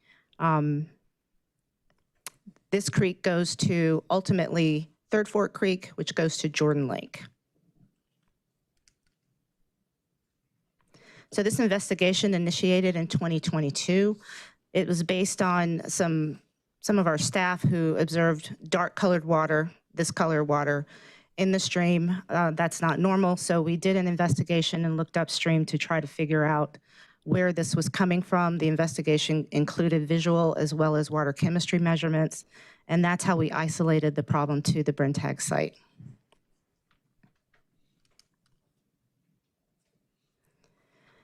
So we've had a lot of regulatory activity around the site, many notices of violation, as you can see here, administrative orders that are signed by the director. We had a joint compliance meeting with water management that lasted for a couple of hours and ended with some big high points. In between these notices of violation and the administrative order, Brenntag did start to do the water quality monitoring that the city required them to do, and they have been reporting that consistently since we asked them to do that, since we required them to do that. They did also install a dam in the pipe that is shown kind of in the picture that the city also required. The city required Brenntag to pump the water from behind the pipe, take it off site for proper disposal. So they aren't allowed to discharge any water from that drainage pipe. We required them to investigate the groundwater wells that are on the site. As I said, this is a very old site. There is stuff buried under there. That is the standard practice for a very long time, is just to bury it out of sight, out of mind. So bury it, whatever the pollution is. Whatever the pollution is. The site changed hands multiple times, and the industry changed each time the site changed hands. So there's things that are buried on the site. We asked them to investigate the groundwater wells because this is a groundwater fed stream.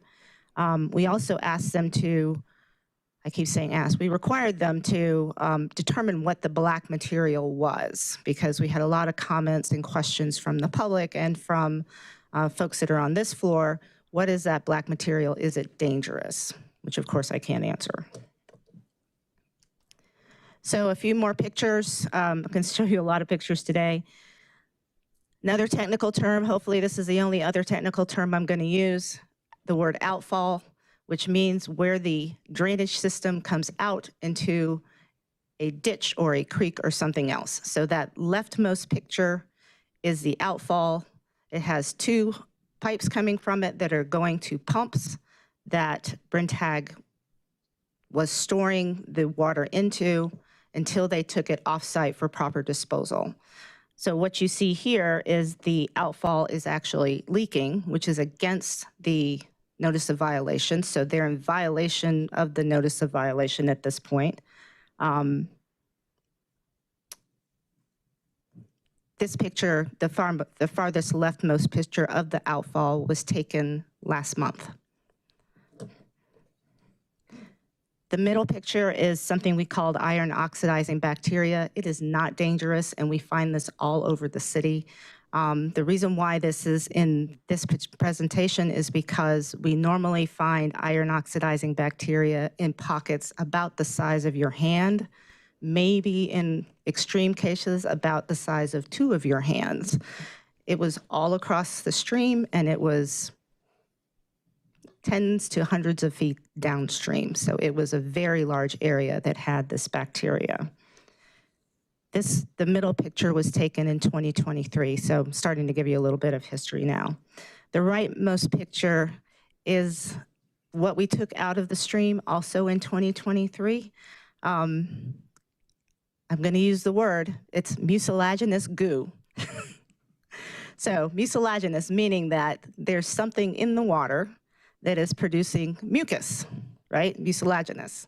That's what you're seeing there is the mucus. And there are things in the water as well, different kinds of very small bugs that will make fibers so that mucus can hang on to fibers. So this is clearly a biological reaction that's happening, and it's only happening because of the discharge.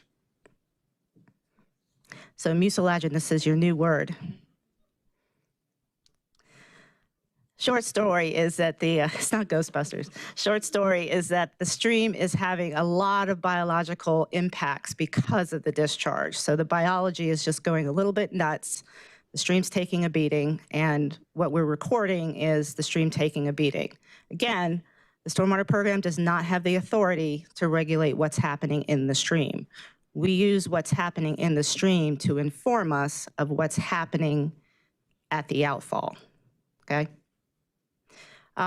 You did approve a contract last fall to help us give us some help with the UT to Rock Creek, which is the stream that we're talking about today. That includes an assumption of the monthly stream monitoring that the city staff had been doing, including what we call response monitoring. So if we find a problem at our site in Burton Park, then the response is that they have to go upstream and collect other samples. It includes summarizing the data that the city and Brenntag had already collected and put that into a nice report, nice presentation, preparing a one-dimensional steady-state stream water quality model, which is also in response to citizen comments as well as EAB comments and comments that we got from the second floor to better define how far downstream the problem might be occurring. We have regulatory support because everything that we have done so far, we as the city stormwater program, indicates that the problem is not an operational problem on the site. We can't find anything operationally that Brenntag is doing actively today and for the last few years that would cause this discharge. So our nearest guess, which is upheld by a lot of the data that we've collected, is that the problem is coming from groundwater, which again, the stormwater program does not regulate.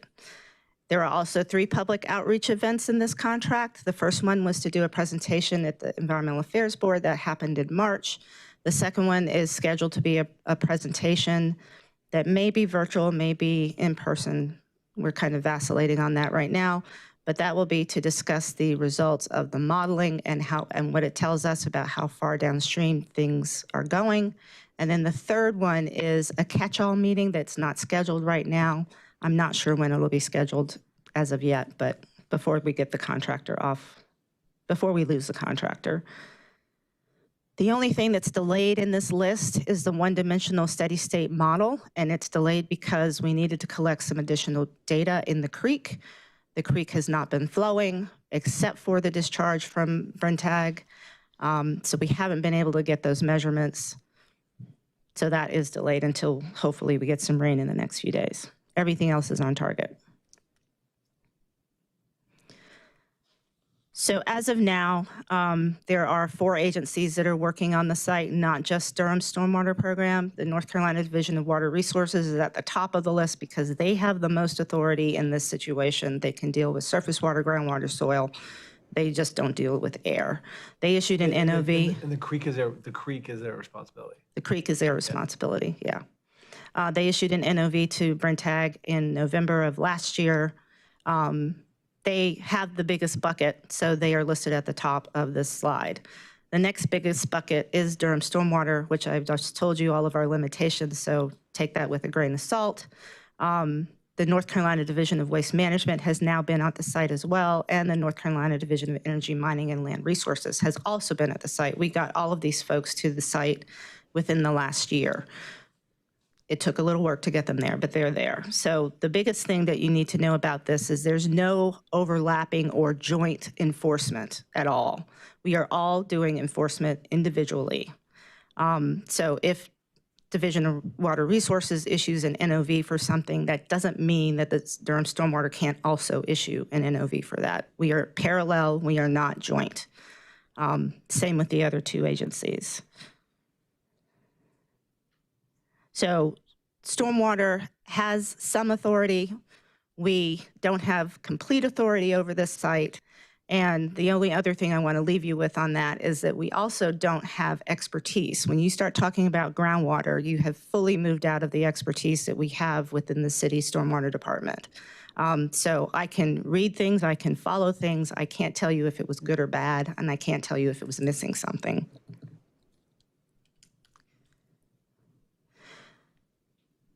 This is what the stream should look like. Oops, it went away.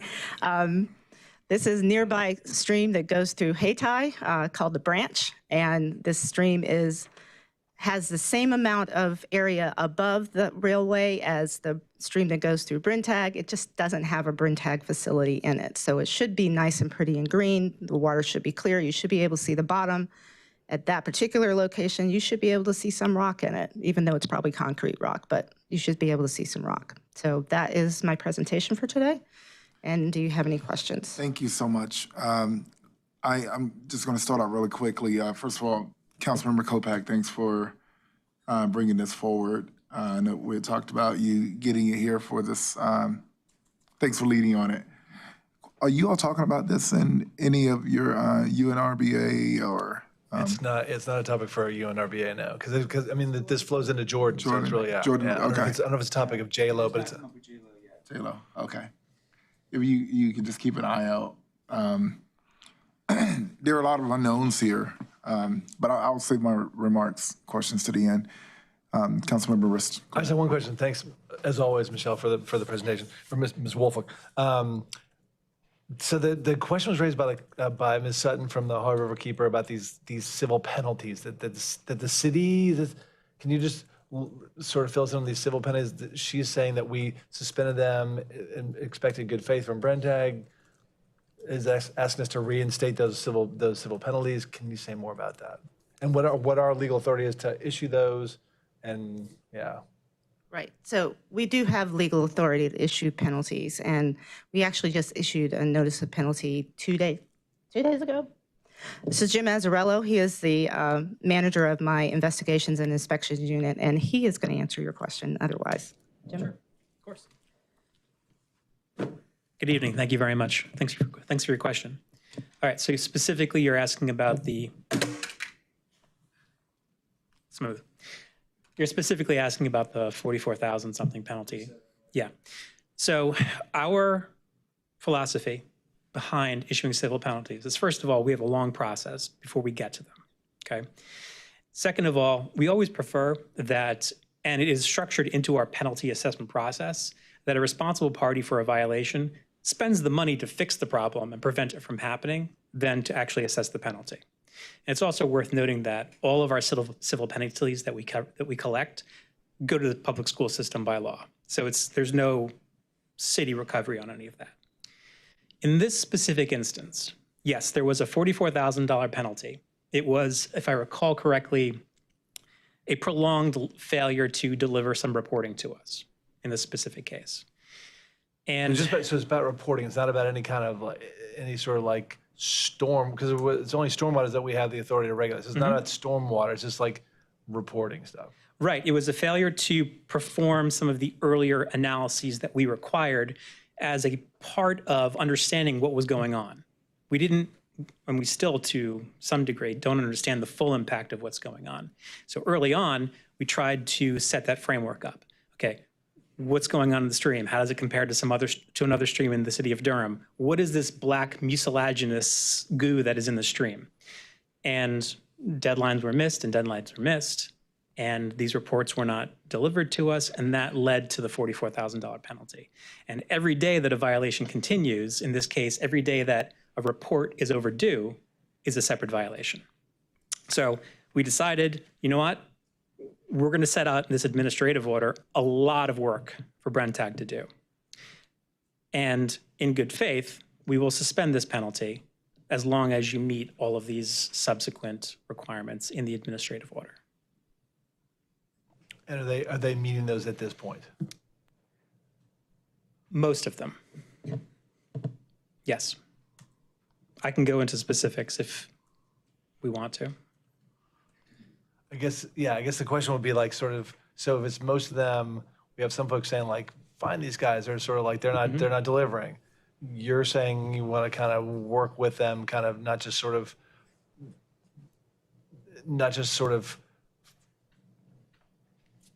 poison the relationship by saying we're just finding it. So you're trying to work with them. So We are. I mean, what a. So some folks are saying hey, let's be tougher, right? So how do we? And we were 2 days ago for sure. So the parts that we're willing to work with them on are the investigatory parts. Because it takes a long time and it requires a lot of people in the room with a lot of very specific expertise. But other parts that we have had zero tolerance for are the actual discharges of these contaminants from their outfall that Michelle mentioned before. And that is what led to our most recent notice of violation and most recent notice of penalty for $113,000 and change. So we're now finding them for a separate thing. Yes, another instance of something that they had previously committed, and we also fined them a couple of years ago for it as well. Yeah. Would you consider like a partial of the 44,000 a partial fine if they're cooperating on part but not all? Could we partially fine them? We can. We still do have the option. Yes. Is that something you're considering doing? Yes. Soon. Not going to commit to that one. Yeah, we can't commit to that. Yeah. We can consider it though. It's not off the table. Okay. Thank you. Councilmember Kovac. Yeah, thank you so much for bringing forward this presentation and updating us on work you've been doing for a long time that I know has been quite difficult and limited in your authority. But it seems like we've learned a lot along the way, and hopefully there's better coordination between all the authorities now to try and address this. How do we determine appropriate penalties? Like, do you have guidelines that determine how much you're allowed to charge? Yes, good question. Thank you very much. So our Stormwater Management and Pollution Control Ordinance sets out a number of directives, prohibitions, et cetera. Okay. And when we gather evidence that a violation has occurred, we have evidence that links it to a responsible party. And then we start off, depending on the gravity, the seriousness of the violation, we can start with a warning. We can start with a notice of requirement, which basically says, here's the problem, fix it. If you fix it, we're square. For more serious or repeat violations, we go to a notice of violation. A notice of violation usually carries with it a civil penalty. And those penalties are calculated like this. Each type of violation that a responsible party can commit in the ordinance is assigned a base penalty amount. And those base penalty amounts range from $50 to $275, depending on the nature of the violation. And those were assigned back in 2006 when our current form of the ordinance was codified. Also in our portion of the ordinance is a list of 10 criteria that must be considered when assessing a civil penalty. And those 10 criteria we have actually set up in a spreadsheet. And each of those criteria have different selectors, essentially. One of those, for instance, is the duration or the duration of the violation. That's simply the number of days, for instance, that something occurred. Another one is there, what is the degree of impact to property or the environment? And that's a simple high, medium, low assessment based on certain criteria. And those can have multiplicative effects on the base penalty. So a relatively low-level violation with no aggravating factors, essentially, could end up just costing someone $50, $100 for a very low-level issue. Something high-level, as you can see, that has gone on for nearly a month, as in the case of this most recent $133,000 penalty, that can escalate pretty quickly. So yes, we operate via city code, we have written procedures and guidelines, and all of this is done in as objective a manner as possible so that it's applied fairly over all of our cases. Okay, thank you. I mean, and I don't know if this is correct, but if I can trust a quick internet search, it looks like it's a global company. Brenntag has over $17 billion in annual revenue, and North America appears to be north of $500 million. And so I just wonder about the size of awards too, if it's something that is, even really getting their attention, based on what they probably budget, annually for, various legal issues that they may face. That's not a question, it's just a statement. I guess my statement, or I guess my question is just trying to assess what we can do going forward and how the council, the city can help. Is this the process we're in? We evaluate, we assess penalties, and we keep ratcheting them up. Is there something that can be done with the state, right? To advocate and influence what's happening at the state level so that where there's state authority to bring, more pressure? Any thoughts on what you think we can do going forward to try and, do better? Maybe it's a question for Attorney Miles, I see you looking expectantly and maybe we're doing all the right things, but I'm just curious, what else can we do? Good evening, members of council. So we are looking at all available avenues that are available to the city of Durham in order to require compliance, both on our ordinances and other authorities that we're looking at. So we are exploring all available avenues. And we'll continue to do so in collaboration with the department as well as city council. Okay. I mean, it's not a super fun site. I mean, it seems like a pretty. It's considered an inactive hazardous waste site, so it falls under the state rules that are for inactive hazardous waste sites. Inactive hazardous. Inactive hazardous so waste that sites. doesn't rise to the level of sort of EPA kind of. No. The one thing that was not in my timeline that I presented to you was that the manager actually did send a letter to EPA 2 years ago, I think, a year ago. February 2024. Okay, 2024. The manager did send a letter to the EPA asking them to become involved, and EPA called us back, and then we didn't hear from them again. They essentially declined, it sounds like.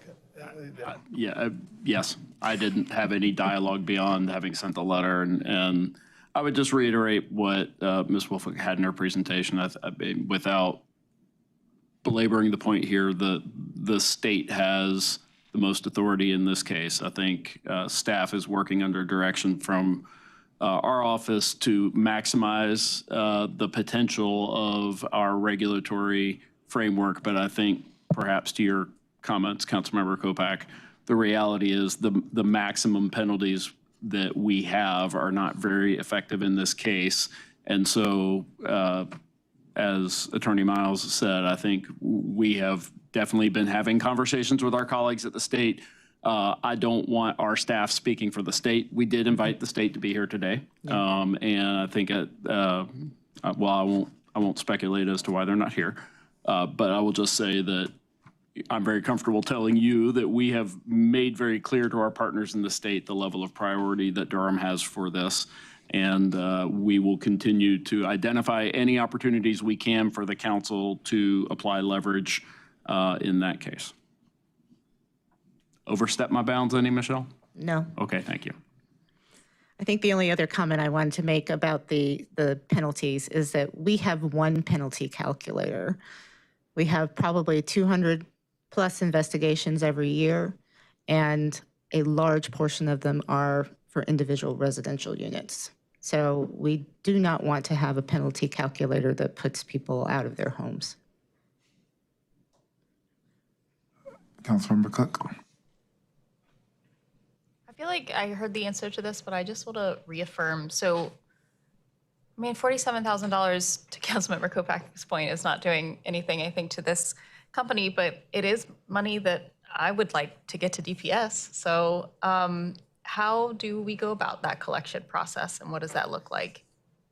Do you want to do that? Do you want me to do that?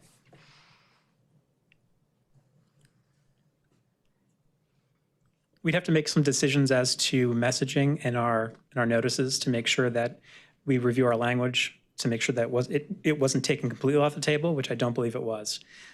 However, if we have evidence that they did not fulfill their end of the bargain, so to speak, then we can issue another notice of penalty for the $44,000 or some portion of it.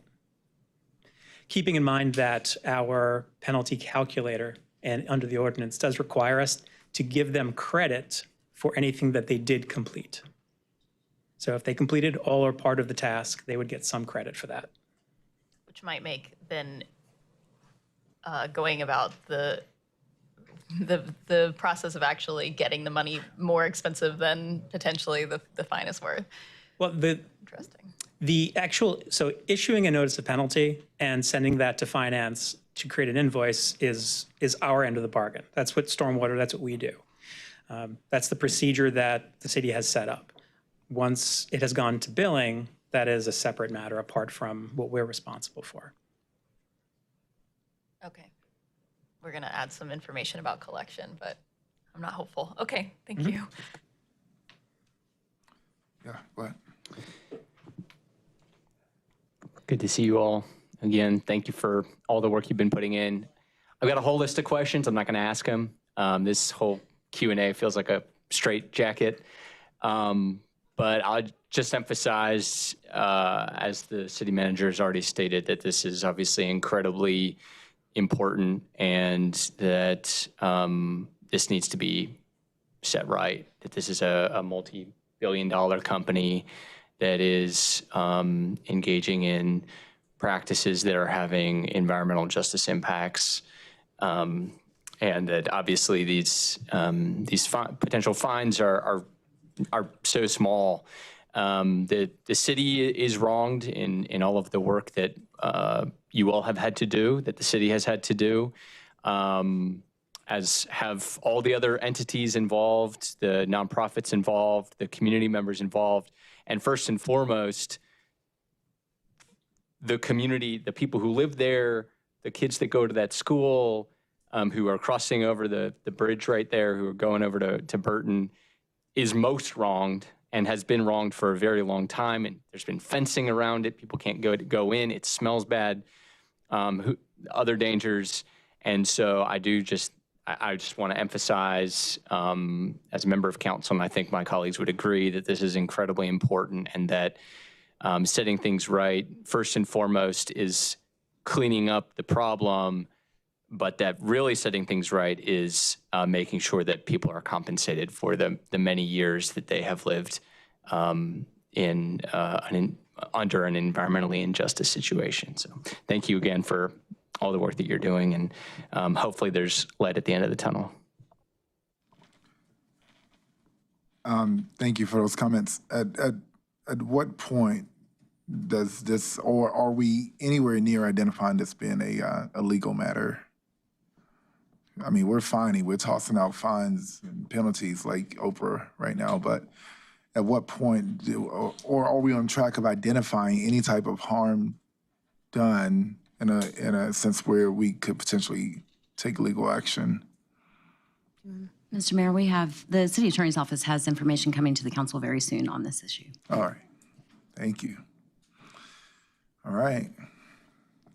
Yeah.